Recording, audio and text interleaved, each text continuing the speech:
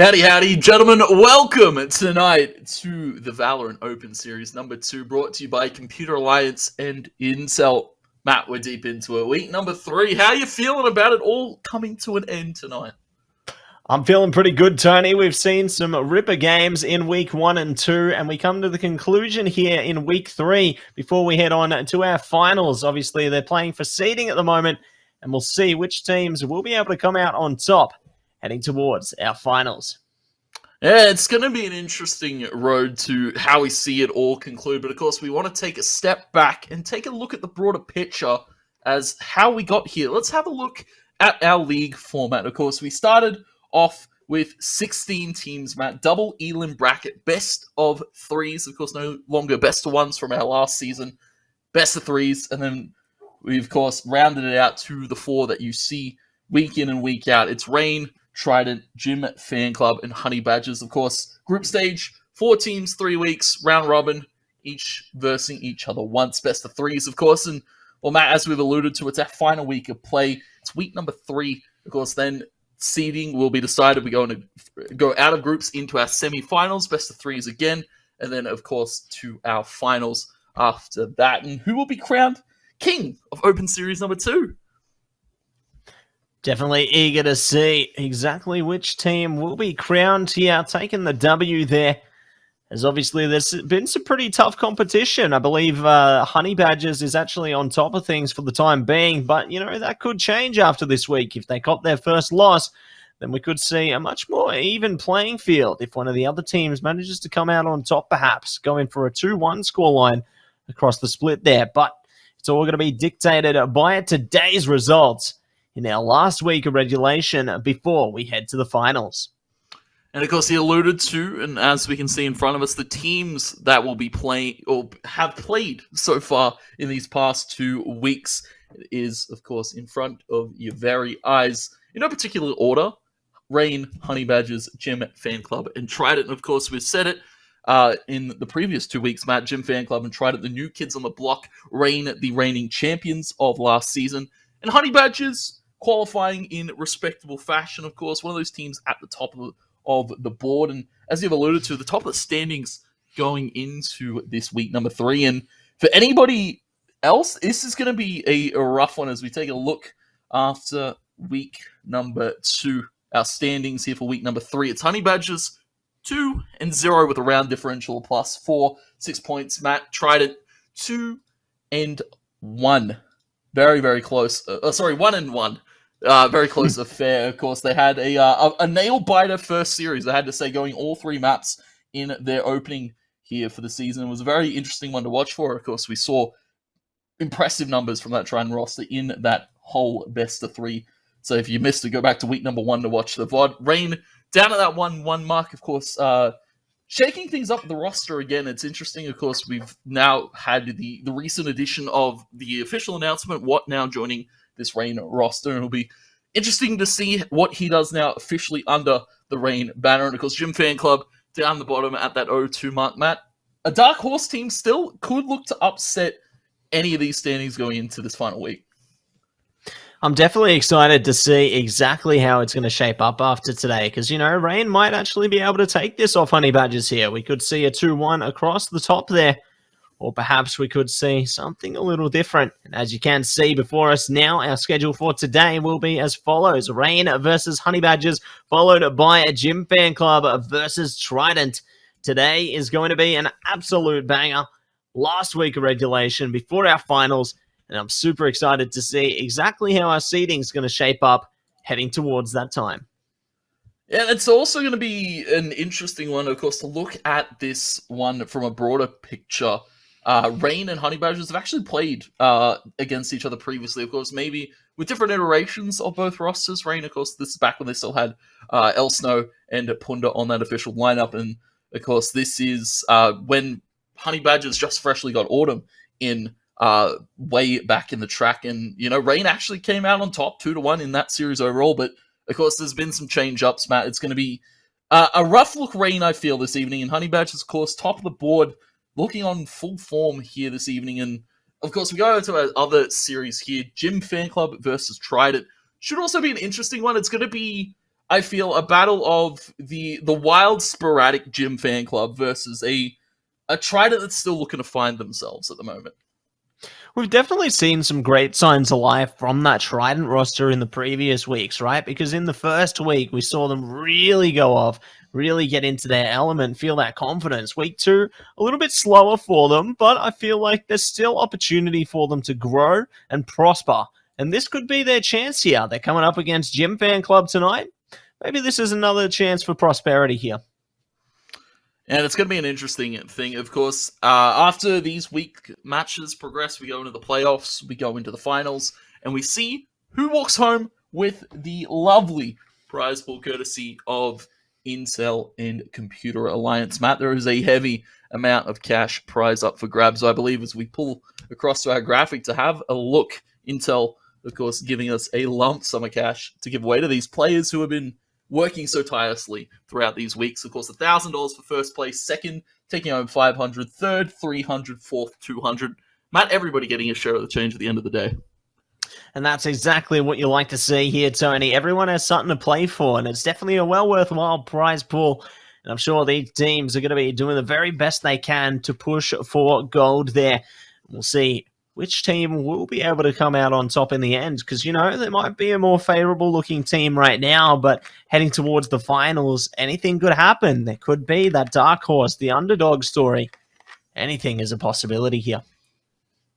Yeah, stock standard in OS. You can never count any team out, and any team could show up on the day, as I believe one great player from a roster currently overseas once said. Texter, I'm quoting here, of course. But Matt, prize pool out of the way. Let's take a look at the starting lineups for you. Who will be playing in these rosters this evening? Because we've alluded to that there's been some changes. Of course, the matchup in front of you, Rain versus Honey Badgers, and it's going to be an interesting one, Matt, because as well, Rain recently shaking things up. We saw Punda depart this roster, but still able to play for the season, played out, of course, with the rest of his teammate. And I props to Punda for doing that. Of course, some teams and some players, you know, when they call it quits, they're done. They don't want to play. They're out, and they kind of leave their team high and dry. But Punda staying around with Minimize, What, Exus, and My Shoe. And, of course, Coach Mythica coming from overseas to help the Rain roster out when needed. Yeah, it's definitely an abundance of talent coming through there. It's really important to have that coach as well, being able to support the team as much as possible. Having that more analytical perspective will definitely boost the team up leaps and bounds there, Tony. So I'm eager to see exactly what they're going to be capable of tonight, because, you know, things have been looking pretty shaky at times for Rain, but this is their last chance to really make a bit more of an impact here into week 3. They've already got one win on the board. We'll see if they can take another tonight. Yeah, looking to go top of the table, but of course they're versing the top of the table. Honey Badgers, the other roster in front of your very eyes. Of course, subs, Christian Dior, Swell, and Fulvis, and the main starting lineup, Jelly D, Milky, Suave, Caloxy, and Autumn. Of course, Autumn recent addition. We haven't seen Jelly D in quite a while, Matt. Of course, I believe Christian Dior stepping in, Swell even having a sub in at some stage for Honey Badgers, and well, we'll finally get to see Jelly D back in action this evening, and I'm keen to see it, Matt. Of course, Jelly D always an explosive player to watch for, but also was a bit of a kind of big brother figure here for Honey Badgers. Of course, you had Milky calling the shots, and then Jelly D being that confident voice of reason backing him up. And you saw when Honey Badgers had Jelly D, they looked almost unstoppable. Of course, a few of these heavy hitter teams at the top of the region were able to stop them in the end, but of course, the starting lineups head-to-head for you. Rain versus Honey Badgers. You can see all the lovely little graphics, of course, courtesy of XP. But we've stepped it up, Matt. From last season to this season, it's all looking absolutely gorgeous. And, of course, it's going to be interesting to see, looking at this series in a broader perspective, what we see out of Rain and Honey Badgers. Because, of course, Rain playing with Punda, having this kind of looser style of play probably being brought about this evening. What kind of maps do you expect to see? I reckon with the looser style of play, you'd probably go towards your more standard maps, right? You'd think maybe play something more like a bind, maybe a bit of an ascent in there. You could even throw like an icebox, perhaps, just have a bit more open space to play with, I feel. But looks like we do have our map vetoes coming through right now. Icebox is actually going to be the first one picked out there by the Badgers. So Rain will be on defense. Rain going to be picking a bind in response, forcing Honey Badgers onto the defense, and the decider is going to come down to Ascent. So all of our other lovely maps, unfortunately, not going to see the light of day in this series. Yeah, and I respect the Fracture and Pearl bans, Matt. Of course, everybody still kind of hasn't gotten the prac or the officials in on that map yet. We saw Pearl in the pool, but of course we didn't get to see it, I believe, last week. But Icebox being picked by Honey Badgers is a very confidence pick from them. Of course, they've shown historically that Icebox is kind of one of their old reliables, their old faithful, if you can say. 64% win rate overall on that map. Matt, of course, 7-4 in terms of map results. So, a positive win rate. We've seen a lot of the same comp out of them, especially on a map like Icebox Jet, Killjoy, Sage. You run that double Sentinel, you run the Viper there for just good measure, and then you just have your Jet player go nuts. You have Cloxy run amok on Icebox, and going to bind, a little bit of an interesting pick, I have to say, for Rain, especially with how Honey Badgers have been playing recently. Very strategically favored for that map as well. We've seen buying out of them not too bad recently, Matt. But of course, I believe we're going live in a pick for our first map of our first series of this evening, Rain versus Honey Badgers. Honey Badgers, their pick of Icebox, so they have to start to attack Rain to the defense. And I'm interested to see what Punda brings out here, considering not really officially on this roster, Matt, maybe looking to show off. Well, speaking of, it looks like Punda is going to be bringing out the KO this time. What's going to be picking up the Viper there as well, followed by Sage, a Sova, and a Chamber for Rain. In unison, though, it looks like Honey Badgers are going to be picking up a Chamber, Sage, a Viper, covering the Sova there, so almost a mirror matchup. But they do have one difference already, that being the Killjoy on McDonald's 101. So we'll see if they are going to be bringing the big Mac attack into this one, or what kind of special delivery they'll be bringing here. This is going to be an interesting one. I'm not quite sure. I'm still trying to work it out, but I believe actually we had it wrong during the pregame, Matt. That might be Fulvis. And I've known Fulvis to play the Killjoy. Jelly D, not so much, but maybe he's looking to flex up his pool. We'll have to get confirmation of that one. So for now, we'll call him McDonald's 101 or the Big M. Whatever you prefer, Matt. We'll call him as we see him, Killjoy. Honey Badger's opting for a more defense-oriented comp. A lot of youths still here in the play with the Killjoy that we haven't quite seen on Icebox in quite a while. So it's interesting to see, of course, Honey Badger's bringing that one out this evening to start off this attacking side.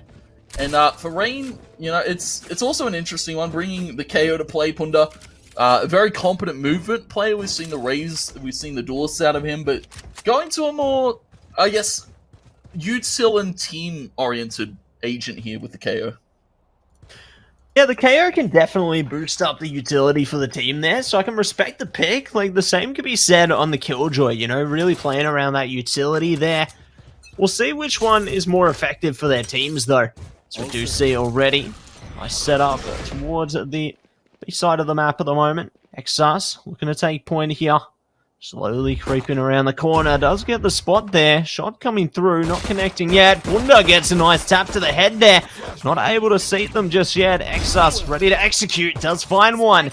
Great start there coming through for Rain. Haven't managed to drain out the rest of the players though. Honey Badgers reconsidering their approach. Yeah, you can see Honey Badgers playing very passive for the moment. Allowing the side of Rain to really bully them into unfavorable angles. Our drone comes out. Scouts up Punda. Exus now to trade position. You can see Killjoy over towards middle. Spotting that player on the boiler. It is minimized on the Sage here. Rain still showing that they can play a lot of flexible characters here. Minimize. We've seen the Sage from him on Icebox quite a while ago. Autumn.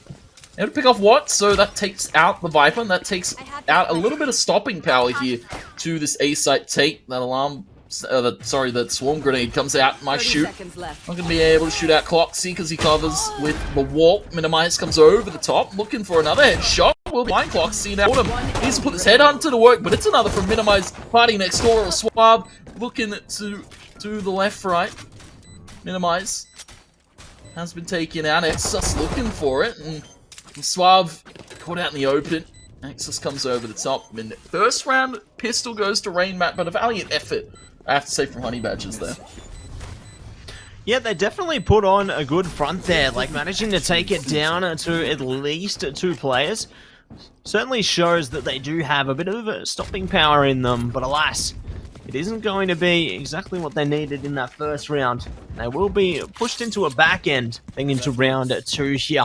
Luckily for Rain, though, they do have some of that extra money that should be able to support themselves towards a second round as well, unless we do see some more of that flair from Honey Badgers here.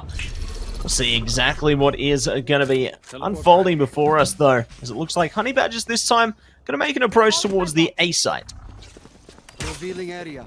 And looking for a quick little A site sink. Dart goes towards the back of A. What will toss up the Toxic Orb? Suave. Able to spot it for the moment. We're going to attempt a shot out. For the moment. Forced to back off. Play it a little bit safer. Of course, that's a very aggressive wall from Watt. Covers the front side of sight. Also covers the maze side. Gives Rain some good angles to hold from. Forces Honey Badgers to take some unfavorable duels potentially. Wall goes back up. Milky tosses his wall up towards middle here. Our drone. Tag one player. Punda on the other side of this toxic wall. Could be meeting face with Milky in just a second. And Punda actually able to read that one. Quick little pick up. Milky taken out. And Honey Badgers now 4 to try and take this A site. But there's still so many players from Rain over at this site. See if they are going to spot them. Rain do find 2 kills there. Traded straight back though. Honey Badgers doing a pretty good job so far. Take up, however. Minimize does manage to take down one more, leaving it all onto Autumn in a 1 versus 3 situation. Taking it ever cautiously now, trying to push back, but will be struck down by Minimize. And that is going to be Rain taking away round number 2 there. The Badgers, though, obviously ecoed out. Valiant effort from them, taking out 2 players. That'll add a bit of extra credits to their pockets here. And you can already see the full buys coming through, picking up the Vandals across them. And they got plenty of util to spare as well. It's been a strong start so far for Rain. Minimize leading the charge. 1 off the Resurrection. See that party next door, 1 off of the Hunter's Fury. Could be a key initiation tool here to use for if your Honey Badgers. Sentry turret goes up. Exus. Rendezvous are out. And the shot's attempted. Milky, though, Spike down A. doesn't miss. Quick little trade back from Punda. Wallbang takes out the Killjoy. And down to the 4v4 in a quick fashion. Honey Badger's still looking for this A site, but this wall was set up early by Watt, who's not even over at the site map, playing off of it. Denying Honey Badgers the space for the moment, but Cloxy gonna walk it up. Cautious of one, reads the walkout for Minimize. Trade back for Punda with the Sheriff, and Honey Badgers limping still into this site. The toxic wall goes down. Autumn able to take out Punda, our drone, and Watt. And low HP spike will be planted top side. Smart call to make for Honey Badgers. Milky able to take another. It's up to Watt in the 1v3. Not really able to do much. Suave's got his number. And he's calling it constantly. First round. First of the third. Goes to the Honey Badgers. Well played by the Honey Badgers there to push themselves back into the game. Taking a round of their own here. Rain, though, they're going to be focused up heading into round 4. They've already got a buy of their own. Vandals across them. They do have the Phantom and the Operator as well here. But complementing them is going to be the Resurrection on Minimize there. They can probably play a little bit more aggressively if they should choose to utilize that one. Try and see if they can press their lead a little further here. Pushing into the round now, though. Honey Badgers playing a bit passively early on. Just trying to play off the intel of the recon dart there. Hasn't spotted anyone as yet, so this is good for the side of Rain. Punda is going to be spotted, though, holding the yellow box. Now forced to try and put out some suppressive fire, hindering Honey Badgers' attempted approach towards the B site. Looks like the Badgers now, however, looking to reconcile towards the A side instead.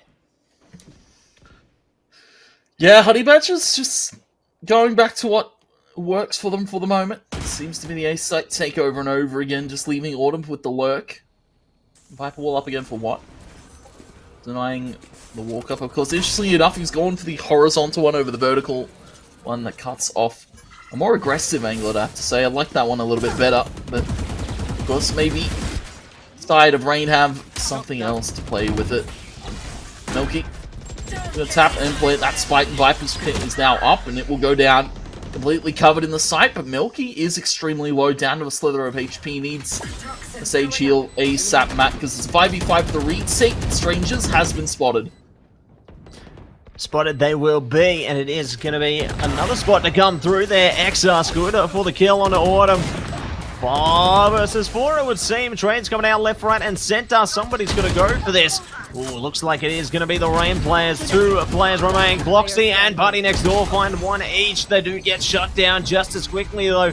Spike ticking down, but the defusal is going to come through there for Rain. And so, 3-1 it will be the scoreline now.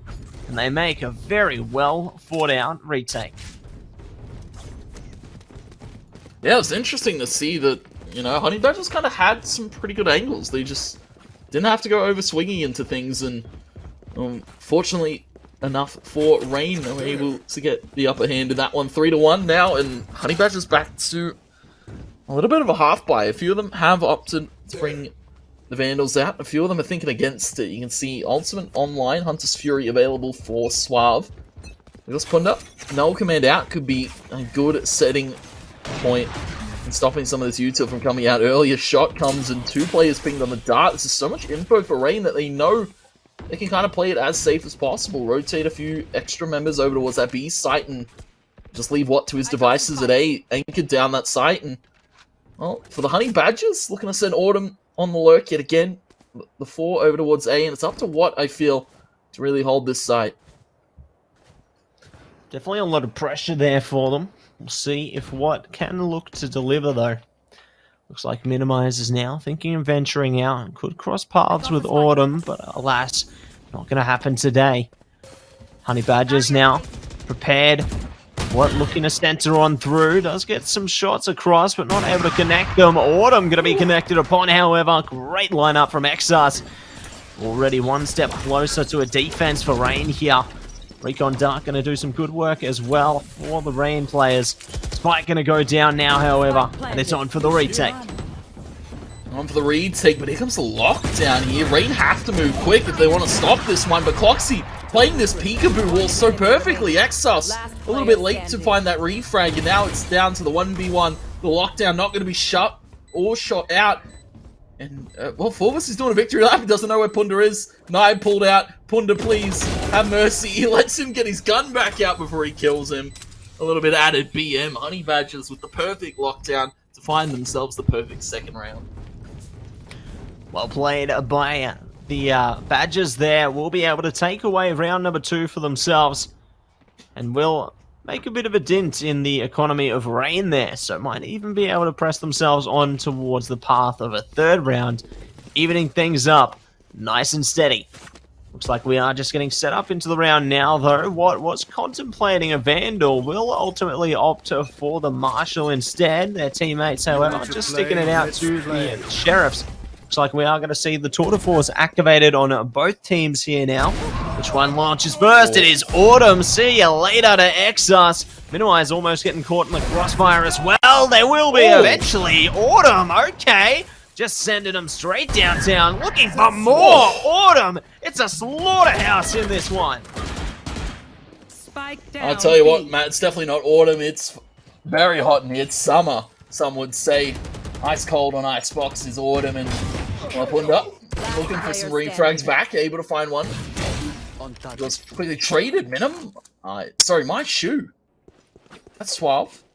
Down to the 2v1. Autumn has the spike over at A. He's going to be playing in the perfect spot for the plant. Rendezvous are available if he needs to get out. My shoe. Spike planted. 1 man, 1 dream, Matt. Guns dropped in middle. Potentially retrievable if Maya wants to pick him up, but of course has to deal with Cloxy. Swinging the angle and holding the line.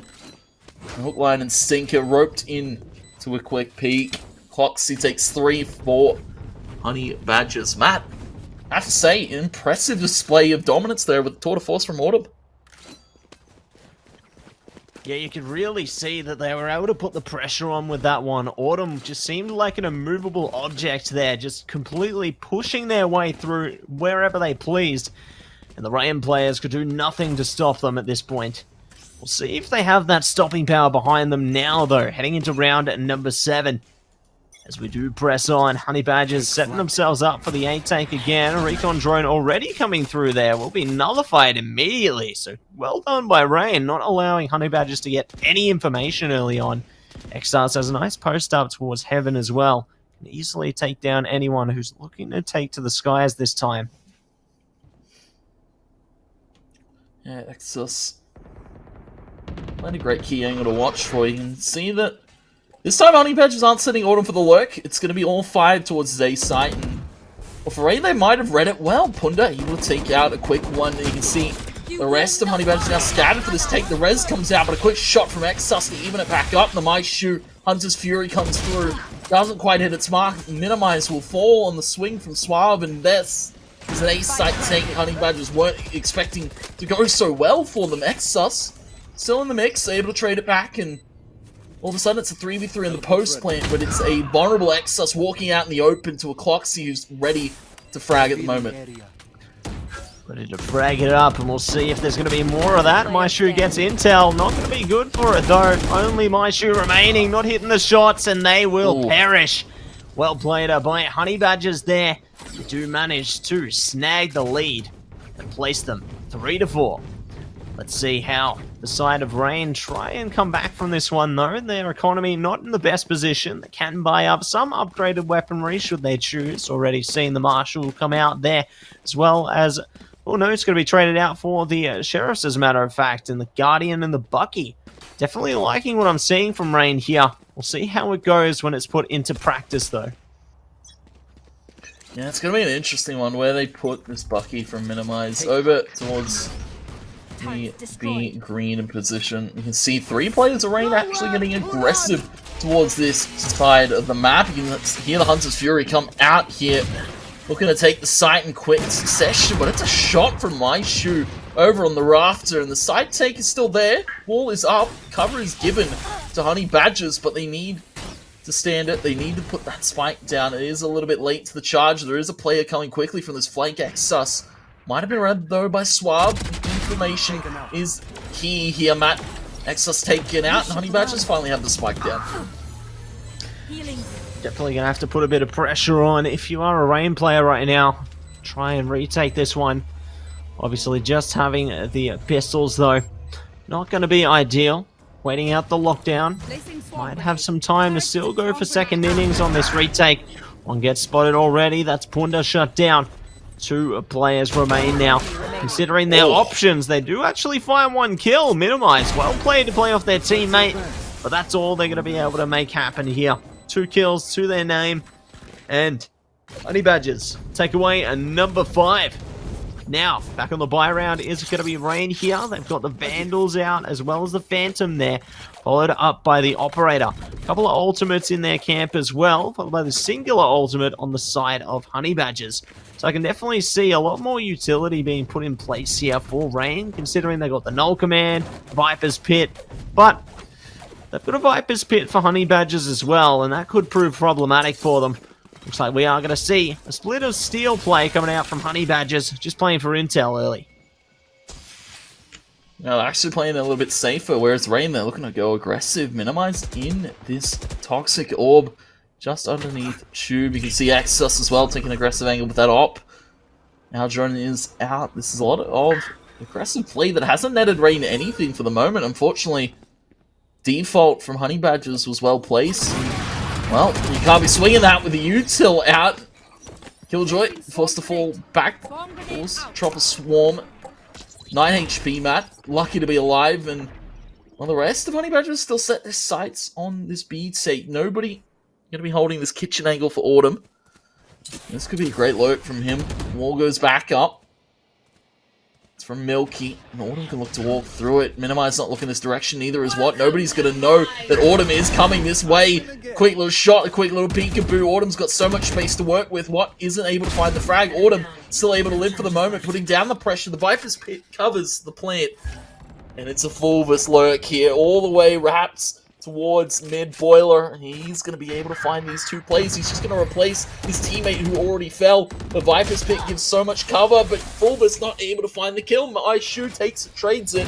Now Honey Badgers are playing so far forward and so aggressive in this Viper's pit. It's a quick trade out by Milky, but it's a double from Exus to close at Rendezvous for a bit of style, Matt. Flick your fingers, it's a round going to Rain. Well played by Rain there, honestly, pushing straight through the Viper's pit, just bashing past one player after the other until they managed to blast their way to the end. Fantastic stuff coming through from them, and it will manage to close the gap a little bit there. 4-5 now, not much between them. We'll see how this next one plays out though, considering Rain, they still got 3 ults to their name here. Plenty of things that they can draw on in terms of the ultimates. We'll see if they need them, however. Heading towards the end of the half here. It's going to be an interesting half still here. Because that was 4 in a row, finally stopped by Rain. Of course, that's when the Honey Badgers were starting to work it out, how they wanted to play against this Rain. After we were playing so aggressive on this defensive side, you can see Exus, not the op in hand this time, it's the tour de force pulled. Autumn, that ultimate in play as well. Milky, buffing the orb for the moment. It's a hard time in a hit, man. It's kind of a millisecond to get that one on the swing without, of course, showing too much presence. Honey Badgers looking to set up at B, but of course the Viper's pit has come and it's going to be in full blossom. Rain have 3 players to hold this B site with 1 up boiler. This is going to be hard for Honey Badgers to hit into. See if they do manage to pull ahead in the face of difficulties here. Looks like Bunda's trying to push around yellow. Could catch Autumn if they peek the barrel of their weapon any further forward. This could be a scary moment indeed. Bunda pushes up, takes out both players. Bad timing for Autumn there. And it will result in a double kill. Now triple kill across the roster of Rain. As they make this round all that much more painful already. 30 seconds to go here for Honey Badgers. Their options are dwindling by the second, but if Strangers or McDonald's 101 can follow something up here, maybe it could still be doable.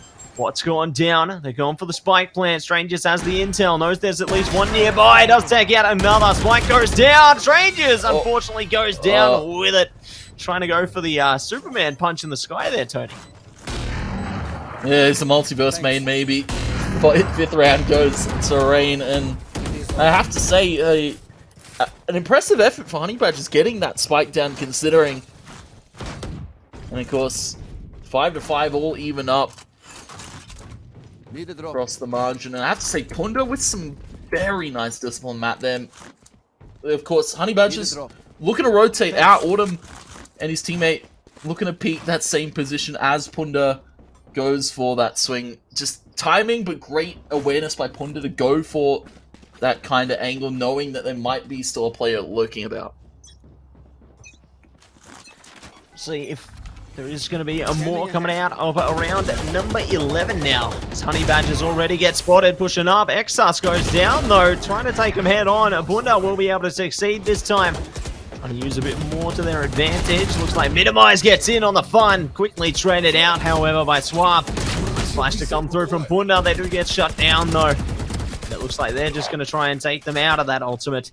Unfortunately, they're not going to be able to come back to life this time, leaving us now in a 2-on-3 situation out of the chaos. Honey Badgers looking to slow it down. Recon drone in play. Does get shut down quickly, but at least they know there's still players present. What?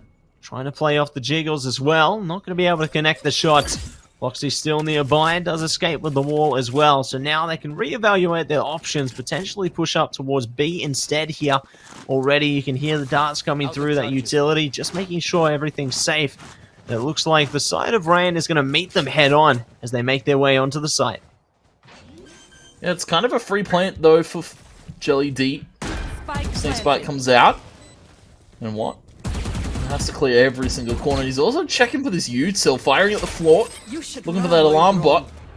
You should run now. The lockdown that comes into play. Jelly D wanted to hold on to this site for as long as possible here for Honey Badgers, and it's going to be 5 tick 4 seconds. They need to go now, but Swallow is just holding such an aggressive angle from Yellow Box that they're not quite expecting. Honey Badgers using the util, using the noggins that round. Matt, great rotate, lands a 6th round Honey Badgers, and for Rain, still plenty of money to buy. Operator out for Exus. Means only a Marshal here for what? Only half shields for my shoot. Still, they've got guns to work with in this final round, and will we see a tied scoreline, or will we see Honey Badgers inch out a lead? It's still hard to tell, Matt. This has been such a close affair. It's only going to get closer here, Tony. If Rain win, we will see the even Steven 6-6 at the halfway point here. You can tell that both teams are taking this one very seriously. Going to do their absolute best. Speaking of, Strangers going to get caught off guard there by Punda. Well done, pushing up, making sure to bring the aggression to them. They do net the reward out of it. Speaking of reward, Suave goes down there. Exar's great on the operator. Will clear a path for their team once again. 3-on-5 situation now, though. Cloxy going to be able to wall things off. Trying to look for some of their enemies in heaven there, but no one's revealed themselves yet. Honey Badgers still, they got a bit of time to play with. They don't have to commit to this if they don't want to. Looks like they're just going to stay on their toes for the time being, though. Yeah, keeping them on their toes. My shoot, Punda. Holding very aggressive heaven position. Of course, they got minimized in the safe angle, tucked towards generator. Cloxy? He's expecting Minimize to be there. Great little awareness coming out from Cloxy. It's game sense coming to play. Matt Rain. They lose a member. They still have control of this site. Exus over in mid with the operator. With the res bait, they're all going to swing it, but it looks to be almost a collateral Exus, though. Only to take out Suave. The rest of the teammates able to rally and live.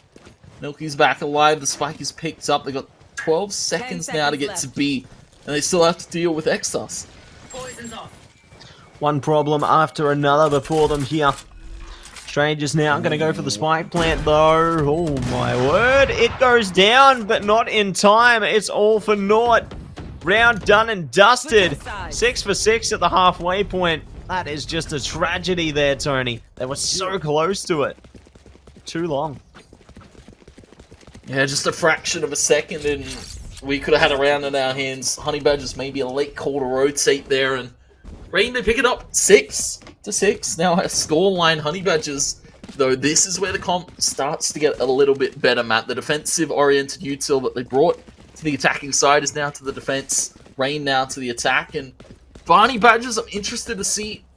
They've set up the Killjoy util over at A, and they're going to have 4 players stack this site, just leaving old mate Milky over at that B site to hold it. See if Milky can pull it off here. It looks like the Rain players now taunting the approach towards the A side here. Slowly creeping up. Trying to see if they can spot anybody from Nest there, or perhaps from Belt as well. Looks like Exus does spot the turret at least, giving information to both sides there. They know that Killjoy could be placed nearby with that information. Autumn, ooh, goes for a shot with the Headhunter. Great damage there. Not going to be able to shut them down quite yet, though, and it is just as quickly healed back. Autumn's still waiting for it, however. Knows that anything could be just around the corner.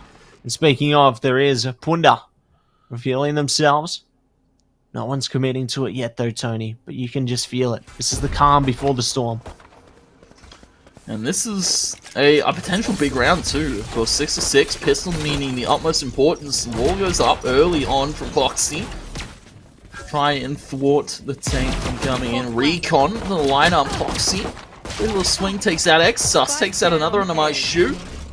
Jelly D still able to live for the moment. 30 seconds left. Spike isn't going to go down either. It's out in the open. Rain needs to pick that one back up, but they still have to be cautious of these fights. Milky coming in full force, coming over the road. Minimize is looking to hold that one. Not able to find the shots. The swing comes party next door, but Punda takes 2 back. Headhunter shots missed from Ordsum. It's 12, 11 seconds. 10 seconds left. All they have to do is live for the moment. Milky down to low HP. A slither in screens.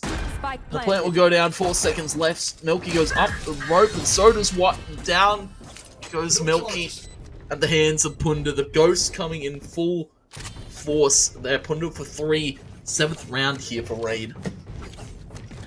Well played to Rain there. They will be able to take the lead here.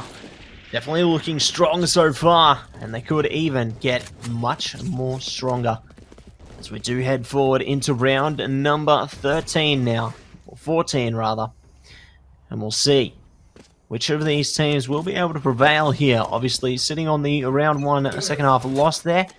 Honey Badgers just going to be calm about this one, but might be able to push it back in round 3 here. Exas though, it's going to be spotted out. Well played there by Suave, spotting the player through the smoke there. We'll be able to take one back. 2 going to be found, however, by Rain instead. They are looking for many more. Punda knows where one is at least. We'll be able to shut down both with the assistance of my shoe in the end there. It does all come down to Fulvus now. 1 versus 4, Tony. Can they get at least one more kill back here, do you think? It's a good question to ask. Ultimate Orb going to be picked up. Planted. Spike goes down at B. Party next door. Well, party's been called. Kick-on's no longer. Rain have 4 in play to hold this site completely. Party next door could look to maybe get 1 on an exit. But I don't think Rain are going to be so tempted by that one. My shoot all the way in spawn. Now looking to wrap over towards a main. Minimize might be looking to show face. But they now have identified where Suave is. What going to be picking it up from Boiler. Rain go up 2 rounds to start this second half. Matt, very good at converting these pistols, but it's about this 3rd round. It's about how they stave off the guns here from Honey Badgers. Let's see if they can manage to starve them out here, as they do set themselves up for success, picking up the Vandals and the Phantom there, making sure to get everything they possibly can to do the very best. Looks like we are going to see the side of Rain just holding on to their weapons from the previous round there. Just trying to do the very best they can for the moment. Looks like it is going to be a B-centric approach this time, though. They've got 1 player to worry about, another one very close by as well. Speaking of, you do see the null command activated there. Punda leading the charge for their team, trying to do their best with the flash as well now. Just pushing, sending it. Strangers does get spotted out. McDonald's 101, going to be good to find 2 kills at least. Minimize goes down as well.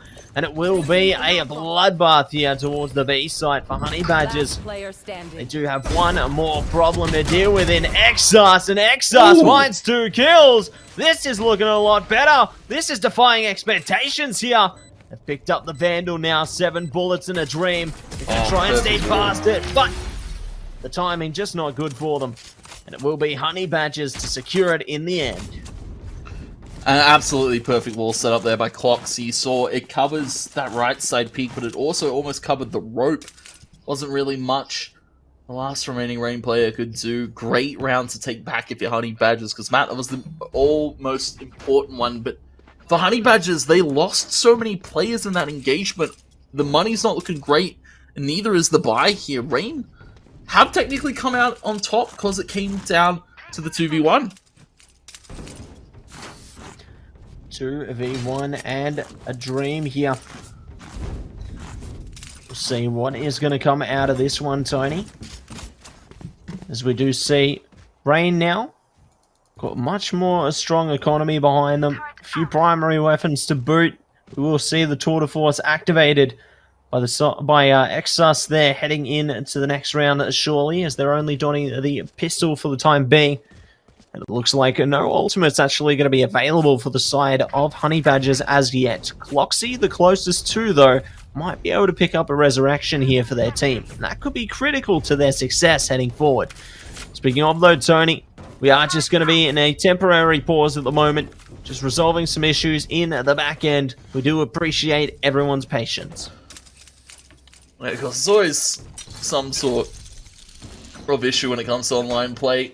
Not everybody's connection can be perfect at the same time, and well, you can see,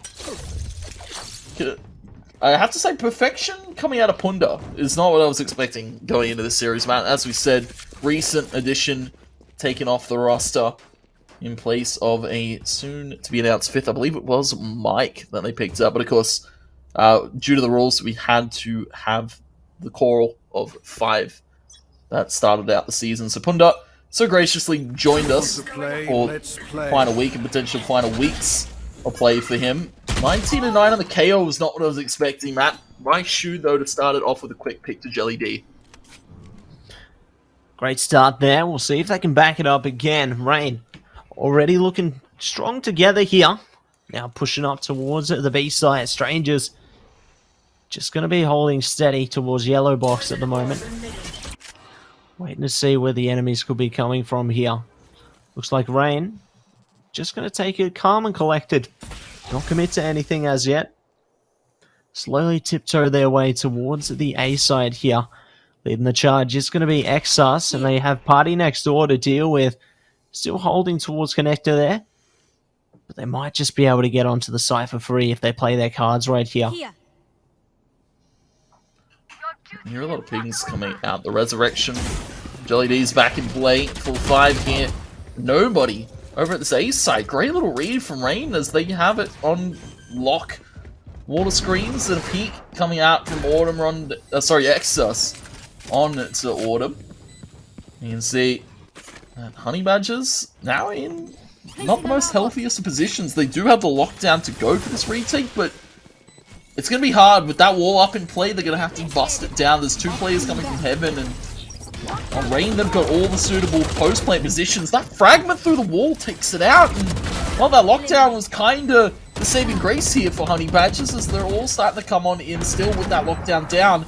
And now you can see the power of the positioning from Rain. You can see Watt in jail, 2 up on the belt angle, holding firm with this sniper in play, but it's a 4 from Jelly D.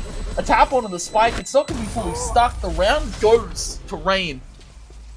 But impressive gunsmanship nevertheless. Autumn's able to live, pick up a phantom. Rain, they steal away that round. Definitely going to be disappointed if you're on the side of Honey Badgers after that one. They fought so hard for it, but ultimately weren't able to get over the line in the end. And it does push Rain a little bit further away from them. 9-7 on the scoreboard now. And the economy of Honey Badgers is certainly going to be feeling the impact of that one as well. So they've only got the 1 Vandal, Phantom, a couple of upgraded pistols there. Like they got the Shorty, the little tiny Shotty there. Sheriff, as well as a Marshal. Strangers, though, going to be holding close this time. Myshu and Co. might be anticipating it. Strangers might be able to find at least one. Are going to be pinged out there. Swing comes through. They get a bit of damage, but not enough for a kill. McDonald's 101, though, gets 3 kills. Res coming out there from Minimize. Great impact coming out from McDonald's there. See if they can manage to get a bit more out of this round for the Honey Badgers here. Ooh, yes, they will. Pixel precision there. Autumn, great angle to be holding. Expecting the plate to come through directly in default. Exus has walked up. The head's been spotted. Autumn, again, another great angle being held. And Exus looking to go to the peak. And Autumn's actually going to come out on top of that one. He was a little bit late to the pull the trigger. My shoot. Now send some darts in. Not going to be able to find the pick to Autumn just yet. The wallbang comes out. My shoe attempts to tap the spike. Foxy's looking to swing it with the Sheriff. He doesn't have a gun, Matt. He gets it done with the pistol nevertheless. And Honey Badgers hold on to that round. My shoe, though. A little bit of almost 1v3. I have to say, Matt, the clutch is in his gene. And I was starting to believe for a second. Rain, they're thwarted in that round. And that breaks their economy for once. It's not every day. And we say that because Honey Badgers, they've been the ones that their economy hasn't been the healthiest this entire game. Yeah, they've been really feeling the impact of things so far in the matchup, haven't they, Tony? They've been on the back end more often than not. This time they're going to be on the front of things, though. Rain's economy not in the best position here. See if Honey Badgers can hold strong enough to try and cultivate their economy, though, as they do open up the first kill there. Punda goes down. Minimize could be around the corner, going down as well. They will. 3 versus 5 now. Myshu tries to find one and will be shut down themselves in kind. Spike goes down and it is picked right back up there by Watt. Watt and Co. just looking to see if they can find any kind of way to slip out of this situation. But as they do, the Honey Badgers creep up closer and closer behind them.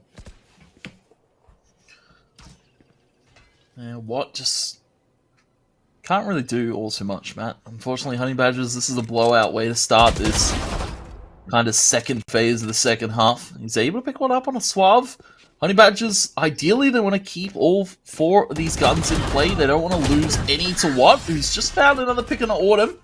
Operators salvaged by the teammates, but still a costly round against the eco of Rain, losing 2 guns, forced to buy back into this one. Now their economy is looking once again in shambles, and Rain to a buy. And this is where it's all tied up. 3 ultimates online, the Lockdown, the Hunter's Fury, and the Tour de Force here. No Tour de Force here for Exus. It's Viper's Pit and Hunter's Fury. And Rain need to see a little bit more explosive hit potential coming into these rounds. The rounds that have been going quick and going aggressive is the rounds they've been winning against the side of Honey Badgers.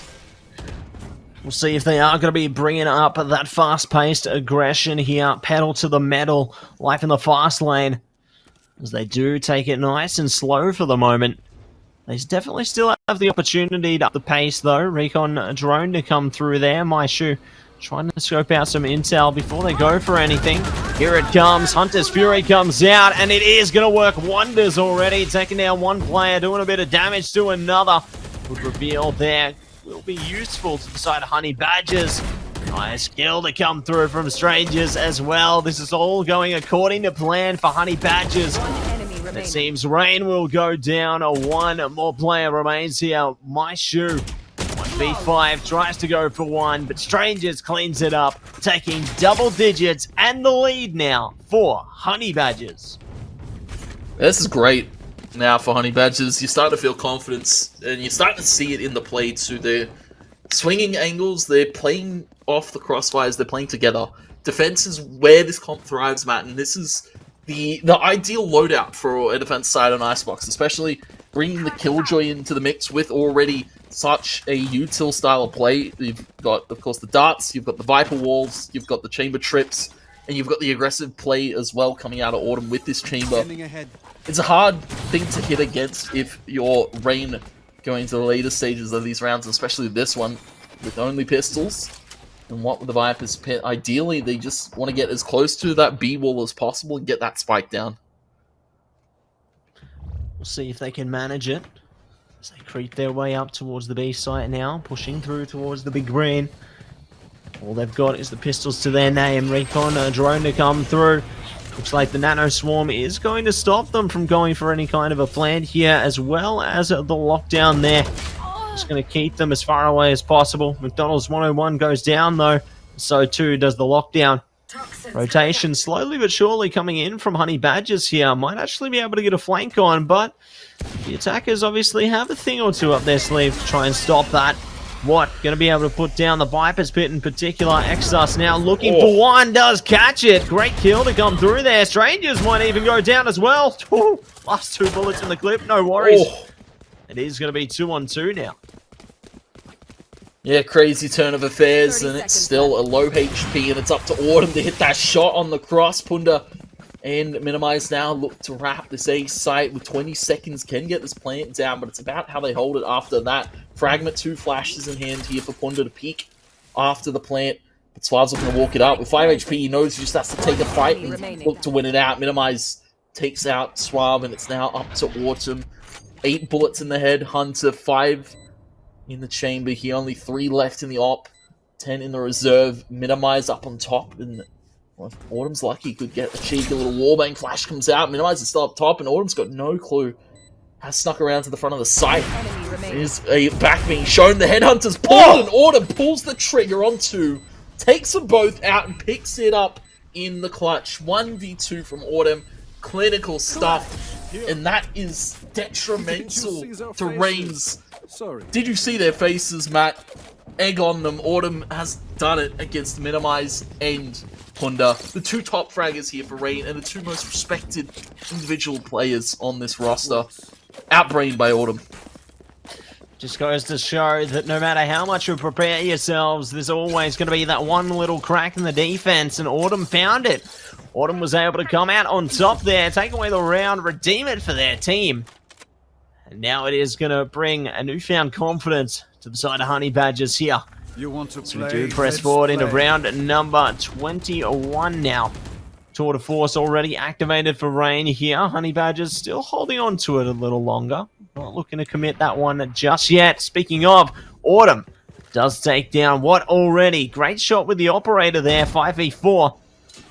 Now the side of Rain trying to see if they can settle the score here and take a player back. Giving them a net neutrality here. Maybe even go for a advantage if they get a kill or two. Speaking of, information gained, a stranger's position, give it away. And here comes Rain, trying to push up. I need to clear the corners. Cloxy is checked. Minimize out for blood in this round. A vengeance and a warpath after the last. Might shooter take Milky. Suave looking to bust that wall quickly, but of course, cover gives a minimize swing. Suave actually able to take it. Spike planted. It's a double-edged sword. This aggression is from Rain. Now Suave looking to swing onto another Punda. Playing a pretty good angle here, tucked in the corner. With another player tucked on the other side of this wall. Autumn needs to get here a little bit quicker. Suave's doing all the heavy fighting right now. He's fighting against 3 players, and little does he know there's another. Going to swing that wall in just a second, my shoot.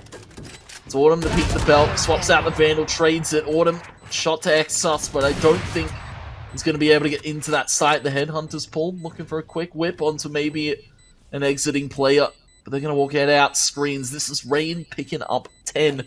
Honey Badgers, they looked so good in that last round, but now it falls once again. Rain just playing with her economy too. It's just beaten, battered, and bruised, Matt. Rain really making Honey Badgers work for it in this first map.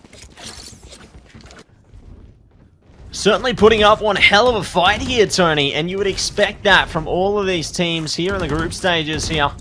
They certainly proved themselves so far, and I'm sure that they have got many more things to show us heading towards the finals as well.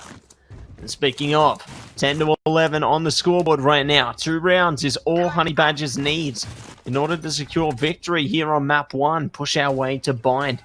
Rain need to win 3 rounds in a row here if they want to take a victory themselves. Certainly going to be a difficult outcome. And speaking of, we've already got a Nano Swarm to clear an angle, and Autumn pushes up, taking down 2 players, down to 14 HP though, forced to back away as fast as lightning. Speaking of, the kills are coming out fast as lightning, Tony, and it's going to be map point for Honey Badgers. Fast as lightning, and I'm looking for my queen. It's Honey Badgers, 12-10 on the scoreboard, and Rain, a valiant effort, but it was just thwarted. Autumn going so aggressive for that double peek, and then the swing coming out from Milky over towards Spawn. Just Rain didn't know what hit him. 3 players were already dead before they realized what had happened. Honey Badgers using Rain's own aggressive nature against them. And it's now potential final round of this game, or the potential second coming of a Rain comeback. They can look to go OC here, but it's Autumn getting aggressive. It's Suave taking the low road and taking the high angle. Wall up on top of Belt, and everybody falls. It's Corn down. Kingdom burned to ashes. Honey Badgers are taking Icebox off a Rain, 13-10. They take home the first map of this series. It was a little bit closer. It was their map pick too. Rain really made them work for it. But in the end, it came down to a lot of individuals stepping up in that second half. Matt Autumn with some impressive gunsmanship. A big clutch. Honey Badgers able to come out on top of the end of it. And you look, Jelly D. Of course, we saw Autumn fragging it up, but Jelly D as well. 23-17, bringing a very aggressive style of Killjoy I wasn't expecting out of him. Of course, we've seen him on the Duelist. We've seen him on those more util style roles, but Killjoy, I'm impressed with it, Matt. I have to say, well played by Honey Badgers in that first one. Definitely agree with you there, Tony. They played really well and managed to hone in on their talents towards the end. Rain certainly gave them a run for their money throughout that series, though, and the scoreline certainly tells that story. 10-13. You can tell that this was a close one. A lot of energy came out of both of the teams here, heading into just that first map. And I'm eager to see which team's going to be able to win the Battle of Endurance as we head towards our second map of Bind? Yeah, Bind's going to be an interesting one, especially with the way both of these teams have been playing. Rain, you can never count him out on a map like Bind. It's kind of minimizes playground, and it's been Rain's kind of pocket pick for a bit. Honey Badgers as well. Always one of those dark horse teams on a map like Bind. Of course, we're going to go to a quick commercial break, Matt, while we set up for Bind. So don't go anywhere.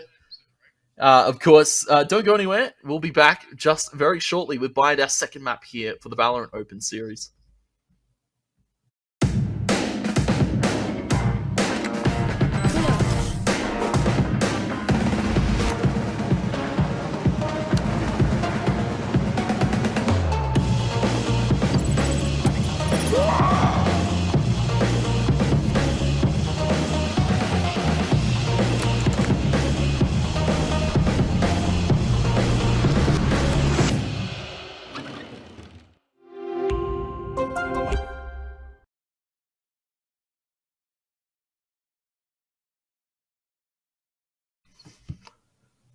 Welcome back, ladies and gentlemen, to the Open Series number 2, of course, brought to you by Computer Alliance and Intel. And Matt, we saw such an interesting first map there. Of course, a lot of small rounds that came down to the wire there. A huge clutch from Autumn put Honey Badgers out on top, 13-10. They were able to take home their own map pick of Icebox. We now go to Bind and Rain's pick, and I have to say, I'm scared for Honey Badgers if that's the kind of form that Rain are bringing with a recently departed player, of course, still trying to find themselves now a new fifth after the season, of course. And for Honey Badgers, it's a lot to ask.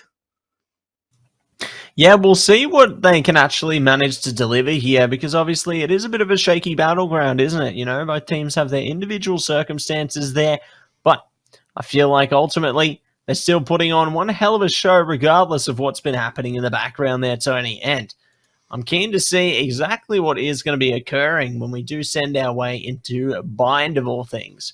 Because, you know, Bind, it's a pretty stock standard map. I feel like anything can happen for both of these teams here. I'm pretty eager to see what they're going to be able to deliver. Like, when you think Bind, Tony, I reckon we could see Punda bringing out the Rays potentially. Yeah, I feel like you could go back to that agent. We've seen Punda's capable duelists, but I have to say, this is kind of a worrying map, I feel, for a team like Honey Badgers. Last time we got to see them was 3 months ago against Bobo, and it was a rough scoreline, to say the least. Of course, Bobo, a very respectable team in their own regard, and for Honey Badgers, it's a lot to ask. Autumn, still, of course, being new to this roster in the past few months, still trying to work it out with the team, and of course, they haven't had as many officials to get with him under their belt, and I have to say, for a team like Rain, who's probably still got those kind of core fundamentals from the old roster, it's going to be rough for a team like Honey Badgers to really come out of the gates. But one thing to note, we saw a lot of in that last map was the defense side getting aggressive, sending 2 players, maybe even 3, out towards a peak. You saw at the end of that game, 3 players over towards A main and just using the Sage Wall, getting aggressive angles, taking different fights that maybe the opposition wasn't expecting, and playing a more aggressive defense side than we've seen so far in this. Yeah, it's definitely been quite interesting to see how aggressive they did really get, because I saw a few instances where they actually managed to sneak up on their opponents, get a kill or 2 in there, you know, just a sneaky 1-2, say, hey, surprise, you know, it's a bit like a jack-in-a-box, you know, you wind it up, and then boom, pops out at you, just like the kills that came through there in that matchup. So I'm eager to see if there's a little more surprises in store for us heading into Bind as well, because, you know, I'm sure that the players have a few wild cards in their sleeves. You know, they got a few +4s, no Uno reverse cards. They're looking to just full send it the whole way, Tony. And hopefully looking to skip and trot their way to a victory, of course. For the side of Honey Badgers, I'm curious to see what Jelly D brings out, because we saw willing to play the Sentinel here, and especially the second Sentinel on a map such as Icebox, where you normally only see the kind of Sage be the core Sentinel, then you have the Viper kind of play that secondary role, but bringing out the Killjoy was not what I was expecting out of Jelly D, and I don't know what we're going to see out of him, whether he goes back to the Duelist or whether we see another Sentinel out of him. Could be potentially seeing a Cypher, who knows. Of course, I'm not quite sure how Honey Badgers look to run their comp on Bind. I believe normally they like to rock the Brimstone. Sky, I believe, also in the mix. We've seen Milky actually pick that agent up quite a bit. And for the side of Rain, I feel it's going to be going back to what they know best. Punda on the Duelist, minimize on the Sky even, of course, setting up the engagements for Punda to just fly out with double satchel and take sites so aggressively on that attacking side. Yeah, I'm eager to see if they're going to be able to bring out some mobile plays like that, right? Because we've seen that kind of double satchel play coming out from players like Punda in the past, where they're able to double satchel on the site. Maybe they have the Judge in hand, for example, or they back it up with their ultimate. And it really does have a net benefit for them when they're able to rely on such a useful tool there. But obviously, there might be ways to counteract that, and we might not see a raise coming into this matchup at all. Anything, it could be a possibility. The only way we're going to find out is when we know what exactly is going through the players' heads when we head into the agent selection. Now, Tony, here's a question for you. Do you feel like this could be the series where it could go the whole distance? We could make our way to map 3 of Ascent here because, I mean, looking at map 1, we've already seen such a close scoreline coming out from these teams. Either of them are capable here. Do you feel like this could go to 3? It definitely has the makings of a 3-mapper, especially with such a close first one. As we now go in to our picks for the second map. Bind here picked by the side of Raid, so they have to start that attacking side. Honey Badger is going to be on the defense. 1-0 lead here for Honey Badgers in the series, a close affair, and expected pick out a minimize. Of course, the Sky coming out. My shoe gonna be on the Breach this time, not the Sober. What I was normally expecting. What gonna be on the Astra? I like this kind of more omnipresent style of play that Rain like to go for. You can sell a lot of fakes with the Astra smokes. And for the side of Honey Badgers, it's going to be Jelly D back to the Duelist. It's Suave on the Fade. It's Milky as well on the Astra. Both these teams opting for the Astra on Bind is a little bit of a interesting thing to note. Cloxy taking up the Chamber, so Autumn is going to be on the Yoru of all things. This is going to be an interesting one. I don't believe we've seen Autumn on the Yoru yet. Normally likes to play Chamber, but Cloxy's picked it up for this map, and I'm curious to see how this is going to go. Autumn going back to his Duelist roots here, joined by Jelly D in his Duelist roots. This is going to be an explosive attacking side here for Honey Badgers, but they have to start defense first. And we could see an explosive defense as well coming through from them, Tony, considering what we saw out of last game where both teams weren't afraid to go headfirst into the face of danger there. Speaking of, we are going to get straight into the game here. And it looks like we do see the sides looking to stack themselves up now as we get into game here. Honey Badgers are going to be on the defenders' side, and the attackers will be Rain. Rain already looking to establish presence out towards B Long here.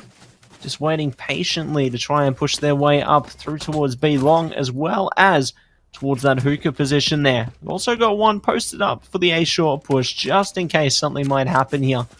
Definitely can respect these positions, but it looks like they're actually opting to change it up a little bit. Looking to send at least one over towards Showers instead. So good to play for that territory early on here. Looks like the defenders actually pushing up as well. Might actually get a kill towards Long, as a matter of fact. It looks like already they're taking contact there, strangers. Will they be aware of this? Oh, they're so close to each other. They could smell each other from here. This is going to be a tight one. Whoever peaks first will be able to get some serious hot firepower. Speaking of, there it is. Strangers picks up the first. Minimize to trade it out. Great start there coming through from both rosters. It's kind of a hard to clear angle if you're Rain walking in that scenario. Punda was already out on the other side of Fountain. Had to swing it. Cloxy, he's not going to expect. Punda's just walked up through elbow. Taking a free one, and Spike goes down here for the 3 ensues. Honey Badgers, 2 to come from this B long side. Autumn through elbow. It's going to be a rough position to retake from. Of course, they're going to have to deal with my shoot in the garden. Haunt comes out, gets the info. Autumn hits the shot straight as that Haunt lands. And great bait. Now 2 players on the outside of the site. Minimize still in the site. Amongst the tube with the Frenzy, able to take 2. The Frenzy master race, it would seem here, for Rain in the pistol. When paint shells come out, Autumn falls, and so does Minimize. to paint shells of Bunda. The first round picked up by Rain, though a very interesting paced round there, I had to say. A little bit slow, but more methodical going into the last part of that one. And Bunda getting the clearance to just swing that, I hate to say, that was an unfortunate blunder from Cloxy. Yeah, unfortunately not getting the results that they wanted there, but alas, it will be. Round number 1 going the way of Rain there. We'll see if Honey Badgers might be able to find a kill or two on the defense here, or maybe even better yet, a round. As they do hold these close positions, one just trying to jiggle out through showers there. XRs posting up though, might be able to get a shot with the Marshall here. Should they get a bit too overzealous there, McDonald's just going to hold their ground for the moment though, alongside the rest of their team. Tasmanian Tiger comes out, scoping out the intel. No one going to be spotted just yet, but that could just as quickly change. It could all change in just a matter of seconds. Autumn Shorty taking Punda. The rest of Rain now looking to rotate out. They're going to have to clear this corner. Milky hasn't been checked for the moment. Holds discipline. Able to take a quick one and done, but that's really all we could ask out of Milky in that spot. Almost looking for a second. Minimize able to pick it up. The Cloxy on the back is sight. Minimize deep. Flash takes out Autumn. Swings around for Swab 2. And looking towards Hookah. He's going to be picked up by the Bulldog or what? Second round goes Rain, but I have to say, Matt, Minimize is feeling himself on this second map, especially on the sky. He's just playing so aggressive and getting in the face of Honey Badgers and stopping them from taking any space back. A gift. Let's see if they can try and take some space back. Heading into round number 3 now instead.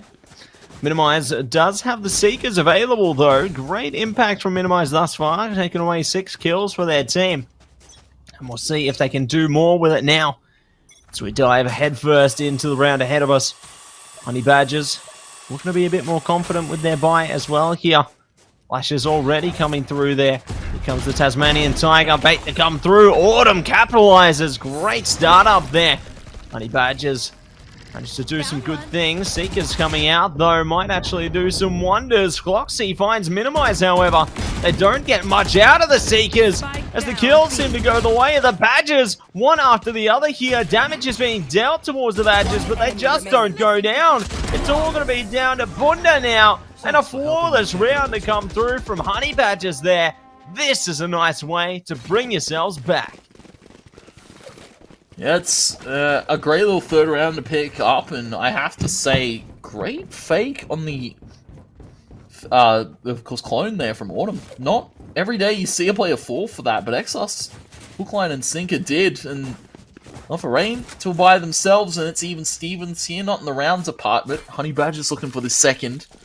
Rain looking for that third, and looking to break the economy open wide here. Of course, Honey Badgers, though, with these buys, they're quite healthy going into these next few rounds, and even if they were to lose this, it wouldn't be too much to their detriment. See how it plays out in the long term here. As Rain look to push up B long. Flash to come through there. What? Tight little angle. Gets the damage, but no! Autumn capitalizes on the kill there. And it seems Honey Badgers take the advantage again, and now further it. McDonald's 101 saying, no, I'm loving it. And we'll be able to take away a kill for their team there. Let's see if they can find another. No, Exos finally chimes in there. 4v3 situation now. They've got an opening towards this A site, but there's still 2 defenders ever present here. Ready and waiting. Cloxy gets the dink through the scaffolding there. Well-placed shot will come through. Not too much damage, but at least it's enough to be a hindrance. Try and deter them from approaching towards the site. Time's trickling down though, Rain. They're really going to have to commit to this one. Yeah, they're really going to have to. Exos almost caught on the gravity well. Swing. Actually a fake swing to come out. Tosses the satchel instead. Foxy to jiggle the angle, trying to bait Exos into going for the wide swing, and Jelly D able to trade it back, but now they know that Jelly D's position is compromised. Minimize. Take out Jelly D. Spike goes down the short side here. There's 2 players on the rotate. Autumn to take the teleport, one up on short. It's Milky. a bit lower HP than he would like, and you can see Dimensional Drift from Auden. Pings up Minimize. Now just to find Punda. Milky looking to walk out. The info gathered from his team. The swing comes in, the flash comes. Auden not able to take out Punda. He's able to live for the moment, just stalling for time. These two Rain players. Nothing Auden really could do but try and go for a flash and a peek. Minimize. Punda played that one perfectly in the 2v2. And Rain, they're going to be picking up the third. Third round goes their way, and they're off to a great start there on the Rain side. 1 kill away from an ultimate is going to be a Punda this time. I'm certainly keen to see if the party is going to get started there with the showstopper. We do have obviously 1 point away from the Astral ultimate in the Cosmic Divide as well for Strangers there. We'll see which one will be engaged first though, as Rain already looking strong thus far in our matchup, definitely able to line themselves up for success. But the side of Honey Badgers, they're managing to find little bits and pieces to favor themselves as well here. Looks like we are just going to be struck with a temporary pause for the time being. Do want to say thank you to everyone for bearing with us whilst we do resolve them. And I also want to thank our partners yet again, Computer Alliance, Intel, and Zowie. Matt, wouldn't be possible without them. This whole season wouldn't be possible without them coming on board yet again for another season, and it should be good. I have to say, the prize pool's good. The players, the teams, they're looking good. This is what you want out of Oceanic Valorant. Of course, there was a lot of murmurs on Twitter. A lot of players weren't quite happy with the way the scene was going, but XP is still here, gentlemen. There's still tons of great Oceanic Valorant happening, and I'd hate to miss it. Honestly, Tony, I would hate to miss it as well, because this is one fantastic competition. Definitely encourage everyone to get involved. If you're feeling like, you want to have a try at Valorant, definitely encourage you to throw your hand in to give a go at the XP leagues, because they certainly have been able to deliver some banger matches. And I'm sure it would help any player who's looking to develop to be the best they can to play in a league such as this one. Looks like we are just seeing the players just discussing some things for the moment, seeing a few pings on the map there in the pause time, so clearly, there's things happening. I can see that they're drawing some pictures with bullets as well in their own spawns, just trying to make the most of this spare time there, having a bit of fun with it, Tony. I can respect it. And I believe we just are waiting on the technical pause. Player looking to return, and, well, the pause is off, the timer is back, and the clock dwindles down yet again. 3-1 in favor of Rain for the moment. Again, have to point out, Minimize on the Sky. It's been such a key playmaker in these rounds, especially getting up that B site so well. Auden on the operator, not in the chamber this time, but playing it like he can. Yoru teleport over towards B site. Minimize looking to walk up, check this corner, but Cloxy now able to teleport out too. They've got two agents that can go for this aggressive peek, Matt, and then just fall off like nothing ever happened. Exus thwarted by the satchel, the paint shells, the whole kit and caboodle there from Jelly D. Teleport taken. And Jelly D just looking to inch that a little bit closer. Has the helping of a teammate. One enemy Looking to swing it out. Jelly D finds Punda. Just left of my shoot. 2 flash points available, and after shock fault line just starting to come up for being off cooldown.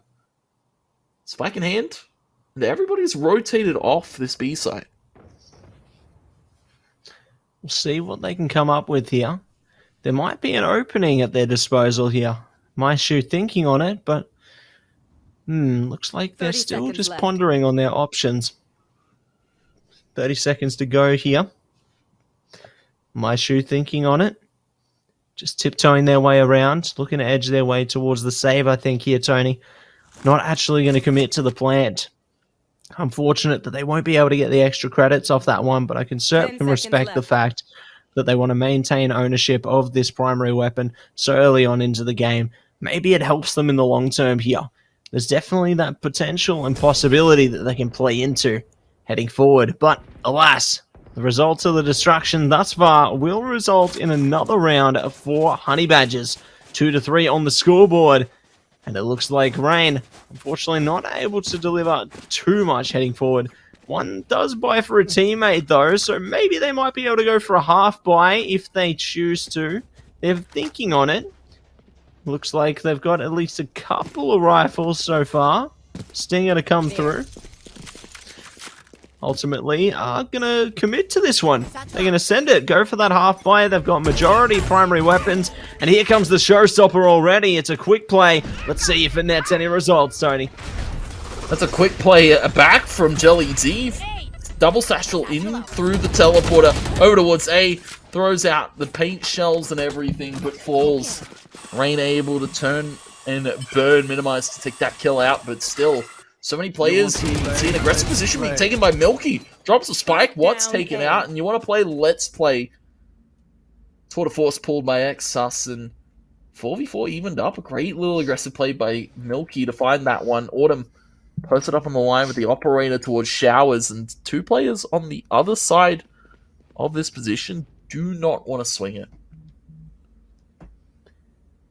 Certainly not going to be keen enough to go for the play here. Looks like, oh, they do go for it though. Bunda gets shut down by Gloxy. The secondary line of defense there. And Xsus is able to line it up as well. Maishu going to be quickly traded out, however, followed by Minimize. Great stuff going out from the party next door there. We'll see if Xsus can find any more. No, they will not. Body hits the floor, and that's the round for Honey Badgers. 3 for 3 now. They even it up. Party next door, call the cops. It's too loud in here. Great little swing there, I have to say. Getting that second player on short was crucial in shutting down that play from Rain. And I have to say, Autumn, great little fake with the clone, bait out the shot. Unfortunately goes for the wide swing and gets a little bit overconfident for that one. Two players peeking that same spot. And well, we take a look at the scoreline here. It's 3-3, Matt, but Rain, they're on an eco. Stinger, a few sheriffs in play. The ultimate out for what? The Cosmic Divide could be good at getting them into a site. It's about how they take the space first, though. Autumn pleaking an aggressive angle. It's a collateral. It's a little bit of a slower one, but you can't really blame him. Collateral on an eco. Jelly D looking for a little bit more. Looking to hunt down these frags. What? Trades it back, but teleports taken. Autumn, Cloxy, all just trying to get a kill to their name. Get those ultimates online as soon as possible, and get this round done and dusted like that. Watt sits in the corner with the spike trembling in his hand. Cloxy sees the swing. He gets dinked up for his troubles. Cloxy, you need to be careful. Headhunters out. Wallbang shot through. Autumn to pick the third up. Get one off the dimensional drift. A great round. An aggressive play from Autumn, I have to say. Feeling a lot more confident than we saw on the start of Icebox. And that confidence really is being displayed, isn't it? Through their play here. You can tell that things are starting to light up already, and it's only the start of the game here. I'm eager to see what else is going to come out of this series as well, considering this is only map 2. Honey Badgers, sure, they got the map advantage for now, and the round advantage. But who knows? Anything could happen here. Maybe we see a bit of a comeback from Rain. They might manage to get on top of things before the end of the half. Oh, well. Looks like we are going to see Tour de Force already activated. Seeker's going to be followed up, though, on the Rain side of things, it would seem. Trying to do the best they can. It looks like it is going to be another ultimate activated as well. Honey Badgers looking to counteract them as much as possible. Strangers didn't realize there's going to be players all around them there. They do find Minimize in the end, though. Speaking of, another player revealed in Hookah. Bunda does have a teammate supporting them in the garden as well. Maishu will be able to find another kill. 3v2 now. And the attackers slow things down and look to go for a temporary retreat. Nicely done by Bunda, though, to stay posted. Now they've got options. They can go A or B here. Looks like they might just commit to it. Rolling Thunder comes through, Tony. This is going to be disastrous. And Bunda comes flying into the side. Autumn's back hole.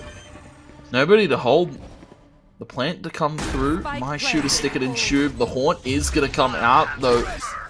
And sees the fault line. Dimensional drift. Autumn's already got it online and tosses out the flash. Gives info over. They know exactly where he is. He's not fooling anybody.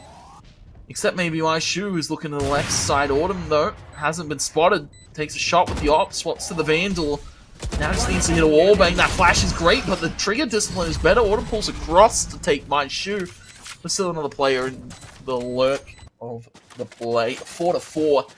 Wanted to pick it up, and a tied scoreline yet again, Matt. Not what we're used to seeing out of a team like Rain, especially after last week. Such shocking form coming from them in that previous, but they've looked to work out their mistakes. And Honey Badger's definitely having a rough go of it here, especially looking at the money. Honey Badgers, they were to lose this one, they wouldn't be too bad off economy-wise. Rain, they need to keep these rounds going. Yeah, they really need to step it up at this point in time. And we'll see if they are going to be able to do just that. So they do head forward, playing for territory early on here. A couple outside Hookah, one playing around Fountain. The other two more towards Showers, as well as that A short position. So you can definitely see they're playing for intel so far. Waiting to see if the defenders push into them here. No one looking to do that quite yet. Just holding their ground for the moment. But it looks like this could eventually turn into an A-style play here. As the side of Rain slowly but surely moves their way up. Speaking of, McDonald's 101 moves up, gets a dink on through, but sinks down themselves. Might shoot, good to find one. Minimized, traded back though. And it looks like the Cosmic Divide comes through as well. Playing for control here. Party next door trying to stop them. Gets a nice shot. Is traded just as quick though. This is a bloodbath already, Tony. An explosive bloodbath at that. This Cosmic Divide gives such great cover for Rain to just plant for free, get themselves in post-play positions. But they have to be careful as short. There is a player walking up. Autumn's coming through the lamps with this operator. It's playing so aggressive, wielding that gun like it's a rifle almost. Not as stock standard and not as set in stone as you'd expect to see. Milky walks up, quick little trade to Exos because he knows exactly where he is. That Cosmic Divide was so late. Milky didn't even need to pull it. He kind of just needed to take the fight against my shoe.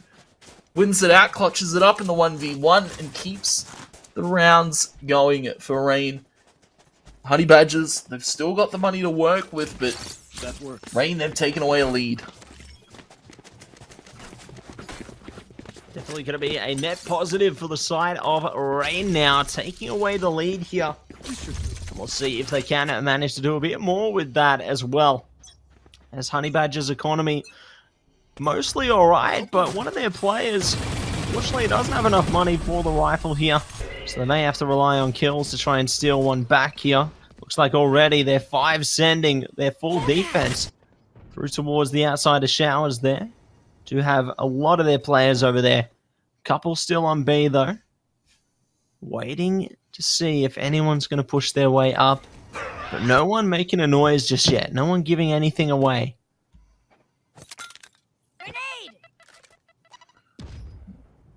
Peach Shells come out. Well, I'm going to dodge that one. Punda has made a lot of presence. Attempted wallbang. Pulls the attention of another player here for Honey Badgers. You can see aggressive shower play, not going to pay off this time for Cloxy. The headhunter doesn't hit its mark, and now it's up to Suave, the superhero in play. The Haunt comes in, is destroyed immediately as it's tossed out. They know exactly where Suave is. He's not fooling anybody by going for this swing. Exos takes the shot, teleports out to safety. Jelly D puts the pressure on, and Punda is going to crumble underneath it.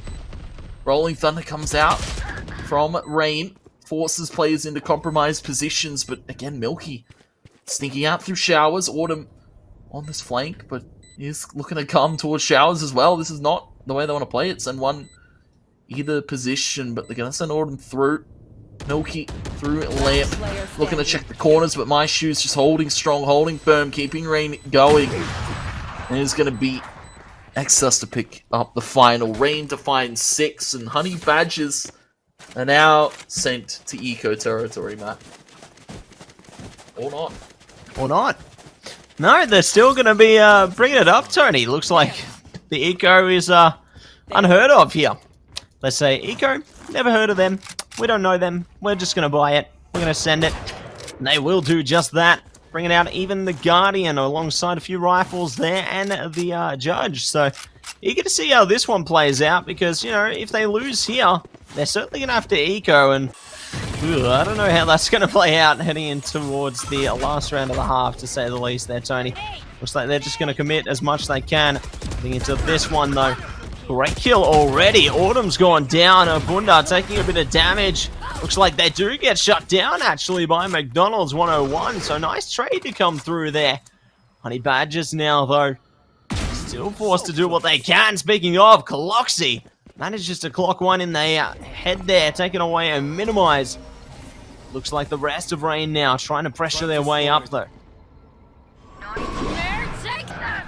And the Nightfall comes out. Honey Badgers. They can hear the teleports. Milky's in such a great position. Doesn't pull the trigger until he sees at least more from Fox. Comes with that teleporter too to go for the swing to take what? To low HP. Swipe to follow up. Suit. Honey Badger's just sending it through the teleporter and making it work, man. Nothing Rain can do about that one. It's 5-6. Our scoreline goes. Honey Badgers. They've got money. Rain, they've still got a little bit left, but it is looking like a rough buy. Punda with the Showstopper. And Spectre full shields. Exus with the Tour de Force. It's not too bad for Rain, even despite their economic deficit. It's going to be Autumn Glass Cannon on the operator here. The Glass Cannon could do wonders for them. They've already managed to take it one round between them. It could be 0 rounds between them soon. Tour de Force activated immediately by Rain. Looks like it is going to be the Showstopper coming out as well from Punda. Trying to play around the satchels, not working around as favorably as they'd like. Maybe it will soon, though. Minimize. Good to find the party next door. Another one comes out as well, and the Seekers kill to come through on the Cloxy. Things already looking great for Rain as they get the spike down there, isolating the players out of the site. Stranger says goodnight. It's all going to be up to McDonald's 101, taking one down there, looking for more. And Autumn goes down with the ship. McDonald's 101, the one-man army. And the one-man army falls. What will take him out? And Rain, the first time this series, take a half-time lead, 7-5 in the scoreline. And for Honey Badgers, you feel the comp just gets that little bit more scarier going into this attacking side. As you said, Autumn has been pretty on point so far this series, and I have to say now, going to the attack with the Yoru, this is going to get worrisome for a Rain. They've been folding to a few of these fake clones coming out from Autumn, and that's normally not what you see out of a top team like Rain. Falling for a fake. Honey Badgers, I've got them in shambles right now, and on 5-7, Pistol could change that, and the second to follow could be the staring at a tied scoreline before we know it. Exus, 6 bullets in the Headhunter, is going to fake out the bomb bot. Teleport to safety. Haunt is up top here. There's 4 players over towards short here for Honey Badgers. Let's see if it will favor them heading into this opening pistol round here. Autumn looking to try and push their way up. Just waiting for something to come of this. Exus, nice spot there. Takes a bit of damage and will shut down Strangers. Tasmanian Tiger to come through as well. Rendezvous activated. They get the heck out of there. Will be coming out basically unscathed here. Wunda does get spotted by Autumn. A little bit of damage being dealt there. Nice trade of blows. Flashpoint to come through as well. Exus and Co trying to overwhelm. They do manage it. Exus good for 3. Bunda taking down 2. And that is the round. A flawless victory coming through for Rain. A very clean flawless there, and what you want. You want to take that pistol. You want to keep Honey Badgers down. They take pistol. As I said, that could have been a 7-7 scoreline, but well, it's 8-5 Rain, and look to make it 9 before Honey Badgers can even buy. Pistol's gonna be for about Frenzy here for Suave. White Shield's here for Jelly D. They're looking to just go straight through Hookah. They might look to throw some util in. Force Watt off the position. What is just gonna drop? Drop some stars. Cover the smoke. That needs to be cautious. And it looks like caution will be working in their favor this time as Rain absolutely annihilate the attacking force there, taking down every single one of them basically in a sync there. And it will sink them. Round number 9 in their favor, Tony. side of Honey Badgers now going to be coming at you with round 3 of the second half here. Bringing out the Vandals, a couple of Phantoms there as well. Looking strong on paper, but let's see if they can bring that into practice as well and try and shut down every which one of these Rain players. It's going to be rough. Honey Badgers, A gift. they've been kicked down the mountain after winning Icebox. It's been a worrisome performance here in the second map. Rain, you see why Bind was picked. It's very much in their element. Axos looking to go for a swing with the Spectre. Quick little trade by Swab, but backed by Punda Milky. He's looking to take the fight against Punda, who's picked up a Judge and is looking to put it to work. Cloxy, low HP, but will be able to win the fight. Needs to be cautious why shoot. Could look to wallbang. Cloxy is low. Autumn is deeper spawner, not looking to help his teammate at all. He is going to go swinging. What is holding for it? Now it's up to Cloxy. 20 HP in a dream. 1v3. It is planted for him. He goes out for the swing. What to take it? Double digits go Rain. And Honey Badgers can only afford one more rifle round. This is going to be a rough one, Matt. Rain are starting to look to take this one apart and take us to our third map.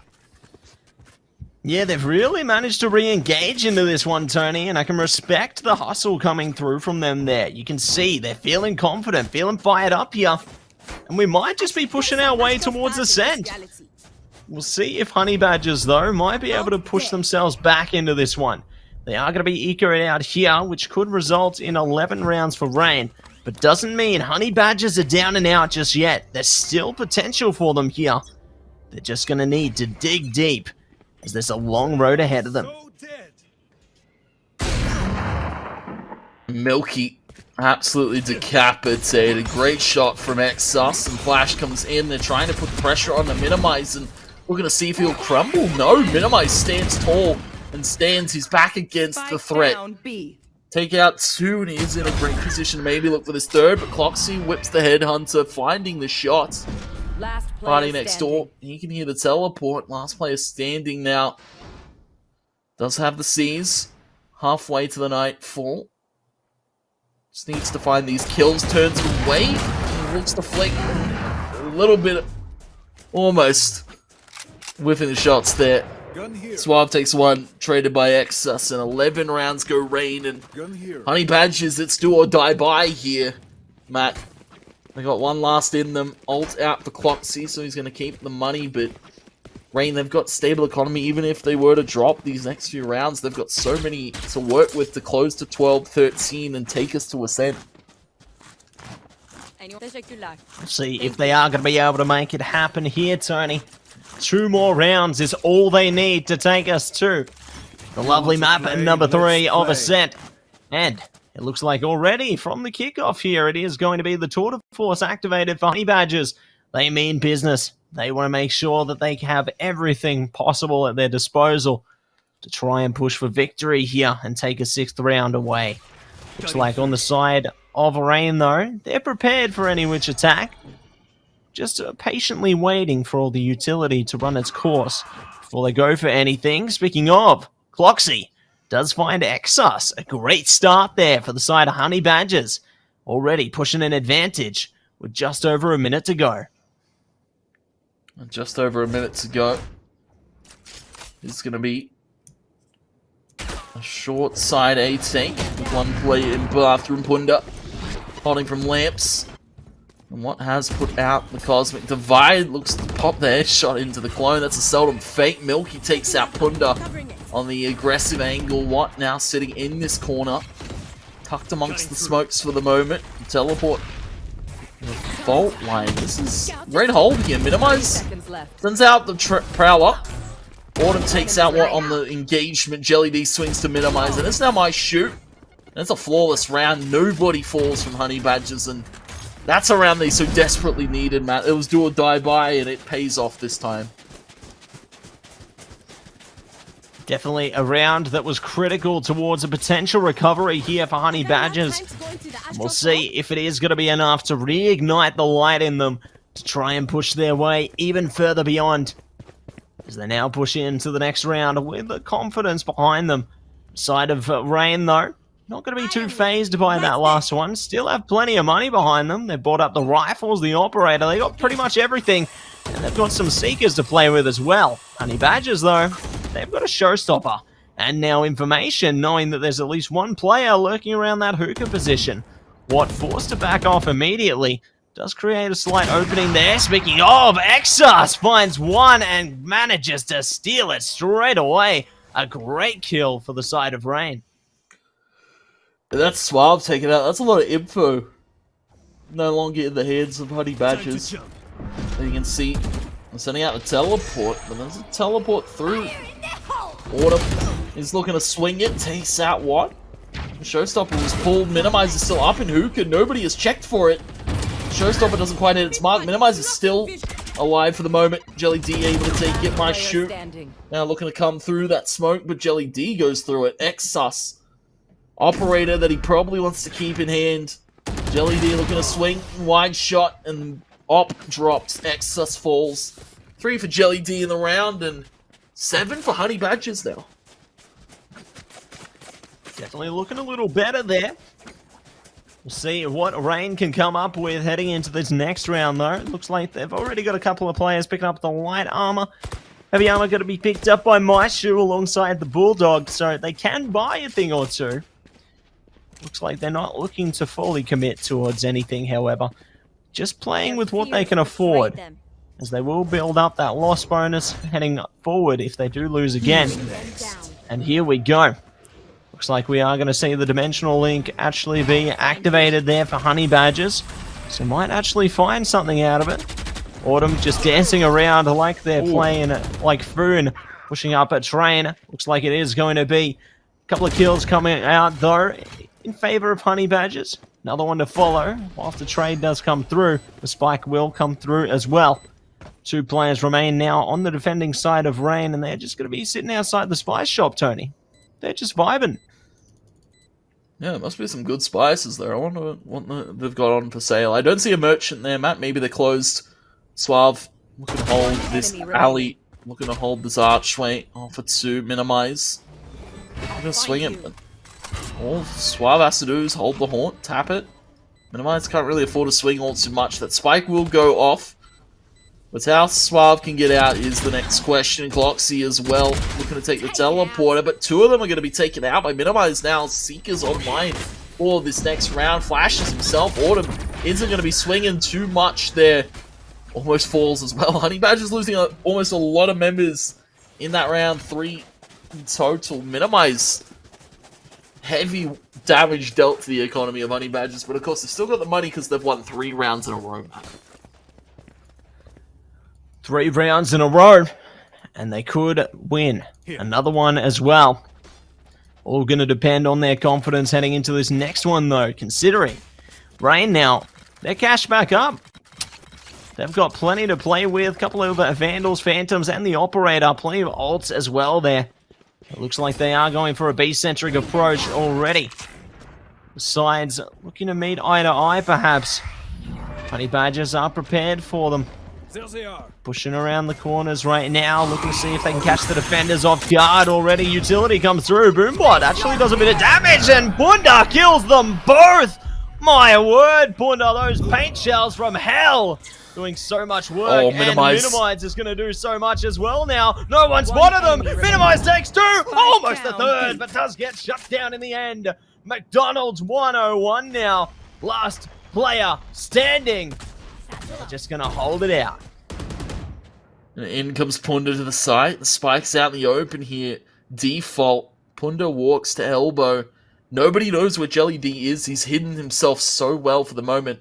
And Punda's not going to expect it. They're all looking towards the site. Punda's looking to turn attention back towards elbow. Now spots up Jelly D.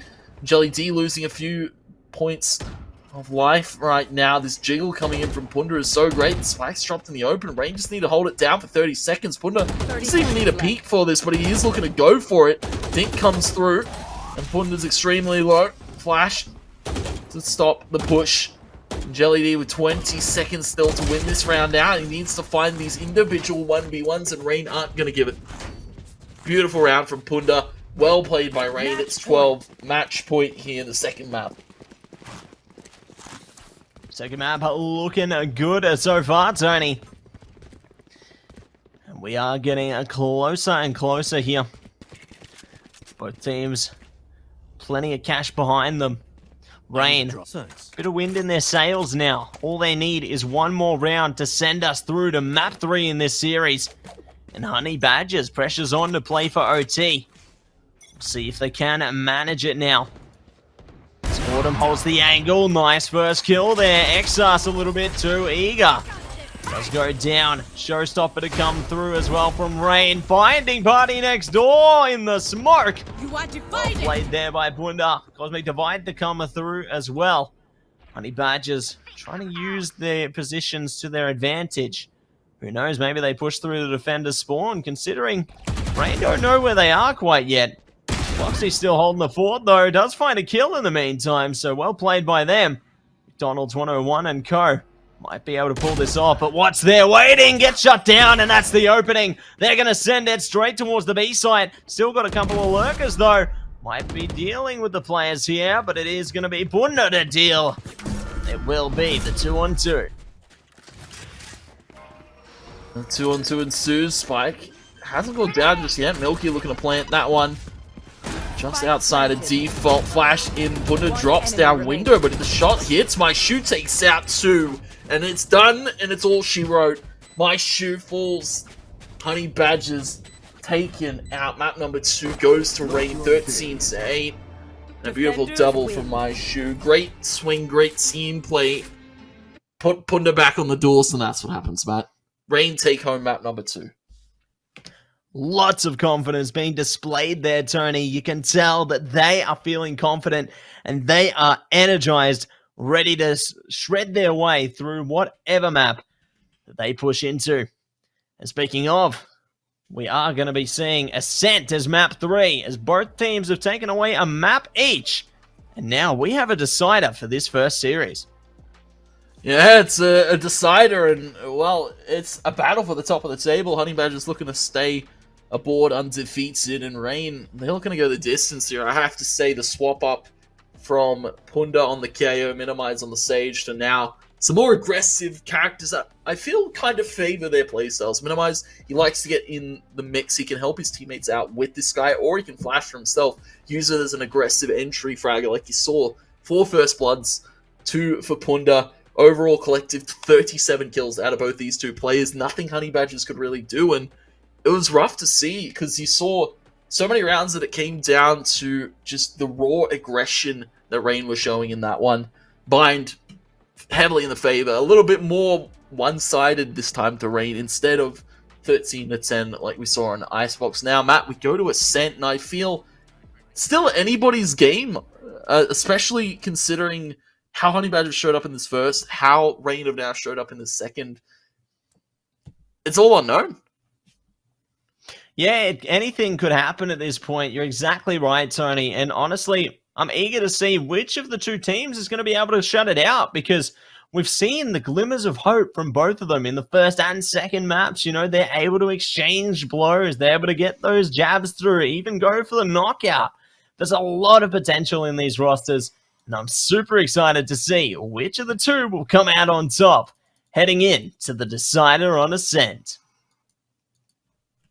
And of course, we'll go to Ascent in a quick commercial break. Don't go anywhere. Grab yourself a snack, and we'll be back with more Valorant Open Series number 2, brought to you by Computer Alliance and Intel.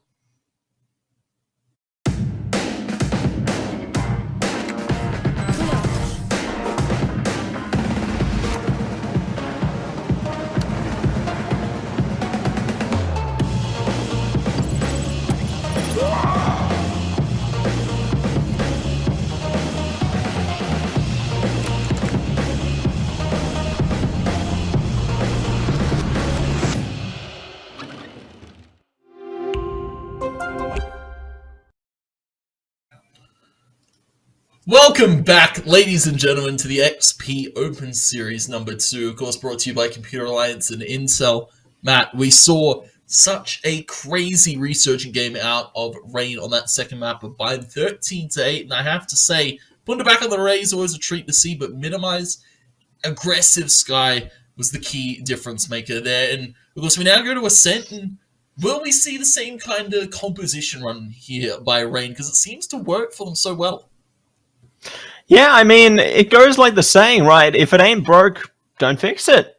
So we'll see if they do manage to implement a very similar strategy with their agents and how they've been playing heading into map number 3 here, because as we saw in the last map, it netted them a win. And so we could see a win once again heading into Ascent as well. But, you know, Ascent's a whole new bag of tricks, and that can be said for the side of Honey Badgers as well. Maybe they don a completely different stance heading towards this third map here, and we could see a completely new identity for them. I'm eager to see exactly how the battleground is going to unfold, though. Yeah, it's definitely going to be an interesting one, especially if you're Honey Badgers now. You took Icebox, your pick. Where do you go from there? You go to Bind. Rain really started to outclass them, started to outstrat them in a few of those rounds, and you saw that Honey Badgers at the core fundamentally just struggled against those rotate heavy plays, those aggressive kind of exec takes that the side of Rain were bringing to the table. Going into Ascent, Matt, I feel for a team like Honey Badgers, they're going to have to bring something new to the table. We saw Autumn on the Yoro, didn't quite work out all too well. Maybe could look to go to it here for map number 3 as we now go into it all on the line. Who ends top of the table here? Will Honey Badgers go 3-0 or will Rain look to put them at 2-1 and join them in that 2-1 margin themselves? Cloxy going to be locking in the Jets. Autumn back to the Chamber. Strangers this time going to be on the Omen. And what's thinking similarly? You can see Fade being thought about by Suave for the moment. My shoe to lock that one in and Minimize onto the Killjoy could be one we haven't actually seen. Seems there's a lot of instances of things we don't usually see tonight, Tony. Maybe it's the night for trying new things. Speaking of, we are going to be seeing Omen locked in by Strangers there. Sova now locked in, Party Next Door. Chamber going to be locked in alongside a KO and a Jet for Honey Badgers here. On the side of Rain, so far we have locked in KO, Omen, Fade, Killjoy, and potentially going to be the Rays there on Punda. Considering the success they had from the Rays in the last map, would not surprise me if we saw that one yet again from Punda.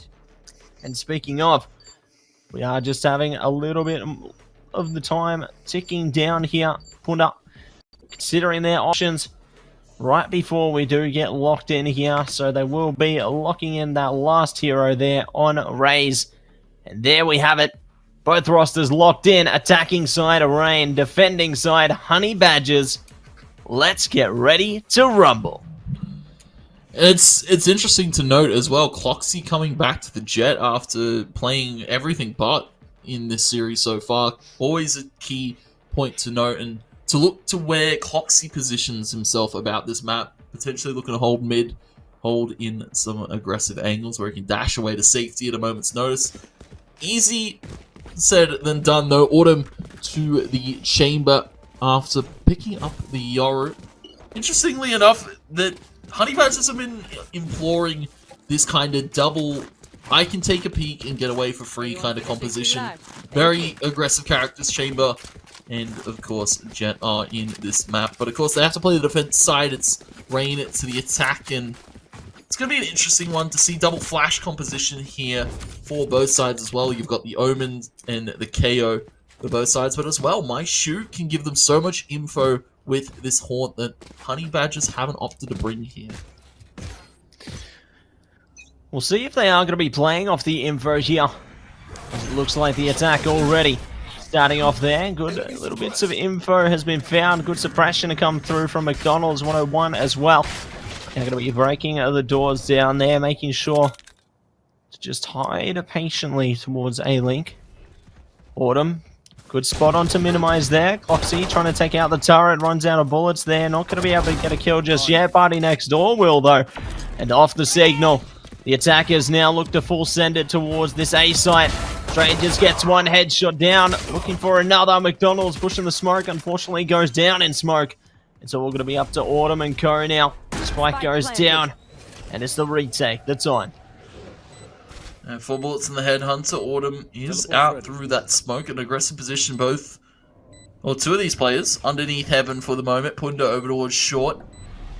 All 3 players looking to come from Heaven. That's a great paranoia to stall for the time. Maishu and Watt just going to be playing in the same position almost. One in a deeper tuck of the corner. Punda looking to bait it on the short side of things. Maishu takes Cloxy. And Autumn drops in the sight, but they're cautious of Punda, but they still haven't found these 2 players underneath Heaven. Punda finds another to Suave, and Autumn is not long for life. Out in the open and swung by 3 players. Surrounded on all sides of the ocean. The tide comes in, and it's the first round picked up for Rain to start this 3rd map off. Well played by Rain there, taking away their first round already. Instilling that confidence once again that we saw out of the last map. And bringing it in full light into the map of Ascent here as well. We'll see what else is going to be in store though for them. Honey Badgers obviously going to be ecoed out on round 2, picking up a couple of sheriffs it would seem, but not committing much else towards their cause this time. Might be able to net a kill or 2 off the pistols, but we'll see how it plays out in actuality. Flashbang comes through there from Exus, not catching anybody as the defenders are quick to slip away, try and play a more close angle before committing towards anything quite yet. So it looks like they just steady their patience, wait and see if they can gather any more information as the time starts to tick down. The time started to tick. You can see that Rain still very much cautious of what Honey Badgers is capable of right now. You can see the walk up through mid potentially. Autumn is holding with the sheriff shot's not quite hitting from Suave. That's unfortunate. Only body tags to minimize, and Cloxy now tucked deeper being main. Watt is looking to wrap this side. Cloxy actually able to find the kill on a Watt, but quickly traded. Trade position's great for Rain. Plant will go down, toss the spike down onto the side. Turret is going to spot Milky on this flank. Unfortunately, can't even pick up the Spectre. It's going to be McDonald's 101. Jelly T to try and find an exit. Try and find a gun. Steal it away from Rain.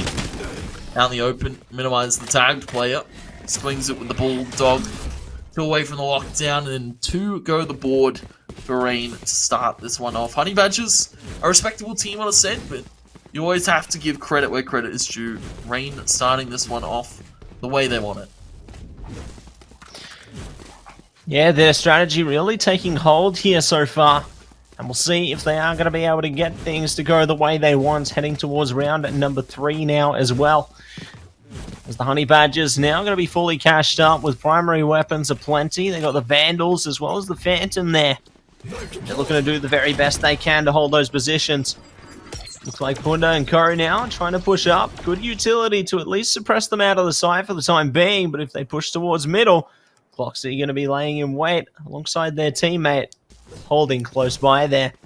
Looks like the attack is now, though, just leaving Punda posted up outside A with one of their teammates close by at top mid there, whilst the rest of them look to approach towards the B side instead. They've only got 1 defender to deal with at the moment, but Cloxy's soon to rotate over as well, so it could prove a bit problematic. And speaking of, they found a way to deal with it as the lockdown goes down. It's a bait and switch, though. They're looking to send it towards A instead. And interestingly enough, Honey Badgers aren't actually falling for this one. Of course, you can see 1 player deeper spawn, but 2 still over at this A site, locked and loaded in. The door goes down with the sound cue given over the swing from Jelly T to find 2. Done more than enough for his team. The door is almost breakable at this stage. Watt walks up to the site, and as soon as the plant comes down, that door is going to be busted. The swing's going to come through. My shoe's going to be traded, and Milky doesn't even move his crosshair. Matt, he just has so much game sense to know to counter strafe and move perfectly. Retake is great. Hold from Jelly T, superb to find 2 before losing it life. First round goes to Honey Badgers board. Yeah, great comeback from them there. I definitely respect the discipline and patience that came from them out of that last round, right? Because the lockdown came down and, you know, maybe they think, they're trying to send it towards the side, but no. They remained poised and disciplined in that situation and I can certainly commend them and give them the credit where it's due, as it did result in them managing to maintain the right positions on the defense, as well as manage to take away a round. Looks like Rain now trying to strike some revenge, though.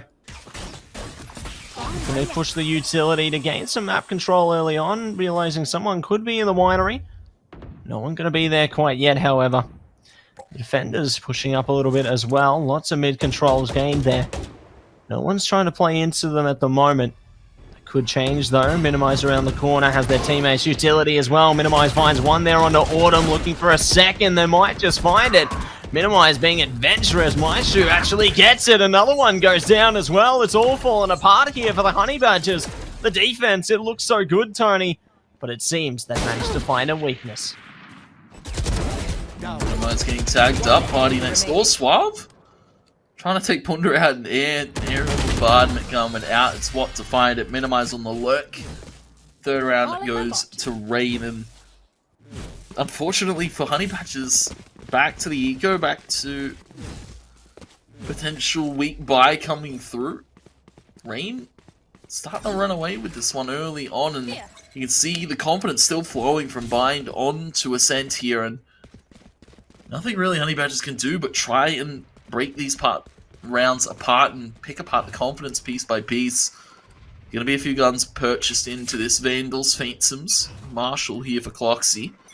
And Maishu does have the Nightfall for the A tag if they want to, but for the moment they're just going to be playing a little bit default, expecting Honey Badgers to get aggressive.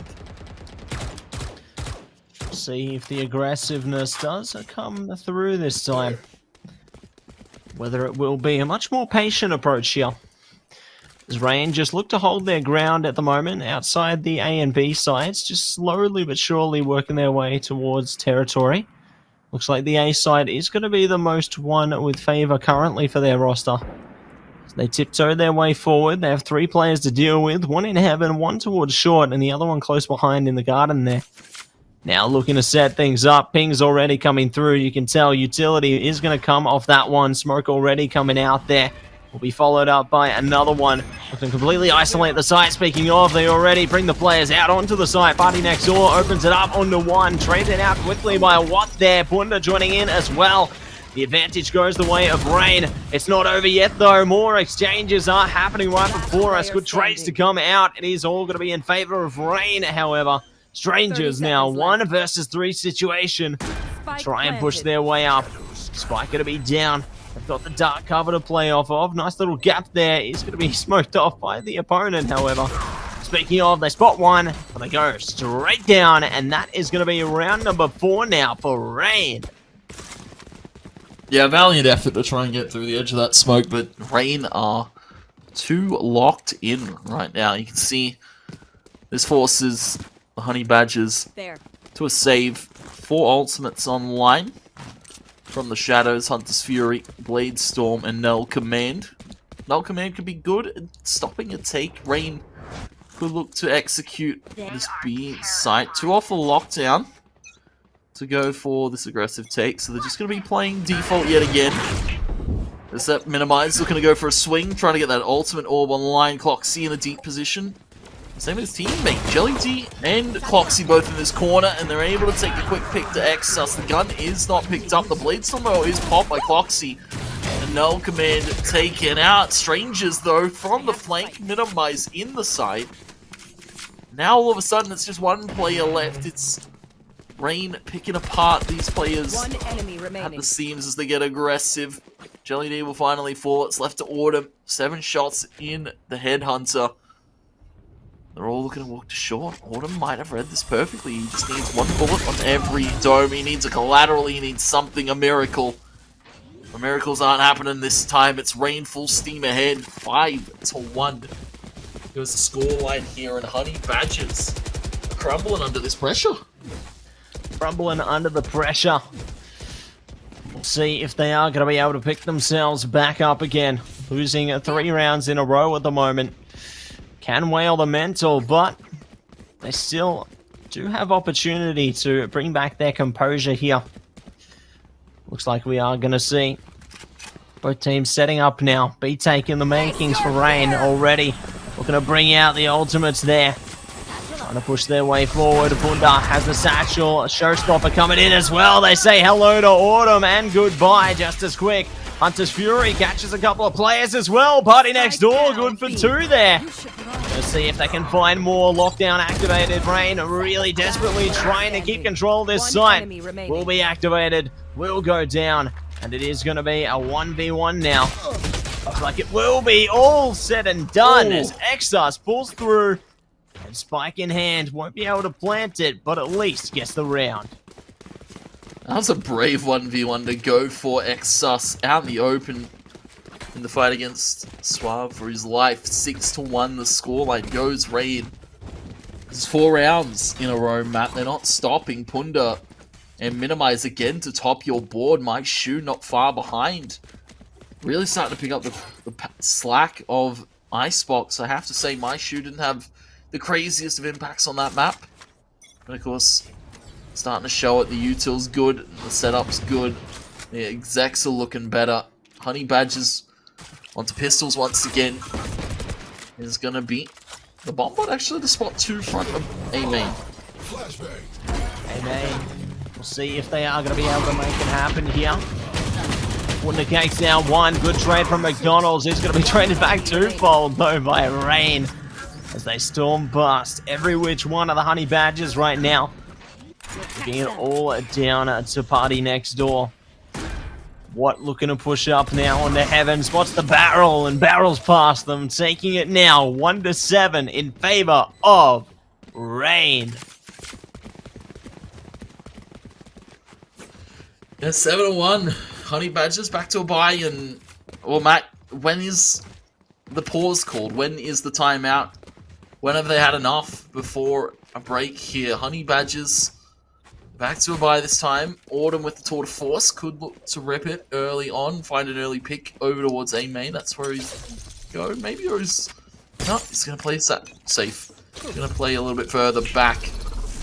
Up in hand. Oh, actually, no. Setting up the rendezvous. He's going to look to peek mid. You can see that Rain, once again, playing it slow.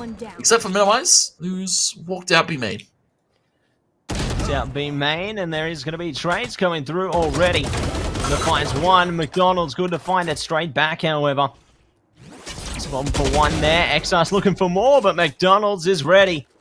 Does manage to steal away the kill like the Hamburglar. Just looking to see if they can take away another one as well. What pushing up now, though? Teammate right behind them as well. My Shoe ready to peek on it. What gets a nice bit of damage there. Strangers does manage to use the paranoia to slip away there with the shrouded step. Strangers now ready on the Jenny, trying to see if they can push through. Teammates already pushing up towards short as well. 1 kill goes. My Shoe gets 1 as well of their own onto the 2-fold. 40 seconds to go though in the 1v2. It's going to be a difficult one. They can hear steps on heaven. They know something's nearby. And they can see already. Drones coming out. The shock dart comes through. It doesn't kill My Shoe. The bullets will do. And Honey Badgers pull through for 2. That's interesting enough. Almost doable. 1v4 there. I have to say, impressive play from My Shoe, but unfortunately, trying to attempt that wallbang. The penetration power of the Phantom not as much as the Odin.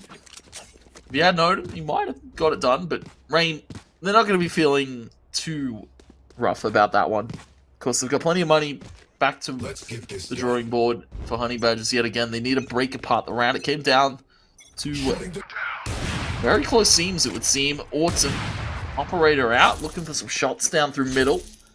Has to pick up the rendezvous and, well, now has to rotate to A. He's given up a lot of space on short side. Minimize looking on the other side of the smoke. Cloxy could look to be a menace if he looks to go peeking through it. Prowler through short. Autumn over in Garden. Rain yet again playing this one very default heavy to the way he takes some of these sites. Jelly D swings for 1, but quickly answered back by Exas. And the null command, the res is available. Milky can tap this in the corner of A-Main. Is a res come out? Jelly D though to fall. Exas heard the tap on. They know there's still a play A-Main because the res came through. What is going to be taking that spike down? And it's a 3v3, but Honey Badger's there in the favorable position. Favorable position will be even more so. Kills coming out one after the other here, leaving it all up to My Shoe now. Trying to see if they can get out of A main. They've got people behind them though. Strangers and Co got Util on the side, and they've got bullets. They will shut down Rain and take away a third now for Honey Badgers.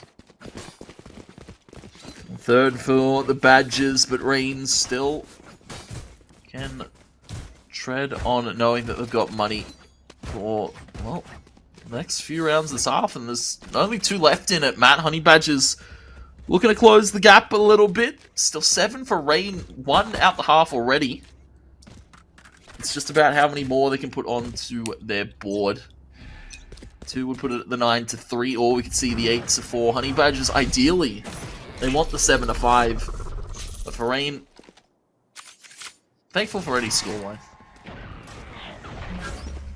See what they can manage. Paranoia comes through there from Strangers, trying to do a bit with it. What does fall through onto it though? Good trade from McDonald's. It is going to be traded straight back, however. Still going to be advantage Rain here. Trying to do what they can to get onto the sites. Only 1 defender towards each currently. Although that could quickly change, as you see already. Sova backing out of the library there. Going to push through towards the middle side of things.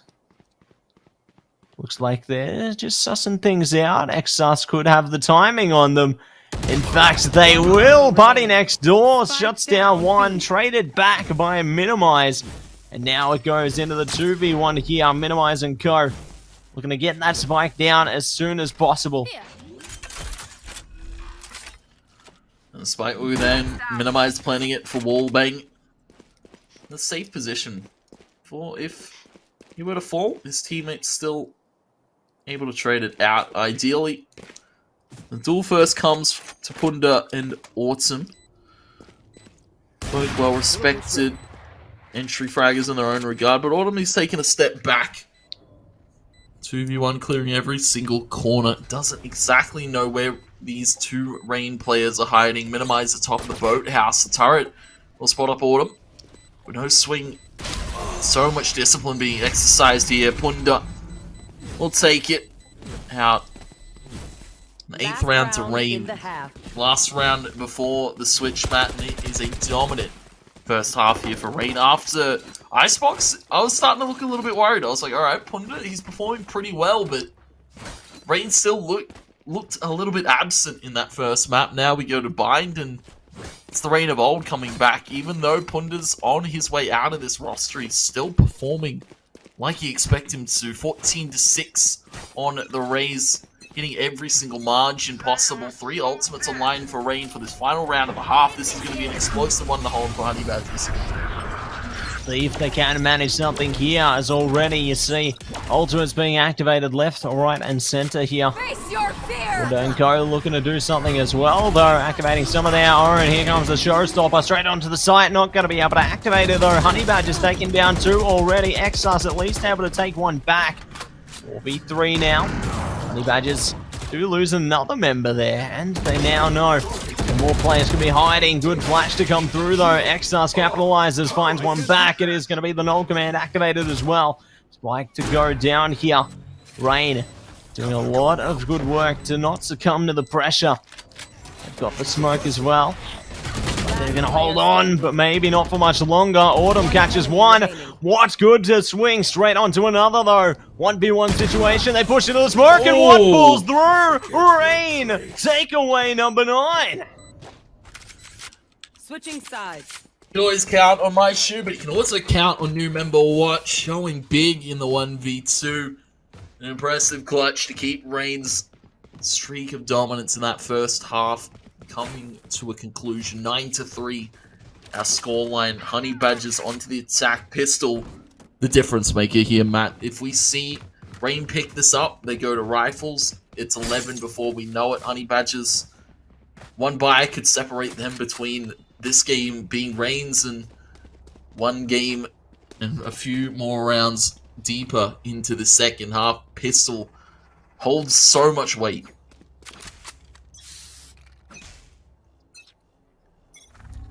Pushing straight in to the fight again here. Autumn holding strong in connector there. Trying to go for another shot here. Not going to be able to pull through just yet. Certainly cutting it close, but not close enough, it would seem. Forced to back out with the rest of their team. Honey Badgers now trying to push up the A side. Do still have one player lurking about towards the mid lane side of things. Just waiting to see if anyone's going to be pushing up towards those positions as well. No one looking to take point on that as yet, however. Honey Badgers just dancing at the thought of pushing onto this A site. They've got 4 players they need to contend with if they push there, though. But just like that, My Shoe already spots one. Looking to see if they can catch another one as well. Good start, but it seems Honey Badgers, they're not quick on the heels. They're not going to play reactive here. They're going to play strategic. Strangers tries to swing around the back, but does ultimately go down as well. More fights being engaged here. Autumn does find at least one kill. Rain, though, definitely doing a great job to hold on to the defense this time. Could even do even more here. Autumn desperately trying to hit those right clicks. Finally goes down alongside all of their other teammates. And that will be Rain taking away the pistol round and double digits. 10-3. There's our scoreline, and Matt, as I said, Rain pick up pistol. It could almost be lights out by anything short of a miracle here. Honey Badgers, 1 Ghost, 4 Spectres. 4 Classics. Oh, no, sorry, there is a Spectre in the mix. A Stinger, Marshall, it's a 4 Spike. They must have heard me, Matt. It's 2 Stingers, a Marshall, a Spectre, a Sheriff. Honey Badgers know they can't afford to be losing any more rounds. They can't give Rain 11. 11 rounds. And we'll see if they are going to be able to find us some more out of this one as well. Let's see if they can do it here. Honey Badgers pushing up now onto the A site. Do have utility to at least clear some space for them. Watt actually letting one pass. Not for much longer, though. Good trade from Watt, it would seem, and more to come. McDonald's does manage to catch one back, though, with the Stinger. Good usage of the weaponry there. My Shoe now using the Prowler to try and gain some space as well. 3v3 situation here. Honey Badgers might have a bit of an advantage they can play off of here. Looks like a suppression does come through there, so well played by McDonald's. Have been spotted though. What My Shoe pull through on the 1. Oh, Cloxy takes away all 3 in the end, and it will be Honey Badgers taking it in their favor. And that was close. I was so intrigued by that teleport at top of gen for Watts. Honey Badgers were able to get it done. Forced by... They go 1 for 1 in the second half. Still... so much more work to do. Rain, they're not going to do the same thing. They know that they've got the advantage. They don't have to force anything or bring anything crazy to the table. They can just play it as default as possible. 4 rifles in play, 1 Spectre. Rain just with pistols. And a deep little knife there from Axus to get the info that there might be a player looking to push mid. You can see Honey Badgers are playing so cautiously, knowing that 1 round, 1 kill could snap this lead back to Rain. See if they can manage it here. Floxy and Co pushing up. Great utility there. What hasn't been spotted though? Oh no. This could be huge, Tony. This false sense of security they have. What's got the ping? They know where Cloxy is. What's just waiting for someone else to push up here? They might be able to play off a teammate, or maybe Watt just goes through for the execution. None of the others are there. Watt just goes for it. Well played there. Going to be able to steal a weapon back for their team. Now the commitment comes through, though. Minimize not going to be able to do much with it at all. McDonald's 101 playing a cheeky little angle. Do get spotted and do get 2 kills, it would seem, right? Not going to be able to do too much there. And Honey Badgers take the 5th. I have to say, Rain, a cheeky little effort. Stealing away a gun, making it expensive. Honey Badgers, kind of one of the detriments, one of the curses that have been inflicted this series is their economy hasn't been in most healthiest of states. Still, they're able to pick this one up. Placing swarm grenade. They can look to close the gap slowly but surely. Rain still one away from glory, you would feel. Null command comes out. You are powerless to hold the site with any of the util. Interesting enough, Minimize is playing completely off of the site, expecting that null command to come out. Honey Badgers are still trying to go in, but there's a few players to lurk about mid. Still going to be lurking about, still trying to find a kill there. Strangers does catch one, trying to get away, but no, the timing on the Shrouded Step, not going to be enough. Another kill followed up there on the Cloxy. 4 versus 3 now for Rain. Looking to see if they can distribute some more pain onto their enemies, as things are already looking to be tough for them. Looks like Rain now do actually get spotted. McDonald's, good patience there. Spike going to be initiated now towards the A site. Rain not looking to engage yet. Now looking to seek something out though. They know where one player is in Party Next Door. Autumn trying to support them right now. Good trade to come through already. Party Next Door stuck in hell, and it keeps heating up. McDonald's now, last player standing. They're desperately trying to push onto the side. They managed to find one. They're sticking the defusal. Oh! McDonald's, the timing, takes it away in the end. And that is going to be Honey Badgers with the 6th. And that is such an unfortunate whiff there from Rain. The player holding door, such an easy kill to find. Rain, that could have been their moment. That could have been what breaks them now going into the deeper part of this second half. Honey Badgers, they've got money to work with for the future few rounds. They've won 3 in a row. Rain looking to force a few pistols out. A Marshall to play as well. Honey Badgers still alive. Matt, they're still kicking. Boxy, Blainstorm high ground. He's going to drop off. Punda needs to fall back into safety. Rain, they need to be cautious. Caution will only support them here, because if they do let things slip, then Honey Badgers get closer and closer to their scoreline. We're already seeing only 4 rounds between them now. That could minimize more and more as the rounds play out. Speaking of, Honey Badgers pressuring this A site now. Looking to push up a little further. Punda does get spotted in heaven. Luckily slips away through the cracks, but Spike's gone down. Rain now forced to try and pursue their options onto the retake here. They don't have much at their disposal, but they might be able to play off their utility. Speaking of, though, already McDonald's looking to eat them alive there. What and Punda actually take 2 kills back. Cloxy at least holding from the back end there. Does manage to take down My Shoe. All going to be up to Punda and What now. What's gone down? Punda holding steady, but does go down with the ship.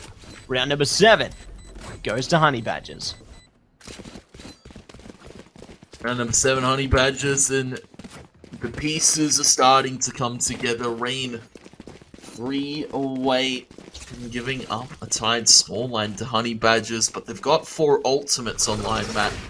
Showstopper from the shadows, Nightfall, Null Command, some explosive ults to use in a potential attack, but of course they're on the defense. They're going to have to use them sparingly and defensively. Honey Badgers, they've got 3 ultimates to work with. And they're all grouped up outside of B main. Early Nightfall, early teleport. No Shrouded Step, not going to work this time. Milky X Sus, he's got the read. And he has found the entry pick here for Rain as they now look to rotate over towards this A site. They need to help their teammate Watt out in just a second. The flash comes through. 2 teammates go 3 over towards this A site. They might have rotated way too many players. They're going to put Punda back in spawn. Going for the jump peek. It's 3 players over towards that middle of the map. 4 in play, looking to rotate back to B with a minute left on the clock. Rain, they can do the same. And let's see if they do just that.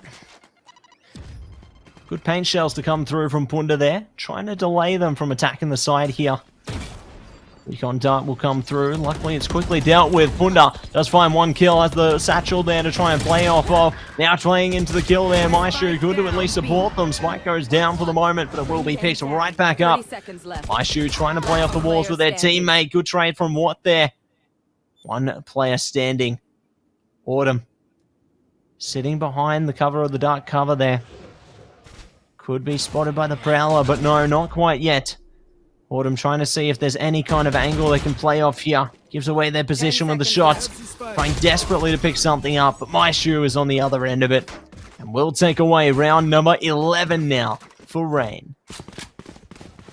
11 for Rain, that's scarily close to 12 if you can do your math, Matt. It's looking rough for Honey Badgers. They still have a bye for Rain.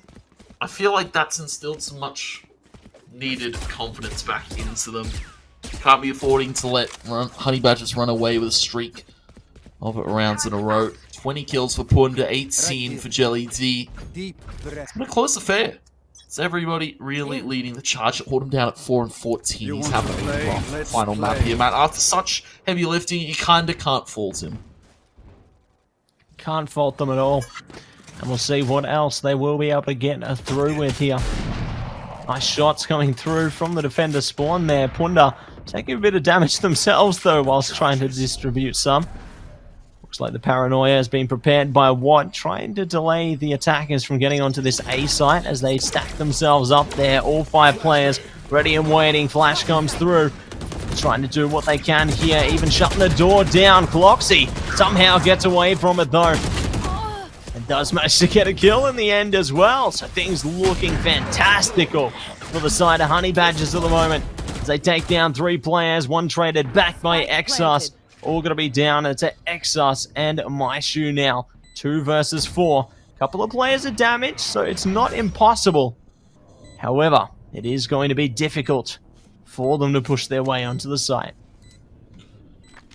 That's going to be rough. They might just have to call for a save. You can see Exos is walking it out for the moment. And it's slowly inching back towards B. Great round for Honey Badgers to pick up, and you can see still they might drop around. They might give Rain 11.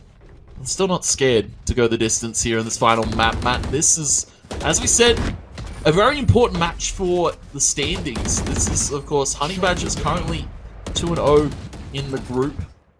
Rain at that 1-1 mark. Rain win this, they go to 2-1. And it comes up to the round differential, I feel, to see who actually has that first seed. It also comes down to our second series after this, because Trident, they're also at that 1-1 mark, and they might look to take home a victory as Gym Fan Club later on in the evening. But we're about the down, Matt. It's 8-11. Honey Badgers still with a fighting chance in this game. Got a fighting chance yet, and we'll see if they are going to be able to pull through with something. As they do already. To go aggressive, Cloxy engages, looks for 2, traded out immediately, but it does favor Honey Badgers. That's an opening towards the A side there. McDonald's 101 are looking to clear things out for their team as well. Minimize ready and waiting. But it seems the Honey Badgers looking to bait the rotation here. Rain falling hook, line, and sinker, but Honey Badgers might be playing into it as well. This could be a good rotation on their part. Honey Badgers still thinking about their options, though. Might push up through A short instead. Just waiting to see if they can hear anything. Shadows traveling. Shadows traveling. 3 players left to Honey Badgers to walk up the short side. Minimize almost catches. He does. 1 in rotation. Milky falls. 2 to walk to the site. Actually just going to leave it down to Jelly D to plant Autumn. He's going to hold the short corner tuck. The lockdown comes through. Autumn spots up MyShoe. They need to go for the swing here to guard it. And well, Rain knows that they can just hold it. They can play defense here. That lockdown is utmost vital. It is taken out. Both players deep a short side, and those Minimize can now drop to the site. That's not going to give a sound cue over. They still think he's going to swing from guard, but Minimize is going to peek from the door. Able to take 1 out in Jelly D, but Autumn just needs to hold and wait for the time and wait for the peak to come to him. It's 9 rounds to Honey Badgers to keep the ball rolling. Rain so close to 12, but still so far. Yet again, it's a timeout called finally. The first one in this series, Matt. We're in map number 3, and it's finally come down to this. Rain are feeling shaken after what Honey Badgers are putting on this attack side. Yeah, it's definitely a perfect moment for this timeout as well, Tony, because we're getting down to the wire here. Honey Badgers are really diving into their element. They're managing to find these rounds. There's only 2 between them now. They had such a great gap before, and now Honey Badgers are here. They're ready to knock on the door and say, hey, Rain, we're here. Notice us. And they are certainly taking notice with this timeout coming through there. We'll see if Rain might be able to have some constructive thinking coming through from this timeout, because these next few rounds are certainly going to be critical. It will decide who will take away this series, win or lose there, and this will affect the seeding heading into the finals.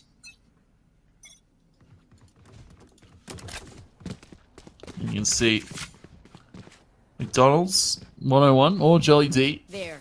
I have to say, Matt, shown some flexibility this entire series, and that's definitely, you know, after we haven't seen Jelly D for a few weeks, being in the core roster but having to sub him out for Christian D, or it's good to have Jelly D back and on this Honey Badgers roster. Always a welcome thing to see him at top of the board leading the charge here for Honey Badgers, and definitely putting his best foot forward in this second half.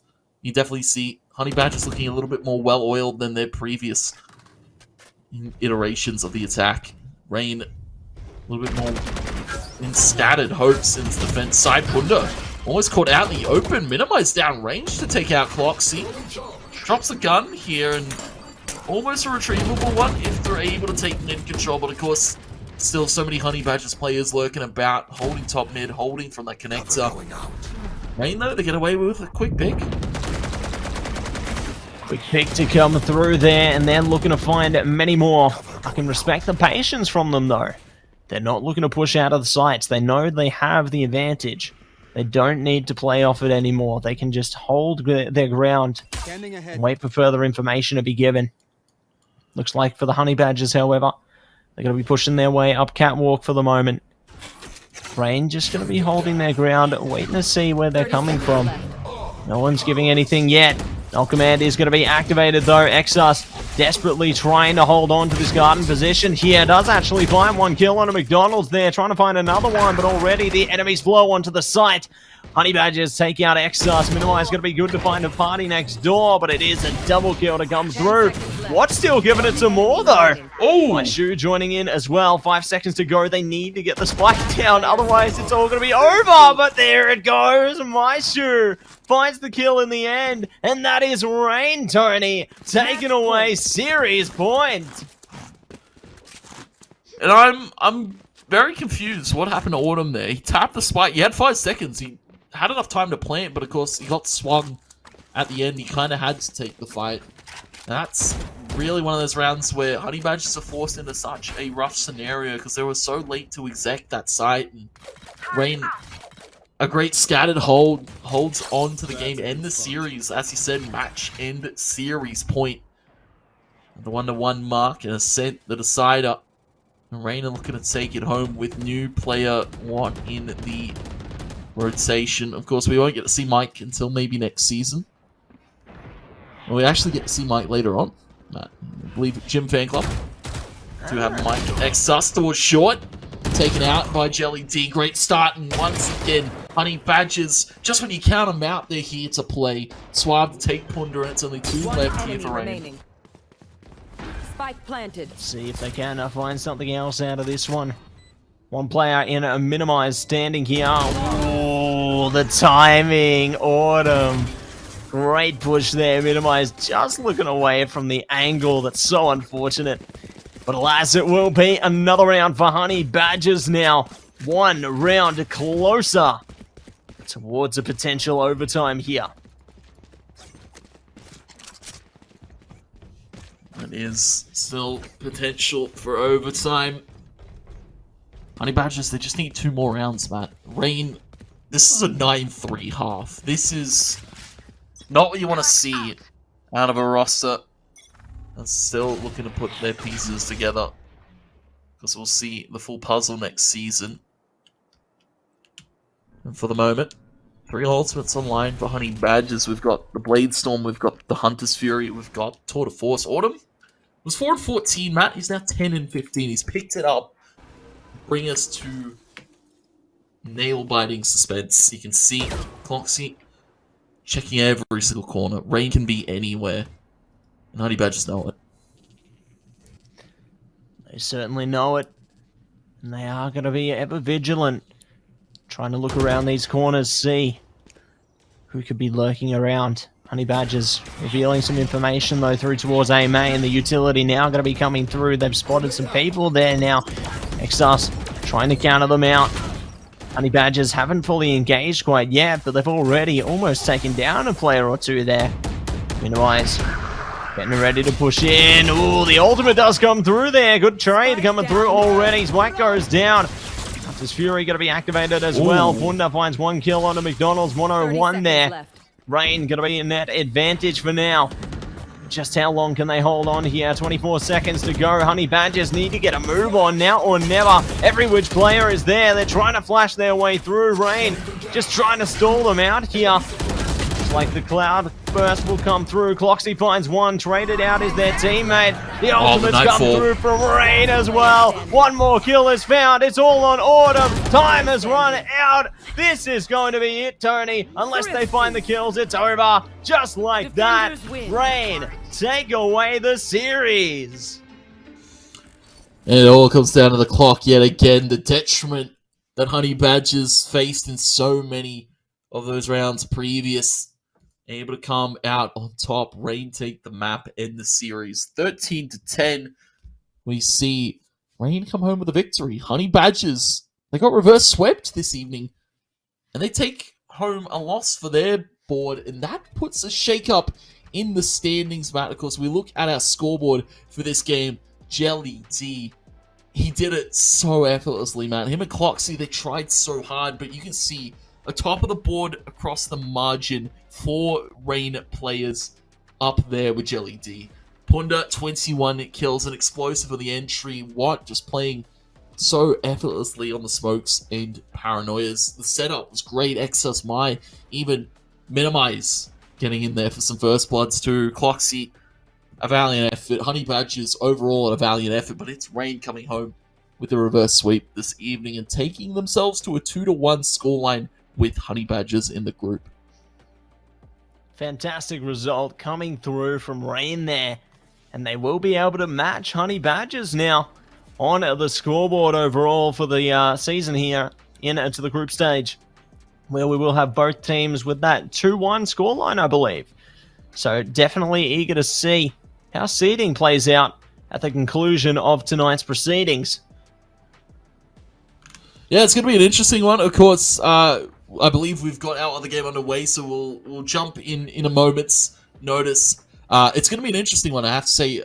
Trident taking on Gym Fan Club, and as we alluded to, of course, Mike on that Gym Fan Club roster, the last addition to this Rain roster for the next season, and it's kind of about showing who is better on paper. Of course, we saw some great performances out of Mazahong from Trident. We saw some great team play overall from Trident to really kind of almost get to that zone mark. Of course, they fell last week. We saw a 3-mapper in their first debut. Trident are just going from strength to strength. Unfortunately, they fell at the hands of Honey Badgers last week. And, well, Honey Badgers, they are to fall this week. It's going to be an interesting one, as you said, in terms of statistics. But, Matt, this next series, I feel, is also going to be an interesting one because it's Gym Fan Club coming out with nothing to lose and all the world to gain at that 0-2 mark. And Trident, they really want that next seed. They want that win under their belts. They want to secure themselves a better matchup going into the playoffs. And we'll see if they are going to be able to manage it, because if they secure a victory tonight, they might just be able to do it, Tony. They might be able to secure that better seed, and maybe they have a more favorable time heading towards the playoffs. It is all going to be dictated, though, by this next one. And, of course, while we load up into our next one, we're going to go to a quick commercial break. Don't go anywhere. It's Gym Fan Club versus Trident in a moment.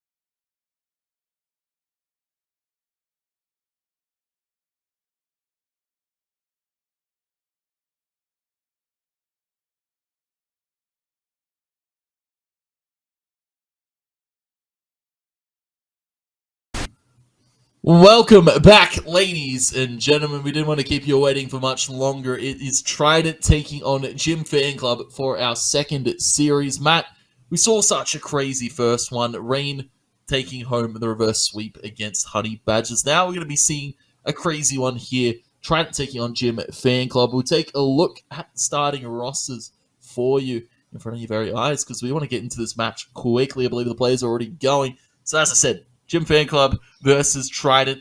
Gym Fan Club looking to play upset seed as the 0-2 team. As we take a look at the roster in front of your very eyes, who is on this Gym Fan Club roster, Matt?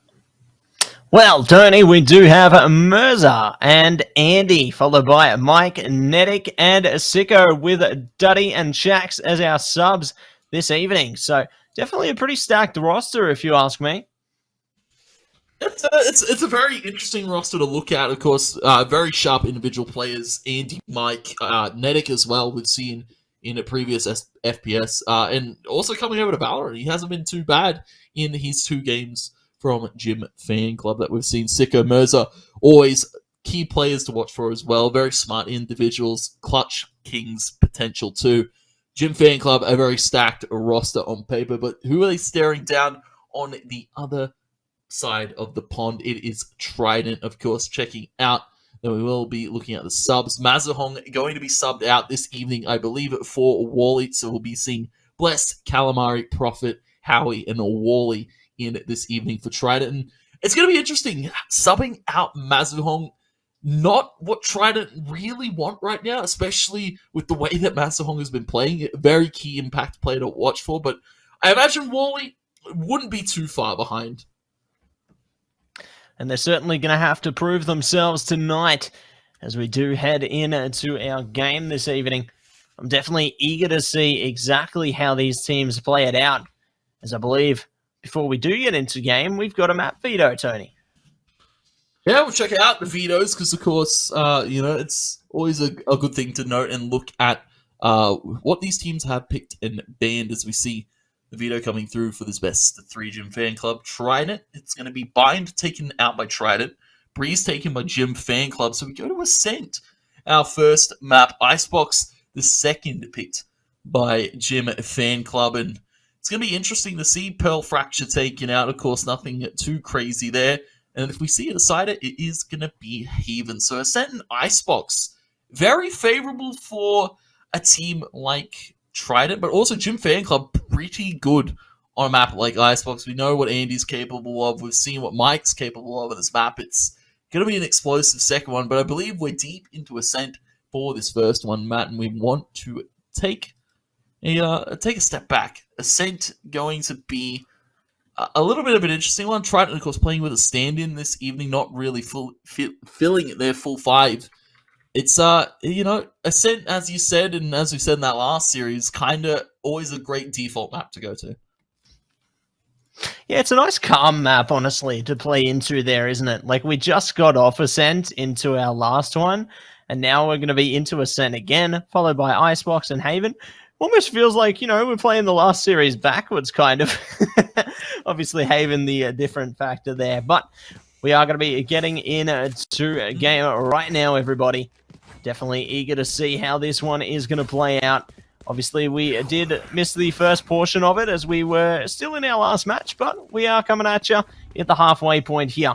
So, Gym Fan Club on attack, Trident on the defense now in the halfway point, and it's already a close one. Yeah, Cloudburst, Andy dashes forward. An interesting thing to note, to check that scoreboard, was Trident started this one with a 4-0 lead. Then let it slip out of their hands going into the later stage of this half. But of course, a quick little 3. Mike is now the last stuck behind the door. Prowler being held out by Calamari. Sends another Prowler in place. Seize is in hands, and they can look to pick these Spectres up. They've got the spike in their hands. It's rough for Mike to kind of go for it against the 3 players of Trident. Prophet holding underneath the stairs. Blessed holding that crossfire. You can see that Trident is still playing as a team despite their 1 member short. There's going to be a shot coming out. Mike looking to take some pot shots here. The horn comes out. Mike, though, going to be taken by Calamari. Quick little 3. Trident pick up 8 to start this second half off. Pistol into the second. Actually, no, they didn't take pistol. It was a 1-to-1 trade. Trying to come out top. Great to see that they are able to trade it out there. And it will be 2-round the difference in favor of Trident for the moment. We'll see if that changes, though, heading into round number 3 of the second half here. As both teams' economies fairly similar. Trident still got a little bit ahead, but Jim Fan Club still going to be trying to buy into this one partially. Looks like we are going to see a bit of mid-control being taken by Jim Fan Club, though, trying to press their way forward for the minute. No one able to spot anything yet. Mirza, though, good spot onto Bless there. XYZ goes down as well. Calamari able to trade it out. Howie getting taken down as well, though. Trident falling apart one after the other there. Netic solidifying it, and that's the round. Jim Fan Club come out on top. Yeah, an impressive short push from Wally and Calamari. And, of course, though, Jim Fan Club really flexing their margins with the Vandals and rifles that they brought to that round. And well, now we go to this one. Trident, they've got a bye. So did Jim Fan Club. It's even Stevens here. Scoreline almost reflects the same story. 7-8. Sicko not doing too bad. Interestingly enough, it's, you know, Andy kind of middle of the pack. Blessed. And Calamari up the top of the board, I believe, for the side of Trident. You know, Blessed had a rough second week, and it's good to see him really bounce back in form after a rough week. Of course, that Mazuhong, they need everybody really to step up because he did a weight of damage in their previous series, and definitely going to be feeling a loss of presence here for Trident in the server this evening. Yeah, it's really going to play into their adaptability in this one, isn't it, Tony? And we'll see if they can manage it, as it looks like Jim Fan Club already pressuring their way up onto the B site now. Calamari hearing things around them, but not taking point quite yet. Does at least have the Prowler available. XYZ pushing up. Mirza gets shut down. Great kill coming out from XYZ. Andy now trying to see if they can make their way up as well. Slow and steady wins the race, you would say, as XYZ goes down and the spike with them. Let's see if Andy can find another one here. Howie desperately trying to jiggle their way through. Shrouded Step comes out. Good bait there. Unfortunately, not going to be enough to bait Andy, though, as Andy remains poised and takes down another. Yeah, Andy looking sharp. Mike looking to trade too. Calamari taking Wally up to the plate now. Super sub in for Trident this evening. Looking fine. Tags up Sicko, but wall banked out by Andy. He's back on his margins. 8-8 go the scoreline. Trident and Jim Fan Club go tied up for this first map here. And now for Trident, you feel it's a little bit of a rough start to this second half after a 4-0 to start this one off. Jim Fan Club, they've got Andy back in full form. Bladestorm on line. Sicko 2 off the Hunter's Fury. Mirza 1 off from the Shadows. No, Trident, they've got a few ultimates of their own. Tour de Force and the Fade ultimate as well. The Nightfall online here. This could look to be an interesting round, but of course, it's going to be a rough buy for Trident. We'll see just how rough it's going to be, as Mike already takes down XYZ there, looking to see if they can find another one. Sicko with the recon drone gets the spot. That's great intel gained, and a great kill from Mike again. Playing this lurk role to succession here, finding 2 so far. They might find another. Wally's gone. Does take one with them, though. Bit of Martyrdom there with their paint shells. Calamari looking to do a bit of damage as well. I respect the bravery. Sitting in the smoke here. Ever so close to enemy lines. Can easily peek out at a moment's notice. Looking to cover the angles, though. Nicely done. Calamari takes down Mirza there. Picking up the Vandal now as well. Trying to trade one for their teammate, because they got a couple there. They got options. But it's only going to be them alive now. So Calamari either can go for something or perhaps save out the weapon here. Looks like they do take away one more kill with it. Netic's gone. This is looking a little bit better. Maybe they go for this. Maybe they send it. But no, Mike closes it out with 4 in the end. And that is going to be number 9 for Jim Fan Club. Yeah, great little angle there being held by Mike. Showing a little bit too much head, but of course, Calamari getting outswung in the end. 4K from Mike in. But tried it. Not really much else to say. Bit of an eco round. Almost could have been one out. It came down to the 1v2. An expensive one for Gym Fan Club. Of course, money isn't a worry for them. You can see Sicko at 7K. Mike at 5. It's going to be rough. Tried it. This is them kind of having to claim the rounds back after going down to 1. Andy stuck there. Great sees into the peach shells. Tried it with a little bit of util flavor there. And I have to say, doing that with Wally only just coming in as a sub, it gives credit to Cals and IGL.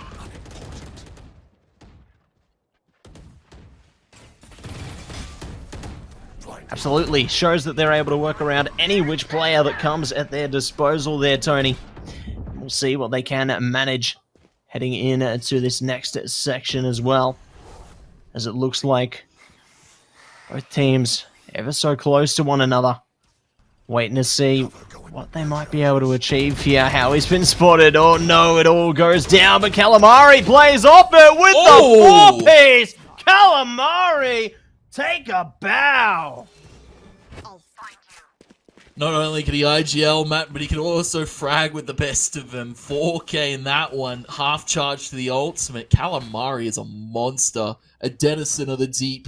9-9 go the scoreline. Gym Fan Club are now in shambles economy-wise. You can see forced to buy in this one. 3 ultimates online. Wally does have the showstopper. But so do Gym Fan Club. They've got a few ultimates. Blade Storm from the shadows and the null command Phonetic.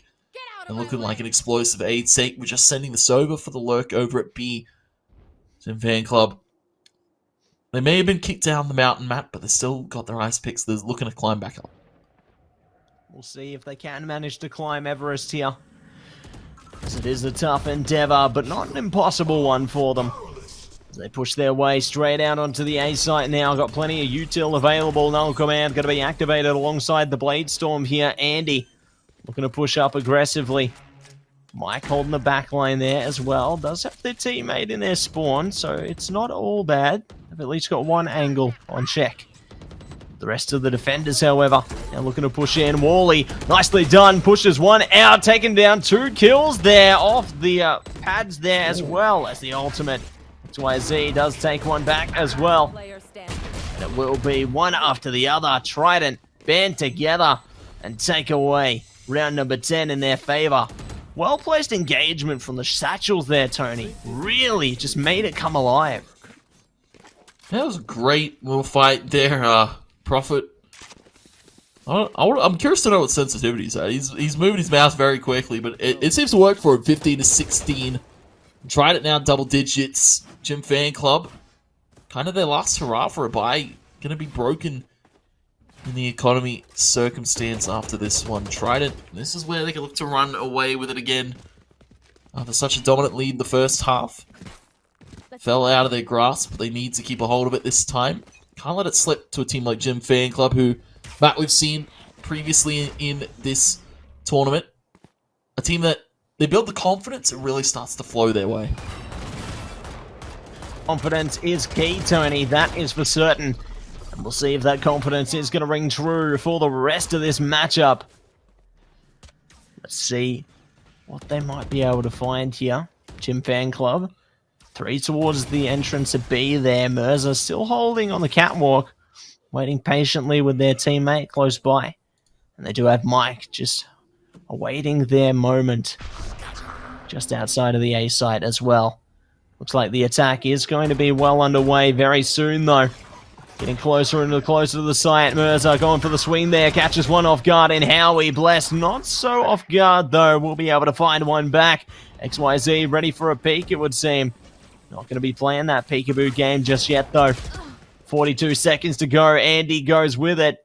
The A site could be cleared out here. This could be potentially a plant in the works for the side of Gym Fan Club. Shot from Wally takes out Mike. Gym Fan Club not able to get spiked down. There's nobody here for Tried It. Site's completely open. Sicko and Netic. Now how do they play this 2v4? Netic looking to duck underneath Heaven. Sicko just going to play Hunter's Fury towards the winery. And Prophet looking to come out from Door's side. They're not going to expect Calamari on this flank too. There is a trip, but of course the player, the chamber's gone. Sicko's not expected. Calamari with the flank. Wally to fly on through, looking for a second, but Netty goes for 2. Prophet to swing back, and up in the lights go Trident for 11. Jim Fan Club, a valiant effort. They got the spike down, they got the kills in the early engagement, but Trident, power in numbers, a 2v4 never lost by Trident, 11-9 the score line, and you can see Jim Fan Club economy's now shattered, man. Shattered, and hopes start to dwindle, but they aren't completely dried up yet, Tony. 2 rounds is all Trident needs at the moment. Jim Fan Club need to win 3 in a row to get map point, but 4 in a row if they do want to take away map number 1 here. See if they can find a miracle within them. Find their inner aggression to take something away here. Tour de Force activated does give them at least a glimmer of hope in this round. So we'll see how Jim Fan Club play off their utility here. Already, they're stacked up, playing for the map control. Looking to see if they can spot anything through towards middle, maybe even off short here. The defenders are ready and waiting though on close angles. Mirza looking to swing into 1, does catch Blessed there. Great start. Maybe a crack in the armor for the B site. Calamari already tucked away. Looking to just hold up towards the back of the site there. Wait in Boathouse and see if anyone may look to push on further. That's a teleport there from a teammate. Trident might need to look to hold this ace site. They haven't heard the jump up from Anti-Prophet. Unfortunate, no sound cue given. Howie tucked in the corner with Wally. We're going to play this crossfire. Mike on the lurk to B. Spike is going A. Mike's just there for seldom fake and seldom detail. Howie, the last player left. 25 seconds to get the spike down. Plenty of time here for Jim Fan Club. They want to find the kills first, then the spike plant.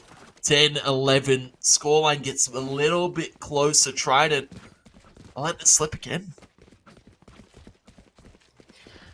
Unfortunately, gonna let it slip there. And this does give hope to the side of Jim Fan Club. They're able to push it a little bit further beyond here, Tony, and they might just be able to even have a much more valiant attempt at it. Considering Trident's economy is going to be pretty much fully down in the dumps here. They've only got Howie with a Bulldog. Everyone else is just going to be stuck on these pistols. They've got Sheriffs, and that's really it. See if they can manage to defend with these ones, though. Already nicely done. XYZ taking away Mirza with the rendezvous to back out of it. Well-placed utility there. And it will net them the man advantage for the time being. That's a huge play from Prophet. Jim Fan Club, you can see now cowered in the mid. Scared of where Trident could be making their next play. 2 players over towards short side, 2 players at B. Howie tucked in Winery corner. Open play for Andy. He needs to be cautious on how Jim Fan Club take these next few engagements, because Trident coming into this round with not a whole lot. Smoke comes short. The clock is ticking it down with 40 seconds. Jim Fan Club needs to make the inklings of a move here. Null command comes out. Hunter's Fury flash to short side. Mike looking to swing. They have spotted up Wally close the door. I don't think he's going to be long for life in just a second with the Netic swing. Howie with his Bulldog is going to be absolutely detrimental. 1 pick, go no 2. Sicko able to trade it back. Howie falls and 3v3 ensues for this post-plant situation, but Prophet, he's stuck up through short. He's taken out Mike. That's 1 player down. A few more left to be found. Sicko with his op with 46 HP. The Hort comes out. Netic takes out Prophet. Shot traded. It's Calamari versus Netic in the 1v1, and it's Netic to take the same 1v1 angle that Mike did. Wins it out. 11-11 go the scoreline, and we go that little bit close to OT. It's all tied up, Matt. Definitely going the distance so far, Tony, and I feel like this match is just delivering.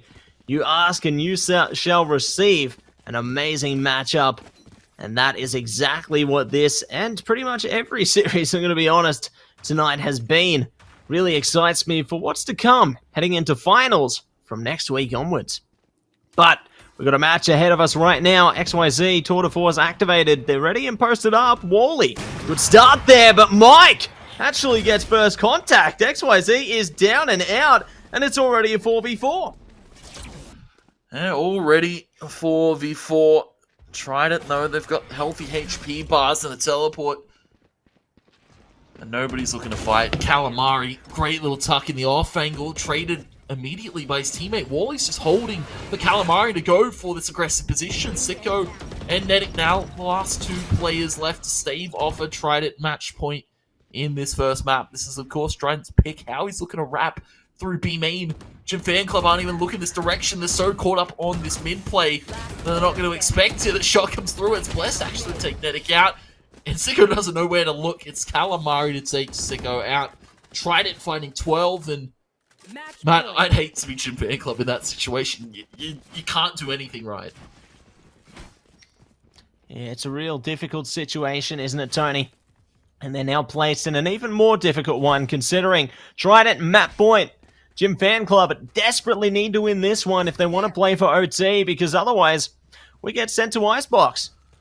And then everything's up in the air there. See how it does play out right now, though, as we get into map point round. Jim Fan Club holding towards the bottom of middle there. We're going to see if they can push their way up towards the top now. Maybe met eye to eye with Howie or Blessed, perhaps, as the defenders look to play off these angles. Who have the Prowler venturing forward from short. Good information gained. Wally trying to play into it. Do get shut down. Calamari able to trade it out, but gets traded themselves as well. Man advantage going the way of Jim Fan Club so far. Trident need to find some kind of reconnaissance here. Try and find a comeback in terms of the kills. And speaking of, there's XYZ finding one on the mic. 3-on-3 situation now. Jim Fan Club gonna slow their roll here and may look to run it back towards the A side instead. Or perhaps a middle approach seems to be occurring. Yeah, great call for Jim Fan Club. Send that dart up through short. Bait two Trident players to rotate over towards that side lead Profit on the laneway. When they look to wrap spawn themselves, Profit, not the time to teleport. Nedic takes him out. A massive blunder from Trident, as they've got no one on this B site now. When Jim Fan Club could look to walk it up with 20 seconds, we might be going to overtime. Mercer to plant the spike out the open. Blessed is looking to walk up. Catch Mercer on the cross, though. Might look to be doable now, but there's still a player in this corner. They had Nedic to trade it. Trade position's great. Jim Fan Club find 12, and we go to overtime in our first map, man. Trident. You hate to see it from Profit. It's rough. Certainly is rough, and it will result in overtime coming before us right here, right now. And I'm super excited to see which team is going to be able to come out on top right now. As Jim Fan Club going to be on the defense, Trident on attack this time, as Sicko actually picking up the Odin of all things. We'll see how that one plays out towards the B side. It's infamous for being played there. We'll see if it is going to be able to net any rewards for the Jim Fan Club right now as well. Trident, however, mostly going to be packaged towards the A site this time. They got one just patiently awaiting it out in the mid-link position there, as well as top middle. Trying to see if they can spot anything else here. Howie does spot the shoulder of Andy. This is a good position for them. They can peek off of this.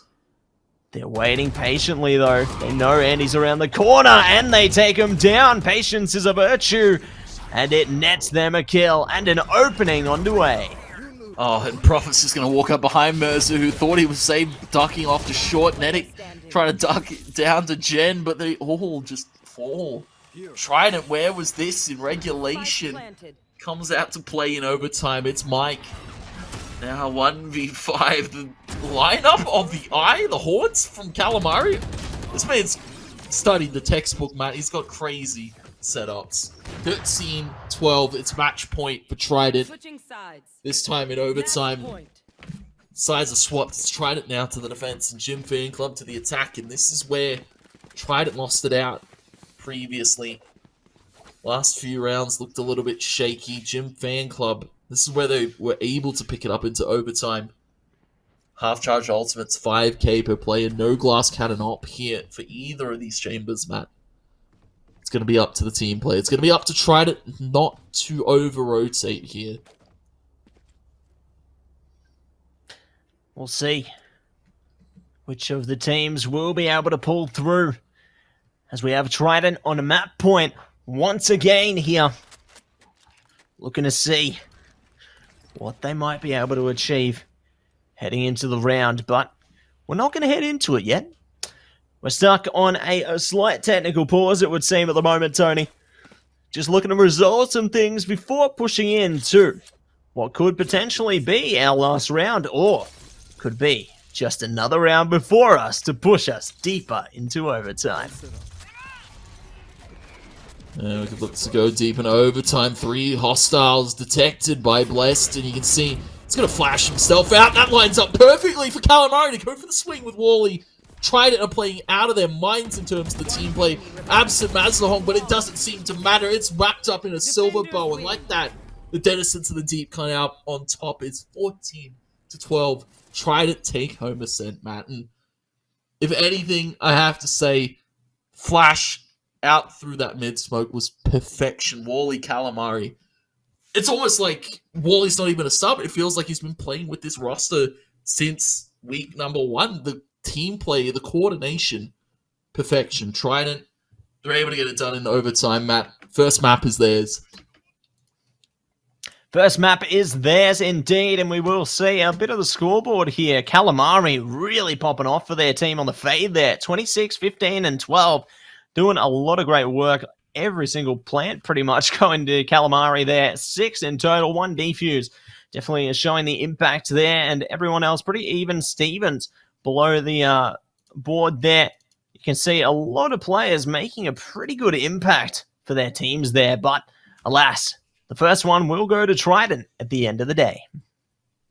And it's a little bit of an interesting one to note as well. Mike had such a great performance. 6 first bloods. Wally had 6.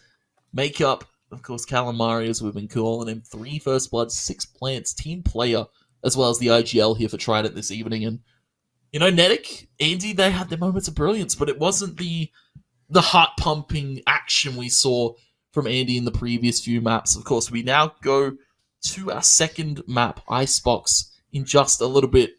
Of course, I want to break down a little bit more what went wrong there. The flash play, Jim Fan Club had short control. They thought they were so clear. And then the brave call for the flash to the swing, the team play from Trident, the execution was perfect there. OT, it went, but it didn't seem to matter. Trident had it in OT. They looked like a different team from regulation. Yeah, you can tell that when the pressure builds up, they really start to switch on there. You can see that the leadership behind their team is really efficient. Like, I believe Calamari is the in-game leader, if I'm not mistaken, for Trident. Tony, correct me if I'm wrong there. But yeah, you can tell that they've really put in a lot of time and hours into their in-game theory and stratagem in order to have such adaptive measures which work out in the long term and push them through such a tight overtime like what we just saw. And a tight overtime comes out on top for Trident. We go to our second map. It's going to be Jim Fan Club's pick. It's Icebox after this. Don't go anywhere. Don't touch that browser. We'll be back with more Open Series action.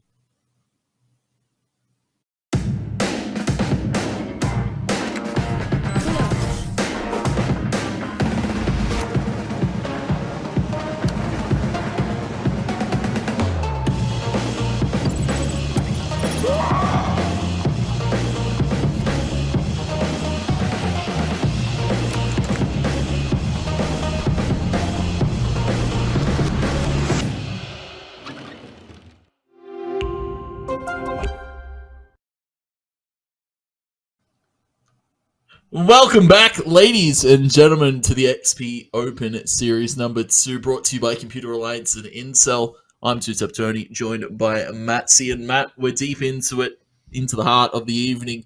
And of course, we're deep into our second series. Now, of course, first map, 14-12. Ascent went the way of Trident. Jim Fan Club really made them work for it. The consistency, though, showed in the end from Trident. I have to give credit once again to Cal's IGL, leading the way in frags and the way for his team, who, of course, we don't have Mazahong. We've got Wally in this evening for Trident. And for Jim Fan Club, it's, a little bit of a rough one because, they're kind of the underdog team. They're kind of the team to come out with all the surprises. But it's Trident this evening with Wally. And I have to say, some impressive gunsmanship being shown by him at the end of that last series as we now go to Icebox, Jim Fan Club's pick, Matt. And Icebox is kind of a bit of a playground for one of the players on that roster.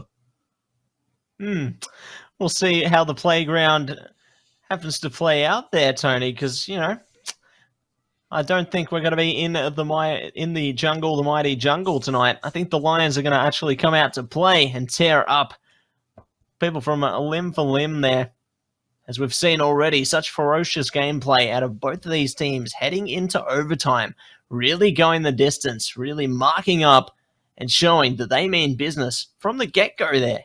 Heading towards map 2, though, on Icebox. I don't know what we're going to expect out of it. I don't know if it's going to head towards another overtime. I feel like towards the end there, we saw the roster of Trident really start to get fully switched on, fully engaged there. So I feel like if they're still going to be able to maintain that hyper-focus and stay in the zone, they can definitely find more success there. The pressure's going to be on for Jim Fan Club to manage to bring their own morale up and counteracts the momentum that Trident has built out of that first map victory. If they're able to achieve that, we've got a map on our hands, Tony. Yeah, and a map on our hands we definitely do, because it's Icebox, Matt, and I feel for a roster like Jim Fan Club, they've been around the block on this map. Andy, always a sharp individual player to watch for, whether he's on the Chamber or the Jets. Of course, we might be seeing Mike on the Chamber for this one. But it's always an interesting thing to note. Icebox has always been one of those maps that heavily favors the duelists to make the impact. Of course, you've got a lot of teams picking this Viper, playing even this Astra on Bind. We saw, of course, maybe... I don't think we'll see it on Icebox, but of course, we also, I believe, saw a Killjoy from our previous series, and whether we see that in this one is also a question to ask. KO to be expected, maybe a Sova in terms of the more recon-heavy agents, but always a key thing to look for is the first lock-in of the duelist. And you can see Calamari wasting no time going to the Sova. Mike over to the Chamber, which means I expect to see Andy rocking the Jet. Or he could play a different duelist, man. Yeah, I think that, there's definitely a bit of potential coming through there. Looks like we are going to be seeing the lock-ins, though. Lots already on the side of Jim Fan Club. Chamber going to be locked in alongside Jet, Viper, Sova. And on the other side, it is going to be pretty similar. Looks like Sage is going to be locked in for both teams. Ray is going to be locked in for Trident, Sova as well. And Prophet going to be locking in the Chamber. So, pretty similar picks on both teams here. There's only a little difference there, and they've got the Rays coming out on the Trident side of things. So, definitely eager to see how this plays out for both of these rosters here. As obviously it's almost a mirror matchup, bar the Rays and obviously the Jet being the key different factor there. And we will be heading into Icebox. It's going to be an interesting one. Icebox Gym Fan Club versus Trident, second map of your second series this evening. And, well, both teams bringing the Viper to be expected. Both teams bringing the Sova also to be expected. But interestingly enough, Trident opting for the Rays over the Jet. The only kind of stock difference in this composition. And I have to say, Wally didn't do too bad with the Rays on that last map, but not every day you get to see it on a map like Icebox. Good for clearing corners, but Icebox, it's got a lot of corners, and only so much clearing you can do with that Rays util. See if they are going to be able to clear things out with it, heading into the game right now.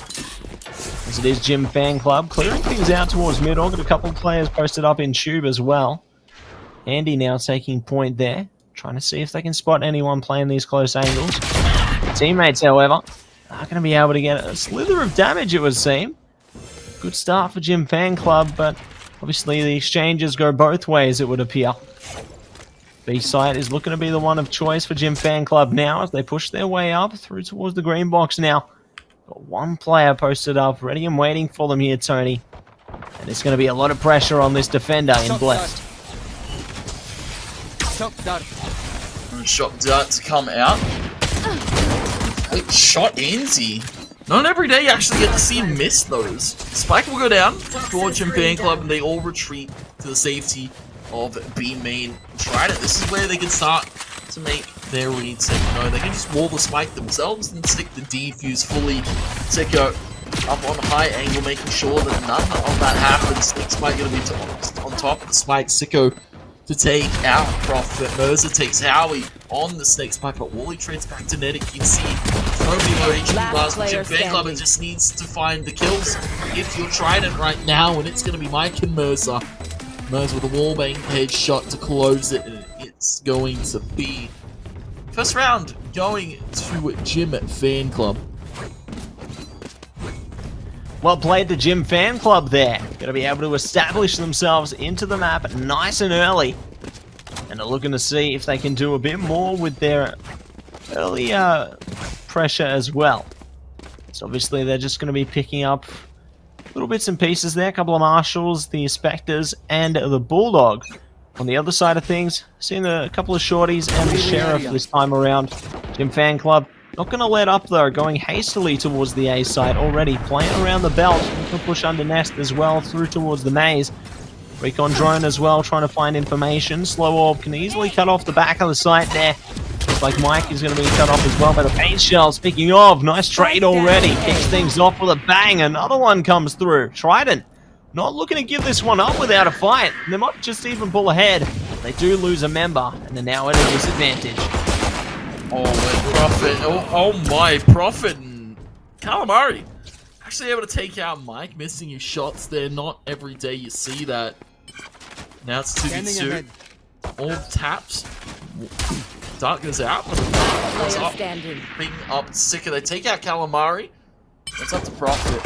Anzi is going to tap the orb. Gets tagged up by the shots. Yeah, and Prophet looks to turn attention to Sicko, who's wrapping around. Exactly, crouching for good measure. Gym Fan Club letting Trident know, but that round might have cost them a few more. But to the buy they go for this one. Trident wasting no time in bringing those guns out. But of course, Gym Fan Club getting the start 2-0 on Icebox. A nice start for them, but heading into round number 3 now. Could be a chance at redemption for Trident, as they're already picking up their primary weapons there. They got the Vandals coming through alongside the Phantoms to see what they can muster. Looks like a majority of Gym Fan Club just going to be pushing up towards B again. Prophet forced to use the rendezvous early on as their position could have been revealed, but now the information is going to be available at Gym Fan Club.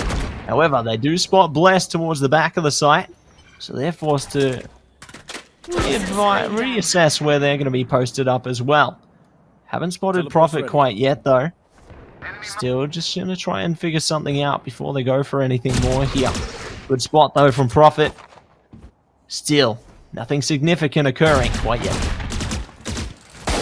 Prophet's got the rendezvous set up. Of course, needs to take his angles as they come. We'll just go for the swing with the help of Blessed. The Spike is down at B. The wall is up for Trident. This is a great protective wall. Gives them so much space and room to work. Fan Club so little, and they're forced to back off. You can see Nedic. There's met Andy. Tucked in corners. Marshall shot comes out. Andy, low HP. You fought well. And they're giving 1v1s right now. Nedic take Blessed. 30 seconds left. And Trident still 3 players left up. You can see the rest of them playing a little bit more passive. Wall goes up to plant the Spike down, but as soon as it goes up, it goes down.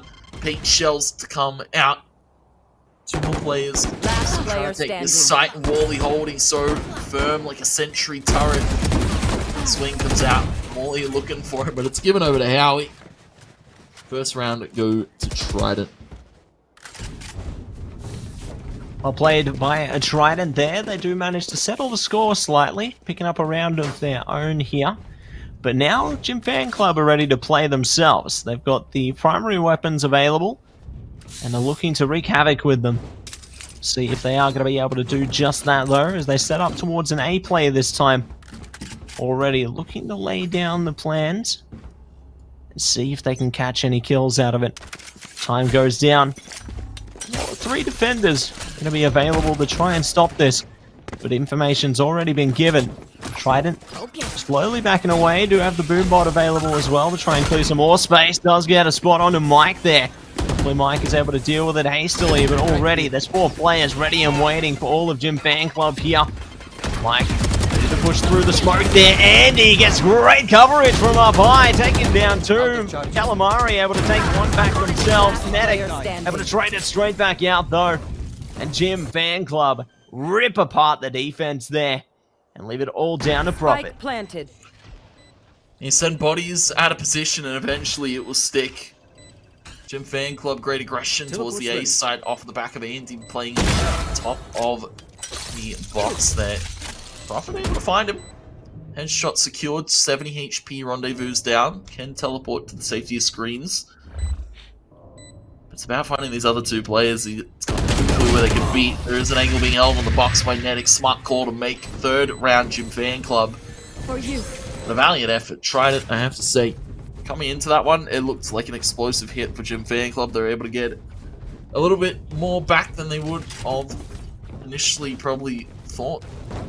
Tried it now to a save. 3 ultimates online. 3 ultimates online for Gym Fan Club, and these are some explosive space-making ultimates you could use here. Andy 6 and 3 with the Blade Storm to come out in this one. There's a Viper's Pit, potentially to be popped at B as soon as they get there to hold that site down. Trying it. Anything they get is a bonus. See if they are going to be able to take a bonus. Yes, they get close to a kill, but only going to find damage this time. Rocket goes down, and Howie follows. Mike, good to slice through 2 of them there. Still 1 more available, though, in Calamari. Been spotted by the recon drone and will be stabbed to death by Andy's Blade Storm. Andy picks up 2 out of it. Looking for Wally, they've got the pings available. They know where they're playing from here. They will be able to clean it up. Flawless round for Gym Fan Club. Flawless, not a single player lost, not a gun given to Trident. Not a sign of weakness for Gym Fan Club in this first half, and that's what you want to see from them. Matt, of course, we saw Trident so dominant to close Ascent out, but Icebox, it's Gym Fan Club's territory. It's what they do best. Andy 9 and 3 in the margin. Tried it. Well, they kept cornered and kept out of this one for the moment. Back to a buy for this round. They put heavy investment towards this A site setup. You've got Wally up on the headshot box. You've got 2 more players to join him. And Wally, well, speak of the name and speak of his fame. Profit to take out Andy 2. The Hunter's Fury out. They go to trade it. And here comes the party. Wally looking for the showstopper. Howie trades it back. The res comes through. It's out to 3v3 yet again. But Howie gets aggressive off the hearing the res. The shock dart comes out.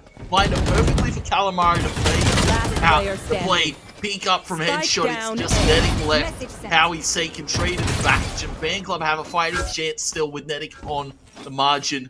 But the outdrone pings up, the info's over. Blessed is coming over the top of this wire. You could look to come over the top of Netic in just a second. Spike. 1 enemy remaining. Picked up, Netic hits the shot. Blessed almost shows a little too much skin for that one. Trident. They take the round, but it's by the skin of their teeth, Matt. Gym Fan Club. An impressive hit to A, and it almost pays off. Almost paying off, but alas, Trident's defenses will be the ones paying off this time around. Finding some recovery into that round there, definitely going to be a nice confidence booster. See if Gym Fan Club allow them to build momentum though, considering they have 3 ultimates available. Tour de Force, Hunter's Fury, and the Viper's Pit here. Viper's Pit going to be the only ultimate available for Trident this time. Already picked up, it would seem. Does get activated immediately. Gym Fan Club got the Tour de Force. Gonna push past the green box onto B now. 2 defenders close by. Calamari gonna put the recon dart out. Might find a bit of information. They found heaps. The shock dart comes immediately. Not doing any damage with it as yet, but at least they can get a rotation from their teammates over, according to the information they've gathered. That wall goes down and leaves Indy out in the open. A miscommunication. Maybe Viper's Pit will go up, gives the cover that wall no longer does. And Mercer could look to play it in this side. He can't play default with so many Trident players lurking about. You see Wally up on top. Snake Spike comes out wide. Medic forced back into the Viper's Pit. Finds Mike, and well, Medic takes a different angle and a different approach. Mercer able to find one as well. Wally still above this site and wreaking havoc down below. Mercer in the Viper's Pit, giving so much cover. Still Sicko and Mercer. 30 seconds left. Go down. Satchel denies the plant. Mercer takes out Makeup. One enemy remaining. 2v2 and Sue. Sicko takes out Wally. It's just left the Prophet. He needs to stall for the time. But 20 seconds. Spike Two planted. players in the one of Prophet. Spike will go down. That Viper's Pit stays up. Gym Fan Club just using this cover that's been given to them. Sicko swings to the yellow box. Shows face for the moment. Mercer just walks up onto Prophet. 5 rounds for Gym Fan Club. And Mercer expertly played, keeping that Viper's Pit up that entire time. Gym Fan Club had all the room. All the room to play with there, Tony, and they will be able to play it to a T. Take it away round number 5 for themselves. And completely eviscerating the economy of Trident there. Putting them straight back down to square one here. Looks like they are going to buy little bits and pieces. They've got a Frenzy and a Sheriff, but that's all they're going to be able to bring to the table for Trident this time. Gym Fan Club just played pretty passively this time around, though. Not looking to push too deep towards anything. Just waiting to see if perhaps Trident push into them early on. And I can respect that, considering if they push into the close angles, Trident might catch them off guard. And that could be a very disastrous occurrence indeed, but looks like Gym Fan Club now have an idea where they want to go. Going to be pushing up towards the B site, clearing out information with the recon drone already. And are now looking to play off that. They know there's space that's clear. They don't know how many defenders are there yet, but they have spotted at least one of them already. Calamari spotted. Rendezvous Mike. His location revealed. Trident. 3 members here. They've got the Headhunter for Prophet. They look to find a few kills. They go for this very quick flank. Have pulled Howie over towards under tube. You're going to see Gym Fan Club will secure the plant. Wally. And Prophet looking for anything. Any damage they can instill would be great. Anti takes out Blessed. A quick little shot from Mike up top. They're not letting anybody get on this flank line. Howie, not a chance. And Flawless. Gym Fan Club yet again giving up nothing to Trident. And on a tear of dominance in this first half of the second map. Anti 12 and 6. One off the Blade Storm yet again. That man has just been ripping ultimates left, right, and center. Definitely making a solid impact so far, Tony. And there's still more yet to come here. 4 more rounds in the first half. And we'll see what might come out of them. Trident back on the buy here. Do have a Guardian as well as several Vandals. Their enemies fully cashed up, fully ready for war. Prophet now. They'll be holding patiently, do try their best, but will be shut down by Andy. Unfortunately for them, are not going to be able to cover the belt player. Looks like the res does come through though. Howie able to take one back. Good trades coming through there. Hunter's Fury at least able to deal with that. Spike almost goes down, but it will be delayed by Wally. Lovely push there. Mike now trying to play off their teammate. Calamari gets spotted. Going to be facing that angle much longer.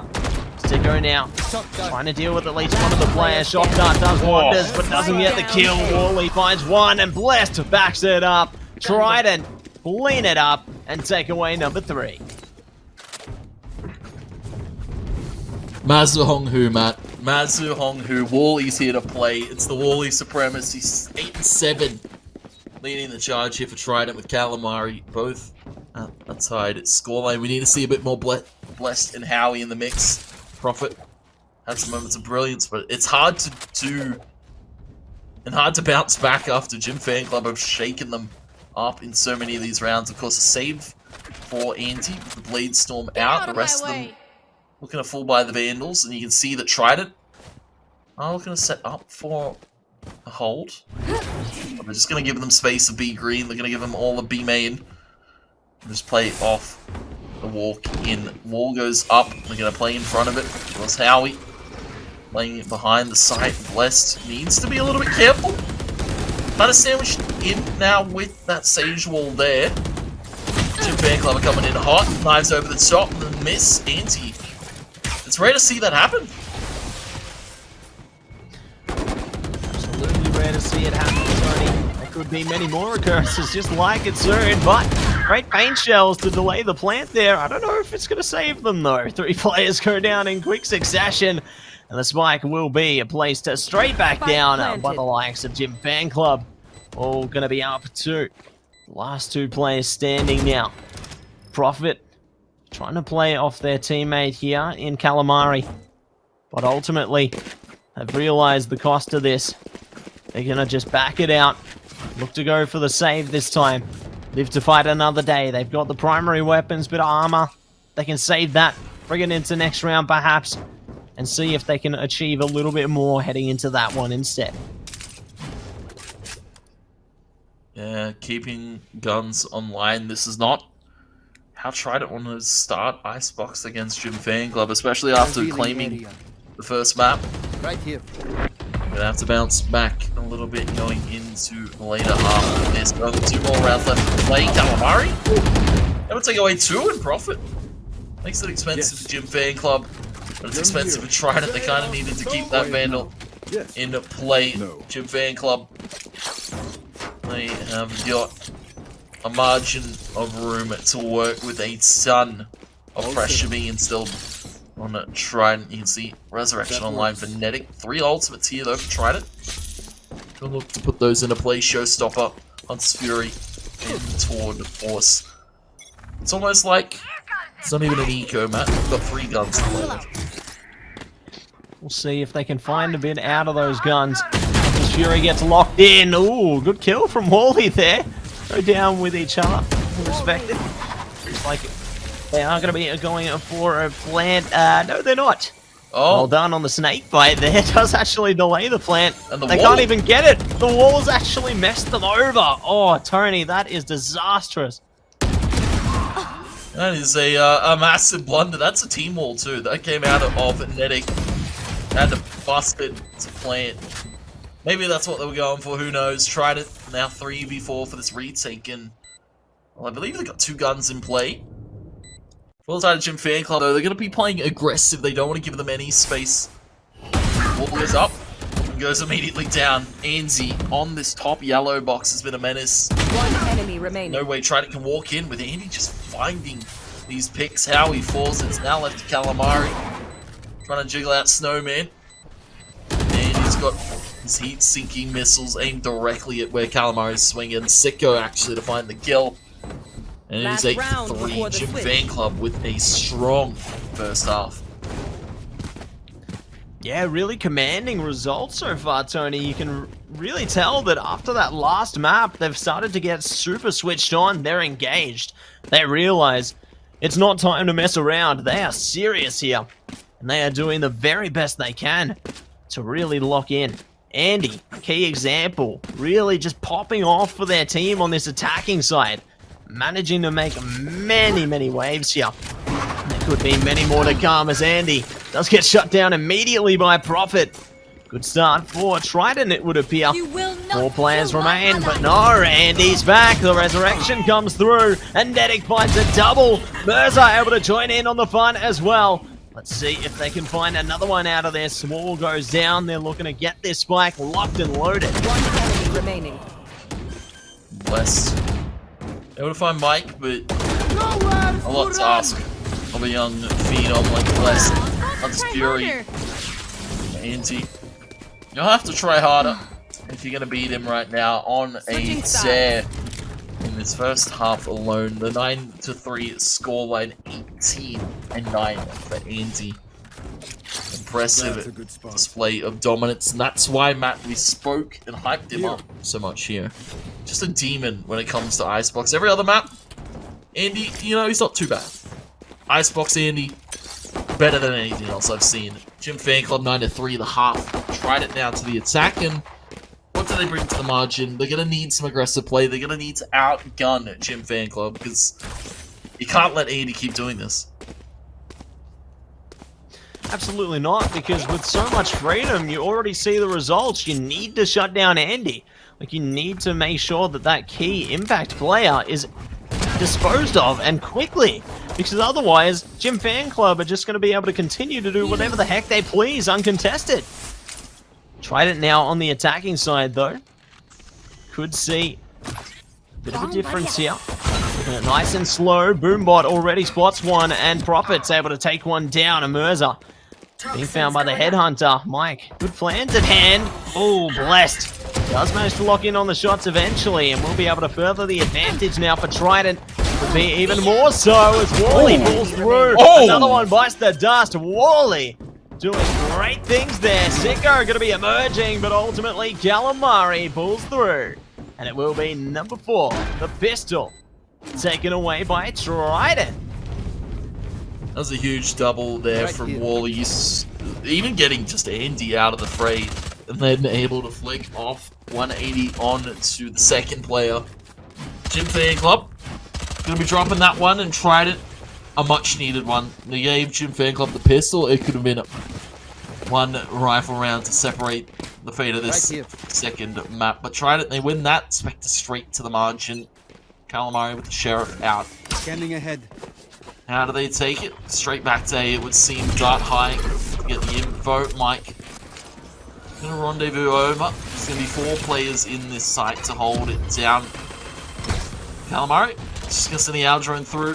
Scout for the info, get the shots through. Mercer is swinging from the back here. Try to know that they don't have to go too over aggressive, but how he's thinking about it. On top of the wall goes for the headshot line.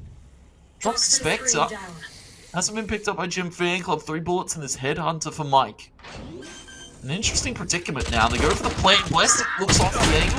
Covered by his teammates. One enemy remaining. Able to find all of the shots. Calamari for 2. Blessed for 2. 5 rounds go to Trident. Now, it's rifle, Matt. This is where it's tested. The buff starts to be tested on the second half. Jim Fan Club to a bite. So are Trident. This is a bonus for them. Right here. We'll see about in the next one if they were to drop this, and for how it's Sheriff Light shield the rest of them, full Spectres that kept Jim Fan Club. How do they approach this? Approach it with confidence, as they did in the first half.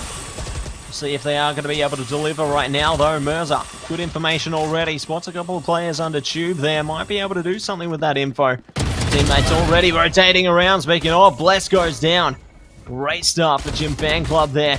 Might even be able to find another. Trying to contest with Merza. How he's gone now. Trident need to reevaluate here. Looks like already they're trying to engage towards the A side instead. Slowly but surely tiptoeing their way forward. They should be able to secure a spy plant here, considering how much control Jim Fan Club surrendered. Wall breaks Mike inside of the site. Trident have it. He wants to go for a plant. How about how they hold it? The Spectres, not the most suitable guns at a range like this, but Prophet able to find Andy, stops one player from getting in at least. Netting able to trade it back out. It's up to Wally, and it's up to Calamari.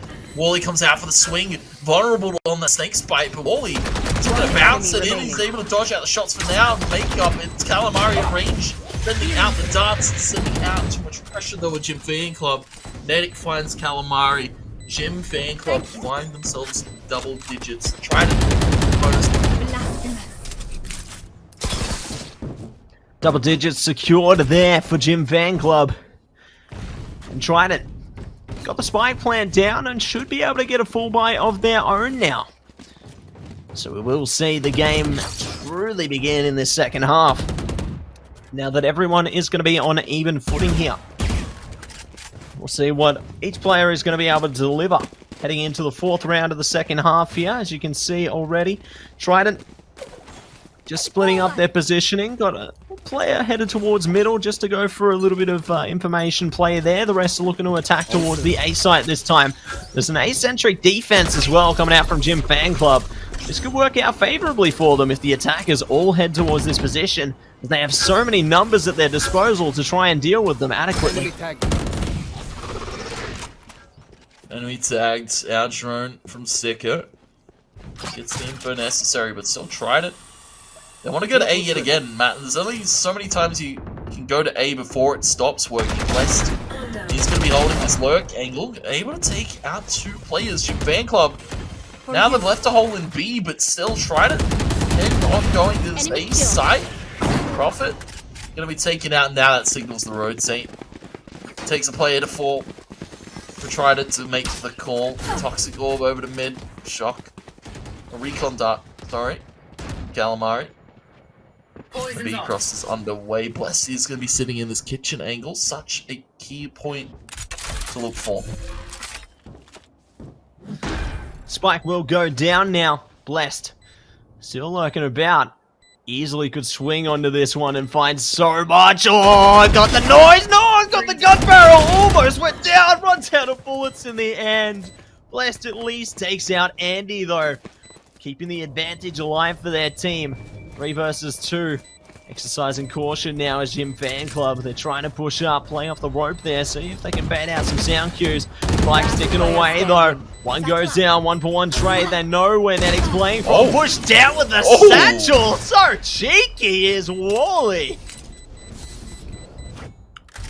And Matt, my question is, where did they find this guy? Wally, just a sub, but tried it. They're relying on him. Masahong's gone, one of their key impact players to note, and Wally stepped it up in his shoes, very much so. 6-10 scoreline. Jim Fan Club back to an eco, and one eco, one more rifle round. Trident could be looking at a tied scoreline. Right here. Jim Fan Club, they've got 2 ultimates to work with, though. They've got the resurrection available. Right, does have the full force, and you can see the aggression going to be shown towards Belt, and Trident having none of it. They don't even show their faces. They let the heads come to them. And the presence shown at A, they're just going to go straight to B. Luckily, they are able to adapt around it there. We'll be able to get the spike planted straight down. You can see Trident really able to step it up. Similarly to how Jim Fan Club were on their attacking side. Spike goes down and Jim Fan Club have quite the distance to cover between themselves and the spike here. Mike looking to see if they can use the tour de force here to potentially try and isolate a player or two. If they can get some of that economy whittled down, it might actually work out quite nicely for them. Speaking of though, Mike could be actually flanked out here. They're making noise around them. They're trying to bait out a shot here. Speaking of, Blessed. Being a bit cheeky, I think. I see. Alright. What do you say about that, Tony? I'm lost for words of that one as I hear it. Prophet getting a cheeky little knife in. I don't think Jim Fan Club are going to be too happy about that one. They're playing the mind games, Tony. Playing the mind games. 5 ultimates online as well for Trident. And you can see it may be Wally leading the charge, but it's now Bless starting to get up there with Prophet. Need a bit more from Howie. 5 ultimates, Matt. A scary sight to look at if you're Jim Fan Club right now. Especially 2 players, like Shields, of course. But Andy, contemplated still saving it potentially if they were to lose this one for an eco. Mike tosses up some rendezvous and straight back to Ago Trident. They're going to take the low ground this time around with the owl drone for the info. Looks like the Hunter's Fury going to be activated by Trident as well. Mike looking to push around the corner. Ooh, luckily he uses the rendezvous there. Could have been caught between a rock and a hard place. Does get to fall back, however. Trident going to be pushing up right now. The Inco trying to prepare best they can. A wall goes down. A Viper's bit as well. Howie goes down. Oh, Calamari and Prophet slice and dice through 3 there. Spike is going to go down right now. Sicko and Mirza, last 2 standing. Trying to see if they can push up through heaven. Perhaps Sicko does sneak through the cracks there. Wally now going to be taken out of the game. Mirza trying to see if they can find something out of this one as well. 1 enemy remaining. Great hold from Blessed, using the Viper's Pit knowledge so perfectly. Sicko's 34 HP with 3 players to find. Could isolate the duels if he's able to drop in and drop one shot, drop a player, take away the guns. Tried it. A well-executed sight take. Able to get that Viper's Pit. Just secures them the round almost. Jim Fan Club. Sleep, brother. Well, Jim Fan Club able to pick apart one Calamari. All 4. Sicko able to keep gun into the next round. Tried it though, 8-10. Area. Curious to see how many ultimates were burnt. The Viper's Pit, definitely. Only 2. Viper's Pit, the Hunter's Fury. Matt still got the Showstopper, Tour de Force, and the Resurrection available. But so, now the ultimates come online for Jim Fan Club. You can see Blade Storm, Resurrection, Hunter's Fury, and the Viper's Pit available. But they're on an eco. You can see, expected to see the blades come out from Andy. We'll see if your wish comes true there, Tony. Looks like we are going to be pushing in into the round. Now, there it is. The wish did come true, Tony, rather. And we didn't even need a genie. But we are going to be pushing in into the round right now. Taking it nice and steady for the time being. Boombot to clear some space, though. Might actually catch a player or two. At least does actually spot one. Ooh, goes off, as a matter of fact. A little bit of damage done to Netic there. Not enough to really phase them, however. Stay in the fight here. Speaking of, Prophet gets the spot onto Mike there. They know the defenders are trying to push up towards things, but they're not going to allow them to do that so brazenly here. Now, Wall slow orb. A lot of util being put in the way, but Howie able to snipe out Mercer. Some more Viper utility in play here for the side of Jim Fan Club. Tried it. Blessed. This is such a great position. He can hear his players peeking. He can hear Andy coming up through kitchen. Blaze is popped, but Andy's caught looking the wrong 30 direction. seconds left. Nice little timing there from Blessed means that Trident can now walk up to this B site with a little bit of less fear in their hearts. Prophet to take out Mike. Spike goes down. 2 players left to be found. Sicko and Netic. Underneath this kitchen window, the swing comes out from Blessed. He's just baiting. Oh, okay, never mind. He's not baiting for Wally to find the kill. Blessed will pick it up. 9-10. Scoreline is starting to get even. This is starting to now slip out of the hands of Jim Fan Club. It's 6-1 in the half total here. 3 ultimates still online for Trident. 2 burned in that one. Oh, sorry, 1 burned in that previous. Andy pulled out the blades. Jim Fan Club, they lose this by. Trident could look to go 11. It could be 12 before we know it. Come on, let's go! We'll see what is going to eventuate here. You want to play? Let me You play. see, Water Force going to be activated. Jim Fan Club responding immediately with the Viper's Pit, trying to cover off that A site as best they can. Andy trying to look above it though, see if they can spot anyone inside of it.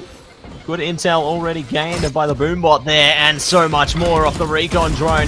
Howie trying to play off of it. Not going to be able to push through quite yet. Once it's spotted there by Andy. Like Trident reevaluating their options though. Mike still holding towards middle, does actually back out eventually. Looking to see what more information they can find. This could dictate a rotation here. It looks like one is already coming in towards the back of B there in Snowman. The Trident might be able to already get a plant down before they can stop them. Ooh, Tony. Now it's Fury ripped straight away on the recon scan. Blessed able to take out Mike. Missed shot from Anty. Starting to miss a few of these. The pressure's starting to be put on Tour de Force out for XYZ. But Blessed again up in his kitchen. This is such a great lurk position. Jim Fan Club not going to expect it either. Netic is holding underneath tube. Calamari showcase the Snowman. The Showstopper flies. Wally doesn't hit the mark. And now, Bless, you need to move. You need to walk up. You need to be the player to make the difference here. Resurrection comes out. Andy dies. Bless. Mercer, makeup. Calamari, 10-10. Trident. Get it done. And I feel for Crash.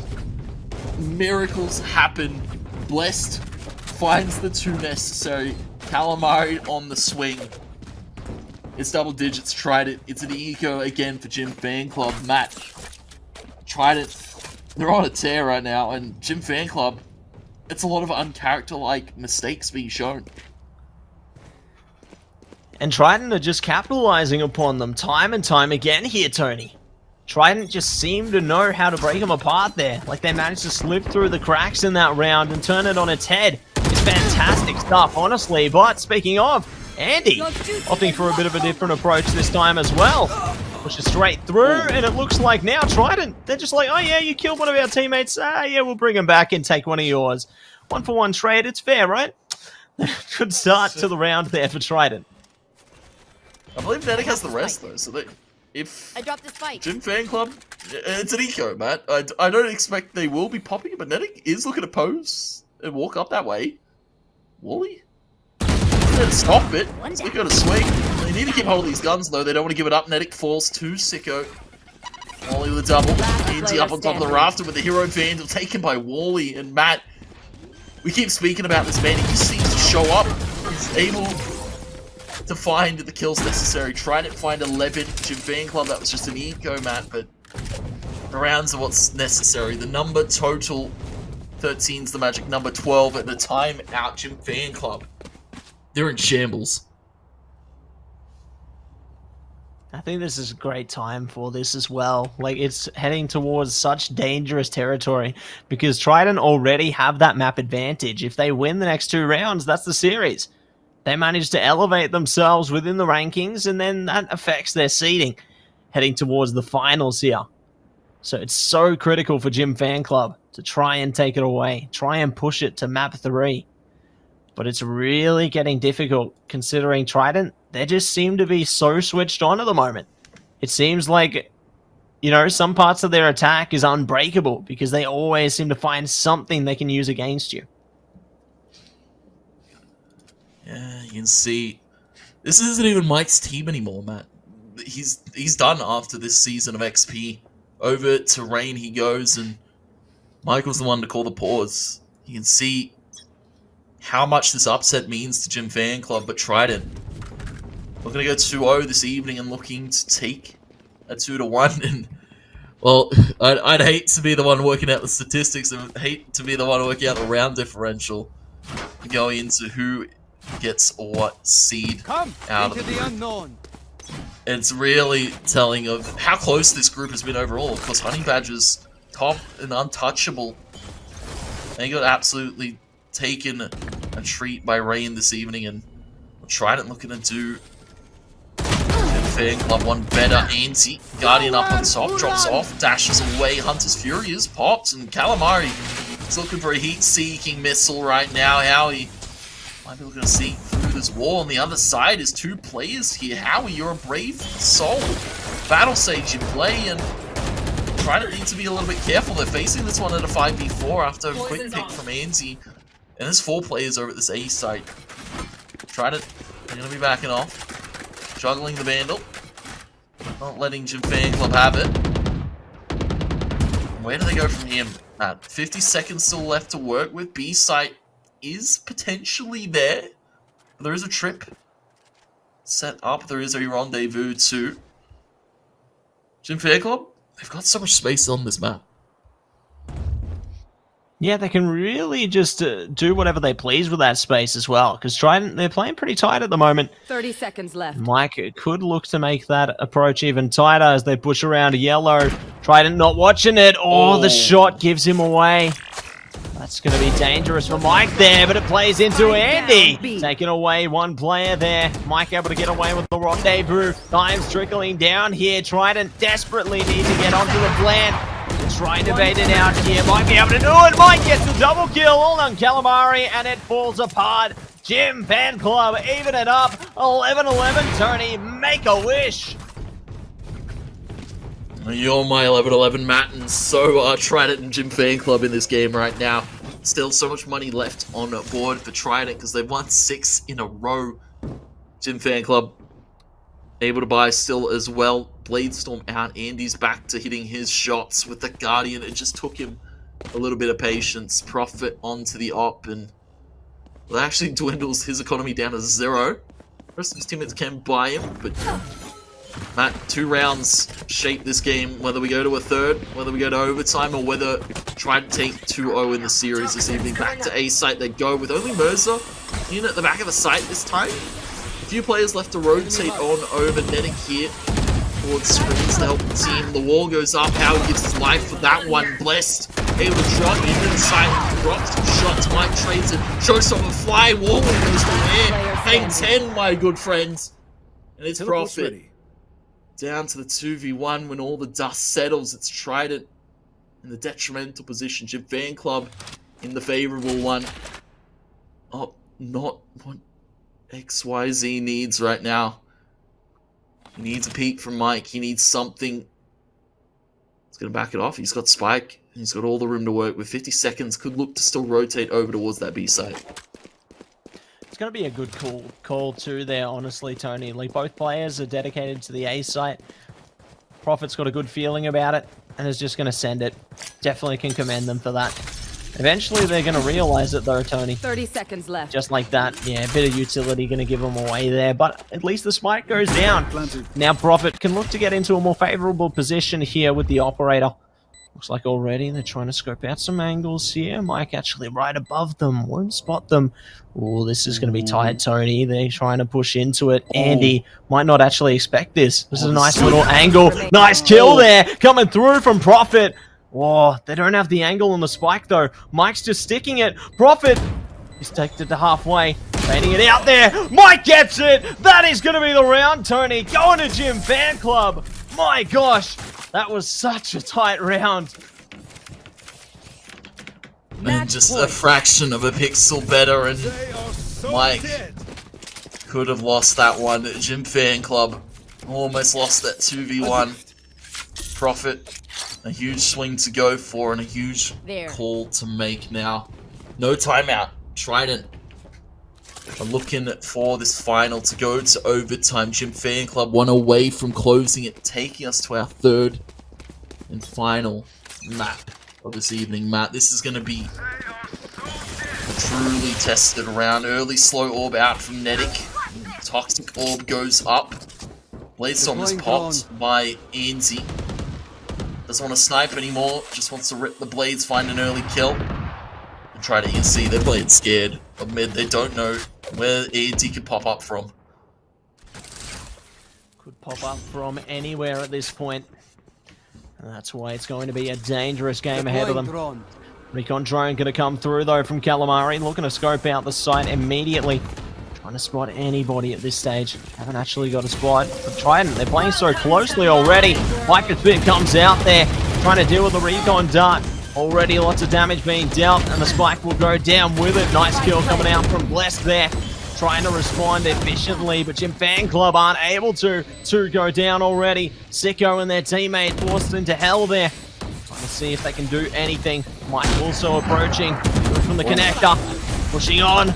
Satchel comes through. They know where Wally's playing from. They've taken him out. Good kill to come through from Mirza there. Trying to fade out that defusal. See if they can get anybody. They get 2.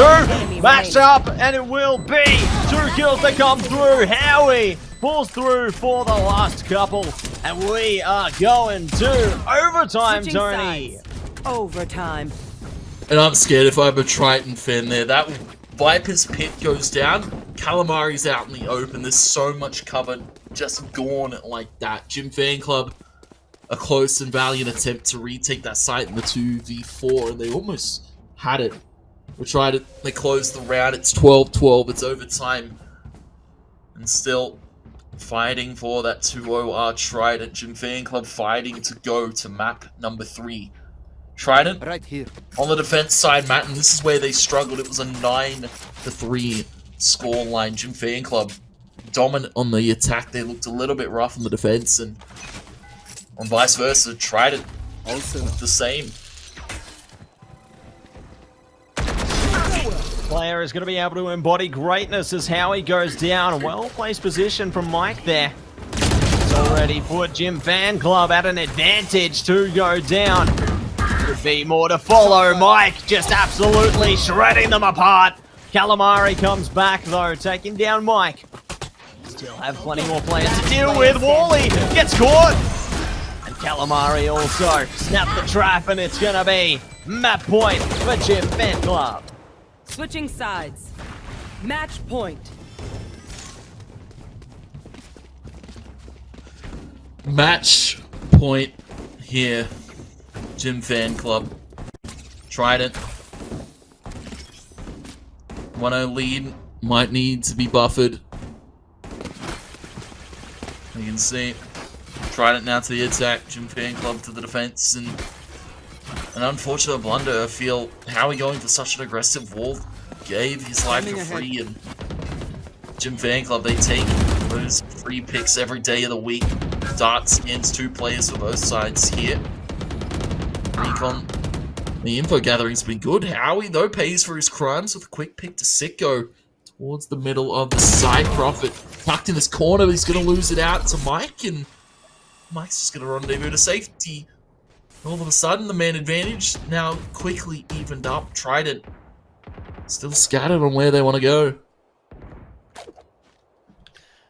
Still indecisive at this stage, but there's plenty of time for them to make a decision here. 1 minute to go now. Making the setups towards the B side here. Do have Calamari leading with the recon drone. No one going to be playing close by, but they do spot Mike. Mike now going to be ticked away. They know where he is post-rendezvous as well. This is huge information gathering for Trident here. Going to be able to get the spike down alongside the wall there. Now forcing Jim Fan Club into that retake situation. They have to play into Trident's hands here.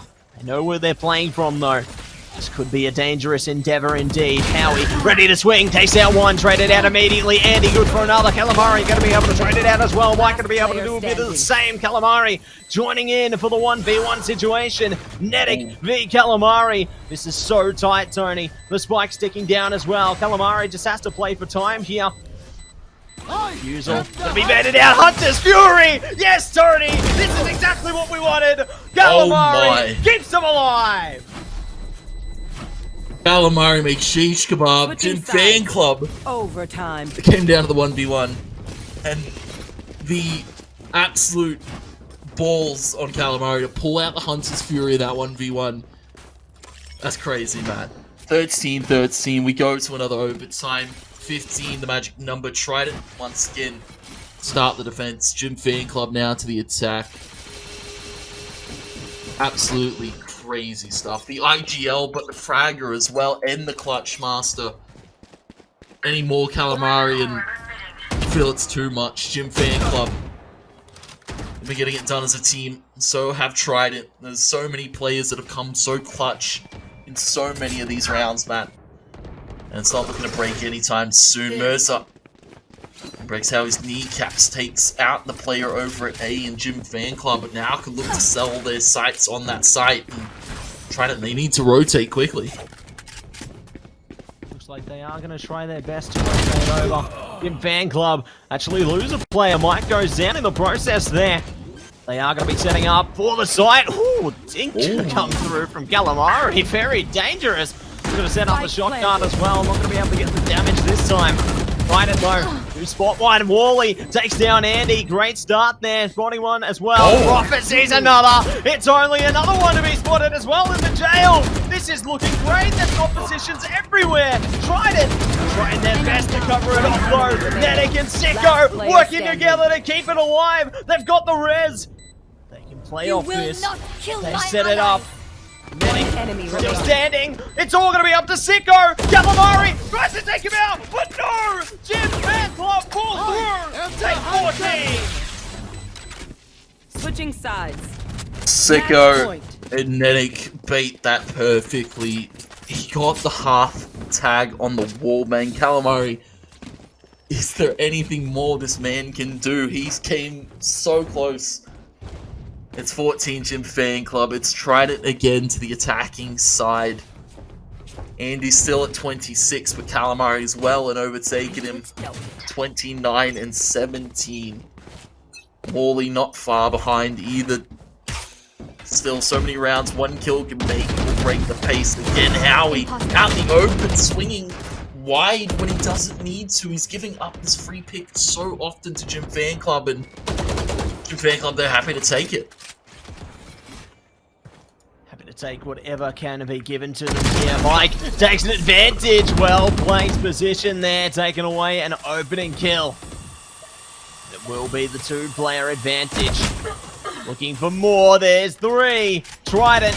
2 players standing. Wally. Ooh, almost going down there. Down to 8 HP. Things looking very rough at the moment for Trident. But it's not over yet, Tony. There's always hope. But Mike is looking to cut that hope off. Spike down, attacker All spawn. down to Calamari. Last player standing, finds 1 kill. Looking for another with a recon drone there.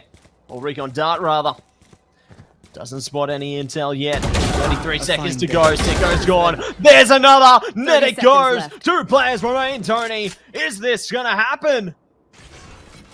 It's definitely possible. 20 seconds left, though. Still needs to get the spike and needs to get these picks. Has heard the footsteps, but Calamari's able to take it. 1 more player underneath Boiler. Calamari jumps out. No, keep your gun, sir. Mercer takes out Calamari. Trident are falling 13-15. Gym Fan Club take home map number 2. Matt, Icebox is picked up. Gym Fan Club, they made it so close. Trident, the heroics are in shambles. We go now to map number 3. Map 3, Tony. My gosh. The tremendous amount of effort coming through towards the end there. Both teams giving it their all, putting their heart and soul into that map. Gym Fan Club, at the last moment, pull ahead. It's OT after OT with this series, Tony. And it is absolutely marvelous. And I have to say, a valiant effort from Trident, and also a props to Gym Fan Club keeping their composure. Mike coming big in so many of those overtime rounds. You saw him clutch it up, get some multi-frags that Gym Fan Club so desperately needed. Howie, a little bit of overstepping, maybe the nerves getting to him in that overtime. Trident, they could sense the victory. They just didn't need to overstep. Matt, we go to map number 3. It's Haven, just after this commercial break.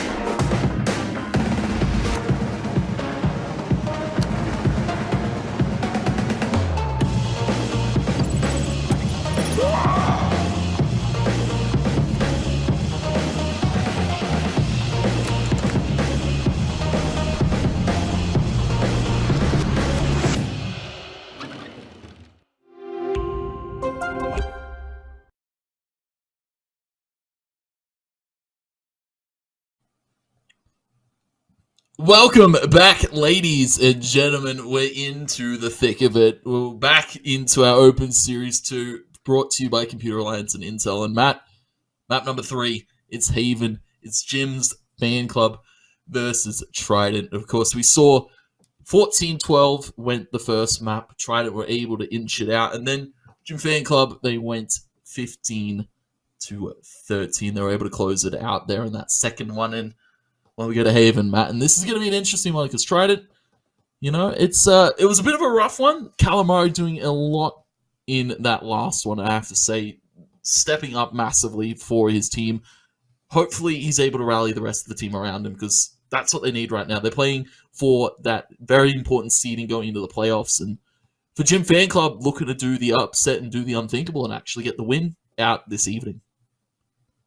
Yeah, it's definitely been quite the journey we've had throughout this series, hasn't it, Tony? And I'm eager to see which of these two teams will actually be able to edge away the win, because every single one of the maps so far, it's been OT, OT, OT. So I'm really eager to see how this third one is going to play out, because it's really going to be a battle of endurance in the end here. But speaking of map 3, we are going straight into the agent select here. We do have agents already being locked in on both sides, with the Jet coming out for Gym Fan Club, followed by the Omen, and it is going to be the Breach and Fade on Trident. Yeah, you can see Breach, a Fade, a deadly combination, I feel, of utility. Howie swapping off the Sage now to the Astra. And Profit, Wally, back to the Scyther, back to the Raze. Side of Gym Fan Club, Mercer on the Omen, Sicko Sova, Andy onto the Jet. Nothing crazy and nothing different here for Gym Fan Club so far. Netic's thinking about the Phoenix. He's going to lock it in. Netic, going to be locking in the Phoenix, Matt. Goes from Sage to Duelist. Double Duelist here for Gym Fan Club on this final map. My oh my. Don't see that one every day, Tony, but I am all for it. Very eager to see what the Phoenix is going to be able to do heading into this map here. Obviously on Trident we have Astra, Fade, Breach, Raze, Chamber. Your agent. For the side of Gym Fan Club, so far we have Jet, Omen, Sova, Phoenix, and Chamber. And so both teams going to be fully locked in here. We are going to get our third and final map of this best of 3 series underway to figure out which of these two teams will be able to take away the victory and play for better seeding heading into the finals next week. And here it is. Hopefully you've got yourself strapped in your seat. You've got a blanket wrapped around you. It's been a long evening and God knows these players are probably ready for bed. Matt, one of them I believe has got a uni exam in the morning. But we're into it. Final map of this series. Final map of this best of 3. The final map of our group stage. Gym Fan Club versus Trident. Trident getting to start the attacking side. Gym Fan Club the defense. And you feel for a pick of Phoenix for Netic, this is going to be a rough way to start out your defense. Yeah, it's certainly going to be a true test to their mettle. That is for sure.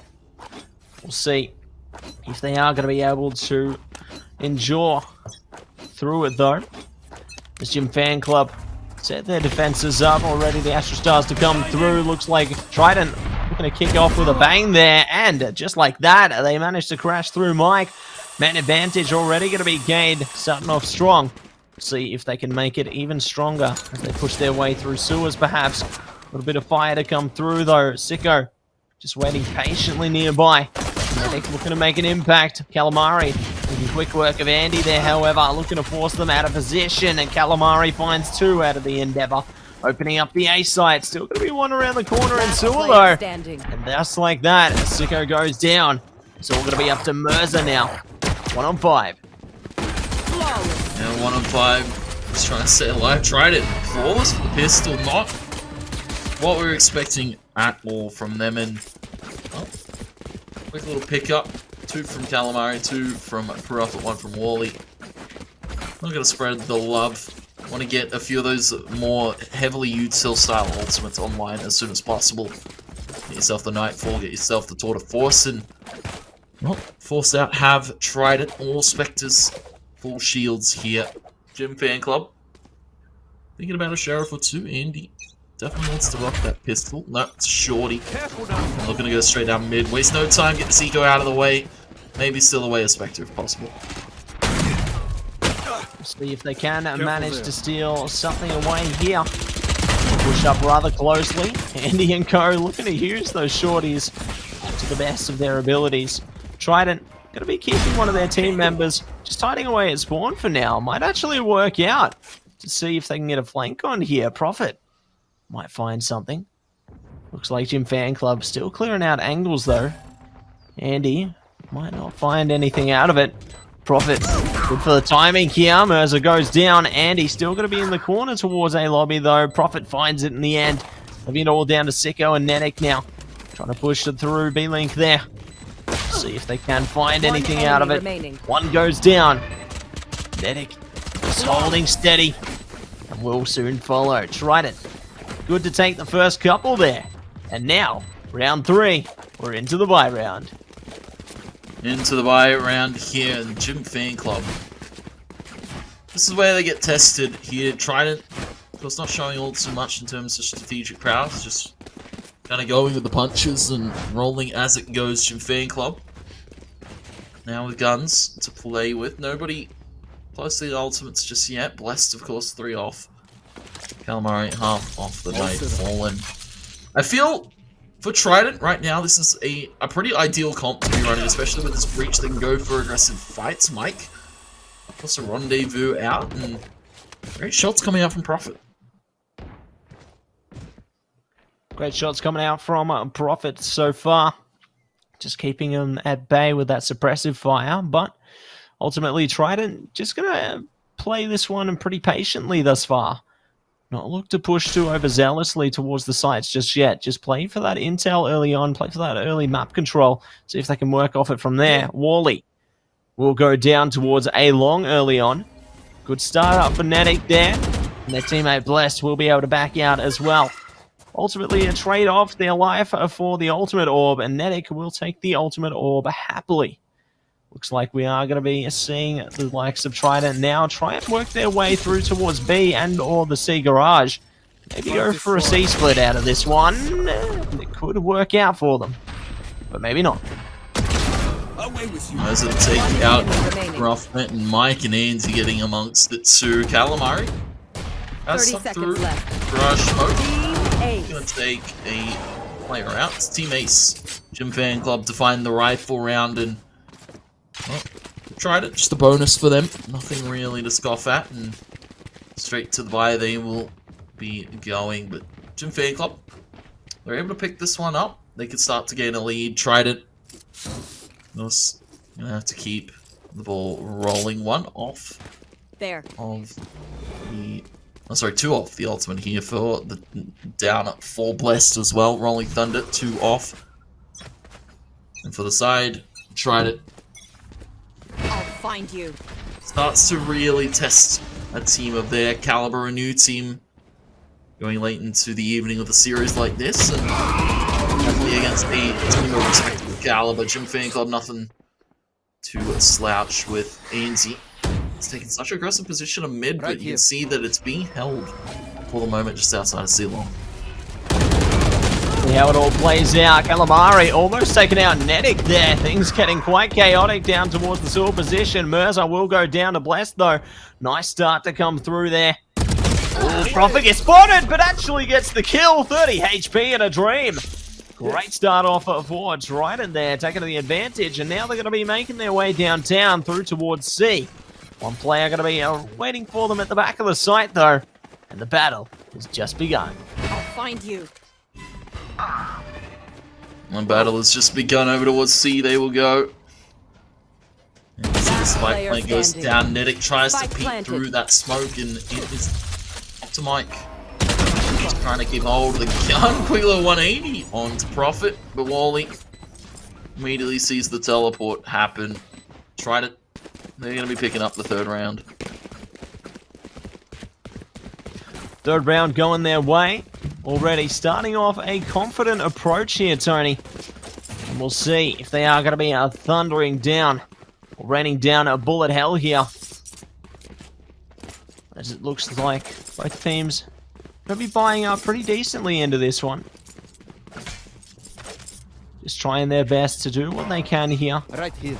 Round will begin now, however. To play, let's Looks like the play. Tour de Force going to be activated by Trident there. Trying to see if they can clear some space with that one, perhaps. Definitely a good impact frag to come through from that one if it connects. Looks like Trident now playing for that mid control, though. Might be able to catch Mirza off guard if they use their utility rod. But they are going to be pushing straight through towards the B side, however. Rolling Thunder comes through to try and stop them. Not going to be able to do too much with it as yet. Just burning through utility. Mike does actually find the kill there, though, with the Tour de Force of their own. So great start from Gym Fan Club. Trident still exercising patience, but not patient enough. Mirza takes out Howie. Only 3 remain now.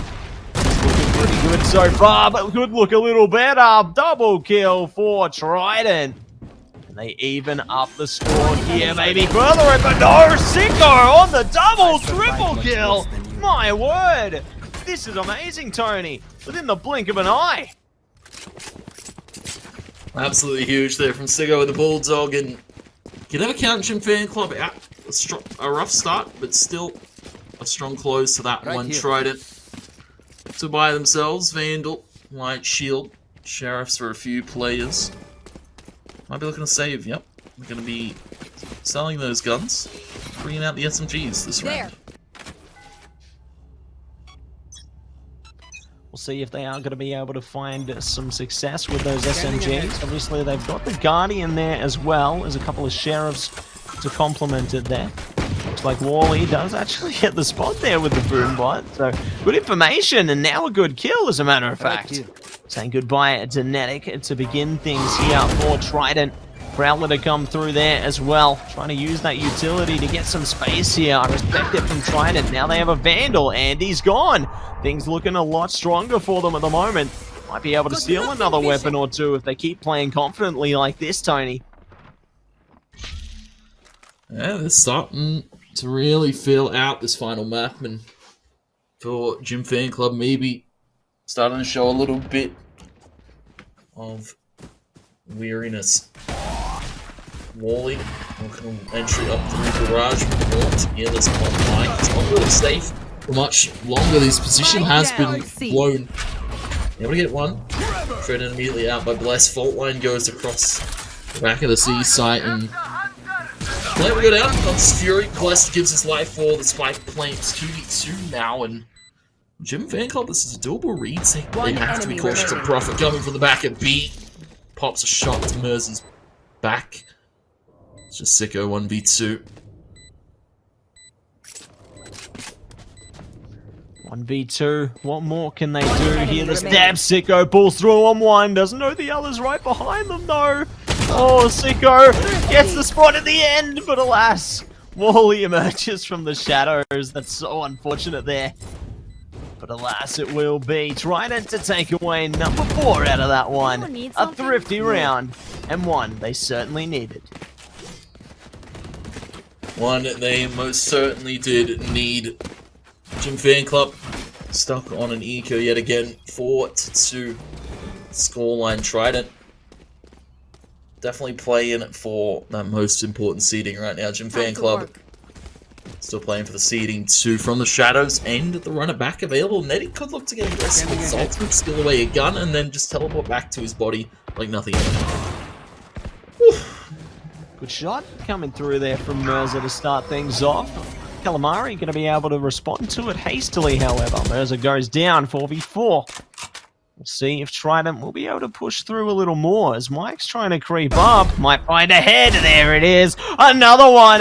Mike, surely not. This is amazing. Mike! Oh my. Triple kill with the headhunter.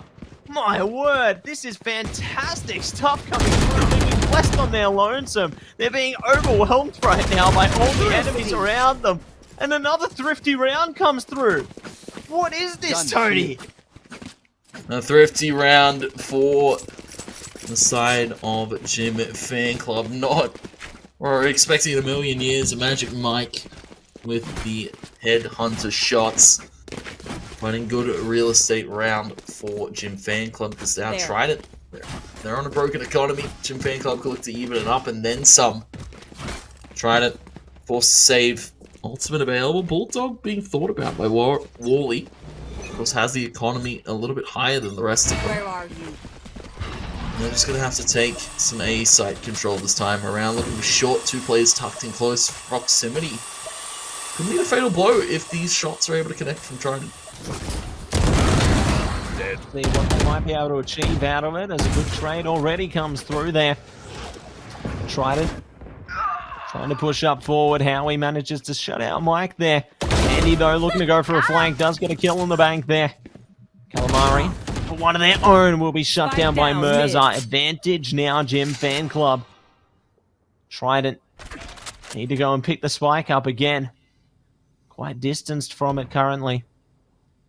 And the control will be given to the side of Jim Fan Club, and even further now. Merza emerges from the shadows, gives themselves away. Howie now given a bit of intel as well. Trying to play off this one. Does find one kill. Doesn't realize there's a player around the corner though. Somehow still alive, but not for much longer. And it will be 4 for 4. It's even Stevens. Even Stevens, 4-4. 4 ultimates here for Jim Fan Club. You can see from the shadows, tour de force, the run it back, and the Blade Storm online here. Tried it. We do have a buy this one, but Jim Fan Club, this is where they can start to break the economy. This is where they can start take over the game from here. If they're able to find these rounds so convincingly. Trident, though, they've got the Cosmic Divide. They've got the Showstopper. Could look to split the site team. Where are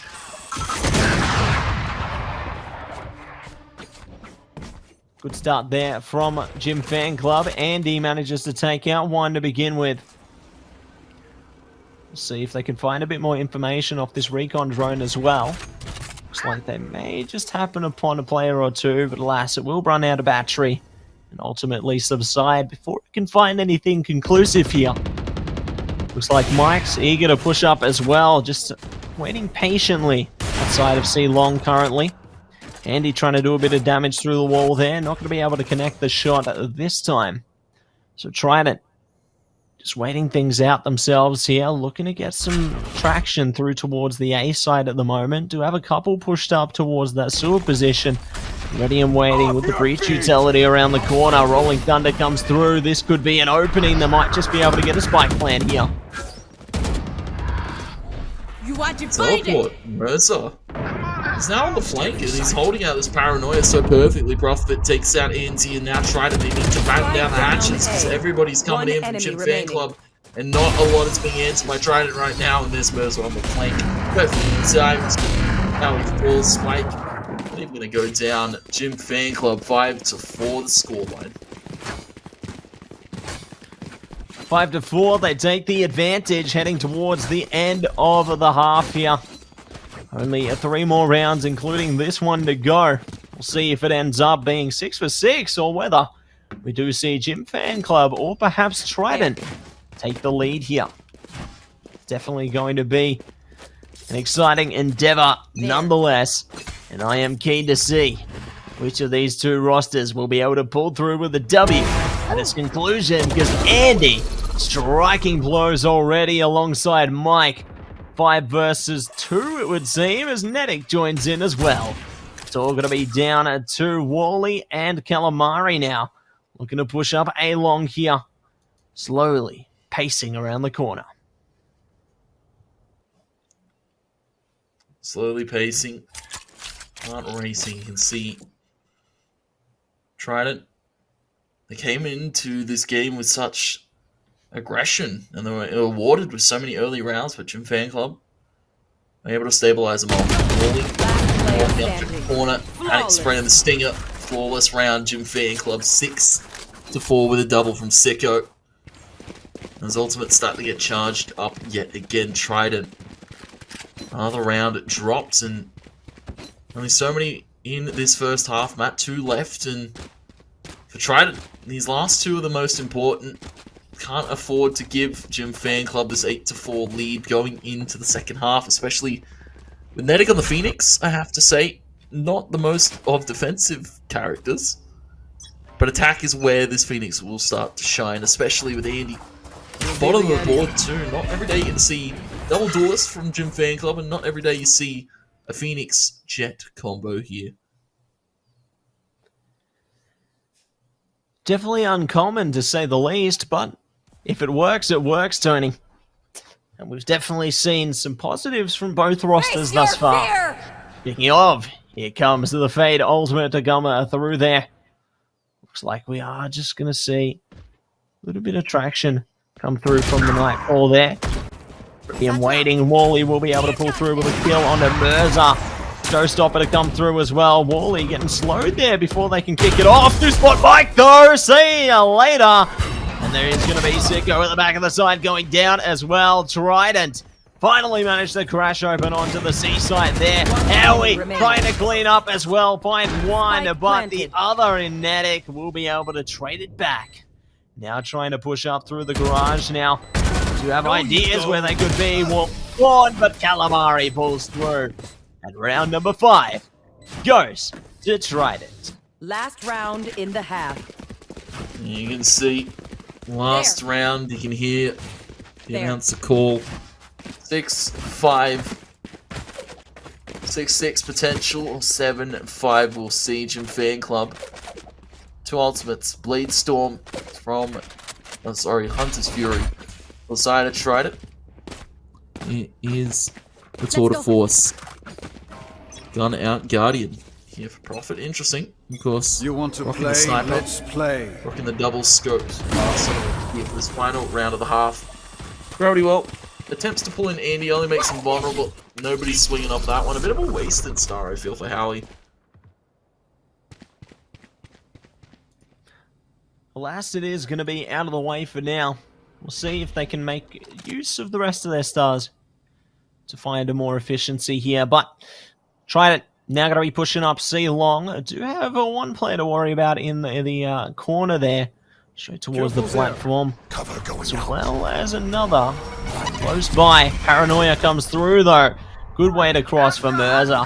Hunter's Fury coming as well. Nice response time there. Not going to be able to catch anyone, it would seem. Merza tries to spray through it, but Profit catches them through the dark cover there. Now they're pushing through. Dark cover's gone, and there's an opening straight through to this C-side. Mike finds one kill, traded straight back. Sicko goes down. It's an opening. Andy's there responding already, though. They've got their teammate alongside them. They're trying to delay this plant as long as possible. They 30 can't seconds left. delay it forever. Spike planted. One kill One comes through, enemy another to remaining. follow. Andy! Oh my word! The Blade Storm from hell! They've managed to dispel all efforts of Trident, and they will be able to come out of this half with a 2-round lead. A huge Switching lead sides. being brought on by Andy, finding some crazy picks to finish it off. Gym Fan Club now go into the second half with a 2-round buffer. Even if they are to give Trident pistol, they still have to win the round after that. Gym Fan Club, they take pistol, the lead starts to grow, and Trident, it's not what they want right now. Shorty out for Profit, the rest of them with Ghosts. Gym Fan Club, Frenzy 2 Ghosts, light shields on Sicko, the only one opting to buy shields into this round, because Mike, he's got the Headhunter, he's got all the util to play with too. So we'll see if that's a difference maker going into the start of the second half. Certainly going to be lots of things they need to consider heading forward, as they are going to need those difference makers, the haymakers there. Gym Fan Club going to be taking it slow so far though, looking to go for some garage control, maybe get some information there. If they push into it though, Profit's waiting around the corner, ready to say peekaboo, I shoot you. We'll see if that will come to see the light of day though. As Gym Fan Club remain ever hesitant. Andy thinking about it, definitely dancing and pondering on the idea. Their teammates are there to support them. This could be an opportunity here. Looks like they are contemplating the B approach instead, however. And Calamari, I believe, did spot the foot of the player there. Recon Dart, they come through as well. Here they come. They're pushing straight onto the side. Andy and co. Going to be cut off by a bit of breach utility, however. Not going to be able to get the plant down yet. We'll be able to engage it eventually. Calamari ready and waiting. Howie goes down. The first blow has been exchanged. Nice trade to come through from Profit there. Here comes Profit taking down another there. It's all going to be down to Wally now. 1v2 rather. Does have the boombot available, using it as cover to get onto the site. There's a spot. Merza going to be spotted. They're actually holding the defusal. No way. There's no way they get this. Oh, close, but no cigar. I believe 2 seconds off, and Wally would have done the unthinkable there, sticking in the face of 2 players still left alive. Merza teleporting on top to get the oversight, to get the shot in. Gym Fan Club, they pick up the pistol, and they're going to be picking up themselves some guns. Bulldog out for Sicko. Rest of them with Spectres. Ghost only for Mike. Wants to keep his money high, because he's got the Headhunter too to play with, so not too much money gonna be burned on the chamber. See what will come of this though. Already a couple of kills to come through for Netic there. Mike joining in as well. Just tearing this round apart from the get-go. Looking to leave no stone unturned here. And find all of the Trident players. Speaking of, Howie, nicely done with the classic there. And same goes for Profit with the shorty. Will delay the plant, and it will be able to take away a kill. So well done to Trident for at least coming out of the round with a couple of kills to their name. Maybe they have a few more credits they can use now, and we'll see what will come through of that. What will come through?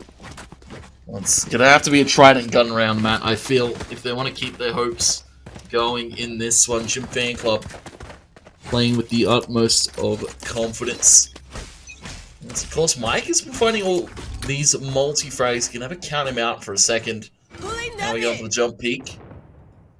Early Astro Stars put in place. Joke's over! You're dead! Jim Fan Club, they're just gonna send it through. Star in play. Run it back. Spike to be planted here. Netting doesn't let up though, because of course he's just in his ultimate. He can put the pressure on Howie. Spike planted. Take out the run it back, but Jim Fan Club, they've got the site and the spike plant, and they've got themselves post plant to work with. Post plant situation going to be favorable for them for the time being. See if they are going to be able to find something out of it though, as the teams tried and engaged. Take out one, traded back threefold, at least catch a couple of kills from it. Calamari will be shut down and dealt with adequately in the end though. Double digits now initiated for Jim Fan Club, and they send Trident back to the drawing board. Tried it. It's an eco. Expect a thought about by Howie for a second, but it's going to be Sheriff's Light Shield's ultimate online for profit. Could look to use Here. Tour de Force. But Jim Fan Club on the road to winning right now. 4 rounds since the half swap. Trident stuck on his pistols. They can pull off a miracle. Can steal some guns back. Keep their hopes high. Jim Fan Club looking to shake up the standings and make, well, working out the round differential a bit of a nightmare. Mike is going to go for the swing. Comes to teleport out. Great bait for Andy to just swing it from the low ground. Takes out Bless. Goes up. Not going to be tapped by that brow up. Wally on the other side of this smoke could look to swing if the timing's right. Not quite so.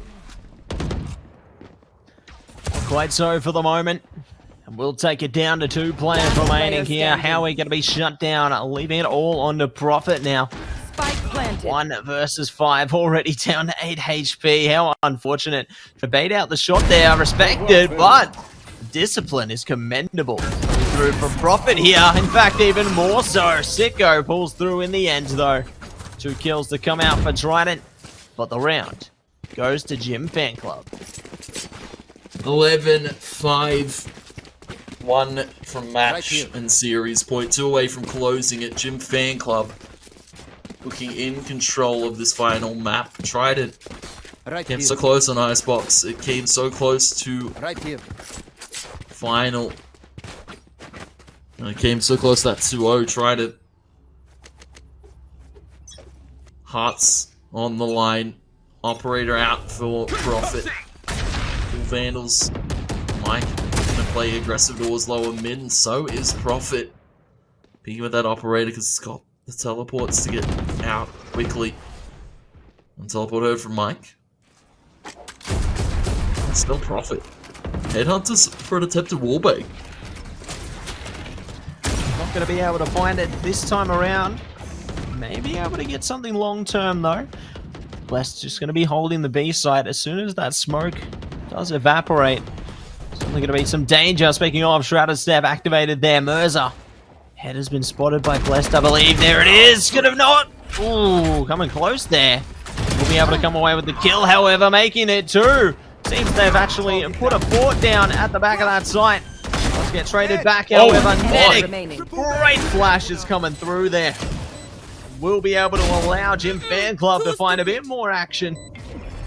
2v1 situation now, though, down to none. Netic pulls through for the 4th piece and takes series point. Match point. Match series point. 12-5 Jim Fan Club. And 1 away from closing it out. Tried it.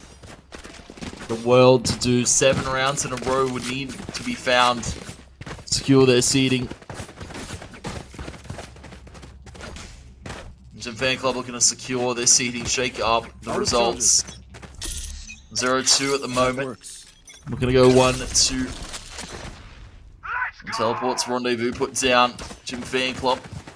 We're going to set their sights to the C. Here's XYZ with the Bucky in play. Takes out the run it back from Netic. And Teleport is out. Sight take looks to come through. Things coming through so far, and there is many more to come as well. Already down to the 4v3 here. Spike going to be down for Jim Fan Club. They're looking to get this one done and dusted if they can. Howie finds one, and he might catch him off guard, though. It might be a surprise. In fact, no. Howie takes it away there. Blitz goes down, though, on the trade. 2v2. Sicko. Nicely placed shot dart there. Recon dart going through, and they pull through with a shot. All coming down to Calamari now. And they're gone! Netic through the box! Sends it! Game, set, and match! 13-5 after 2 overtime games.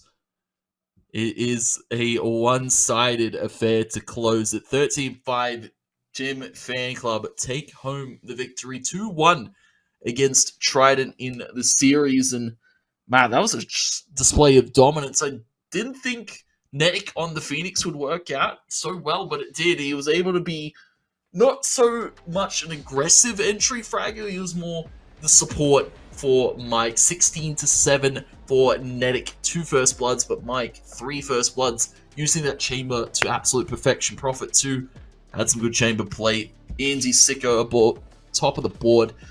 A standout last game. Jim Fan Club take a bow and secure themselves a win here in the group stage of the XP Open Series. Matt, what a game it was. What a series it was. What a night it was of action.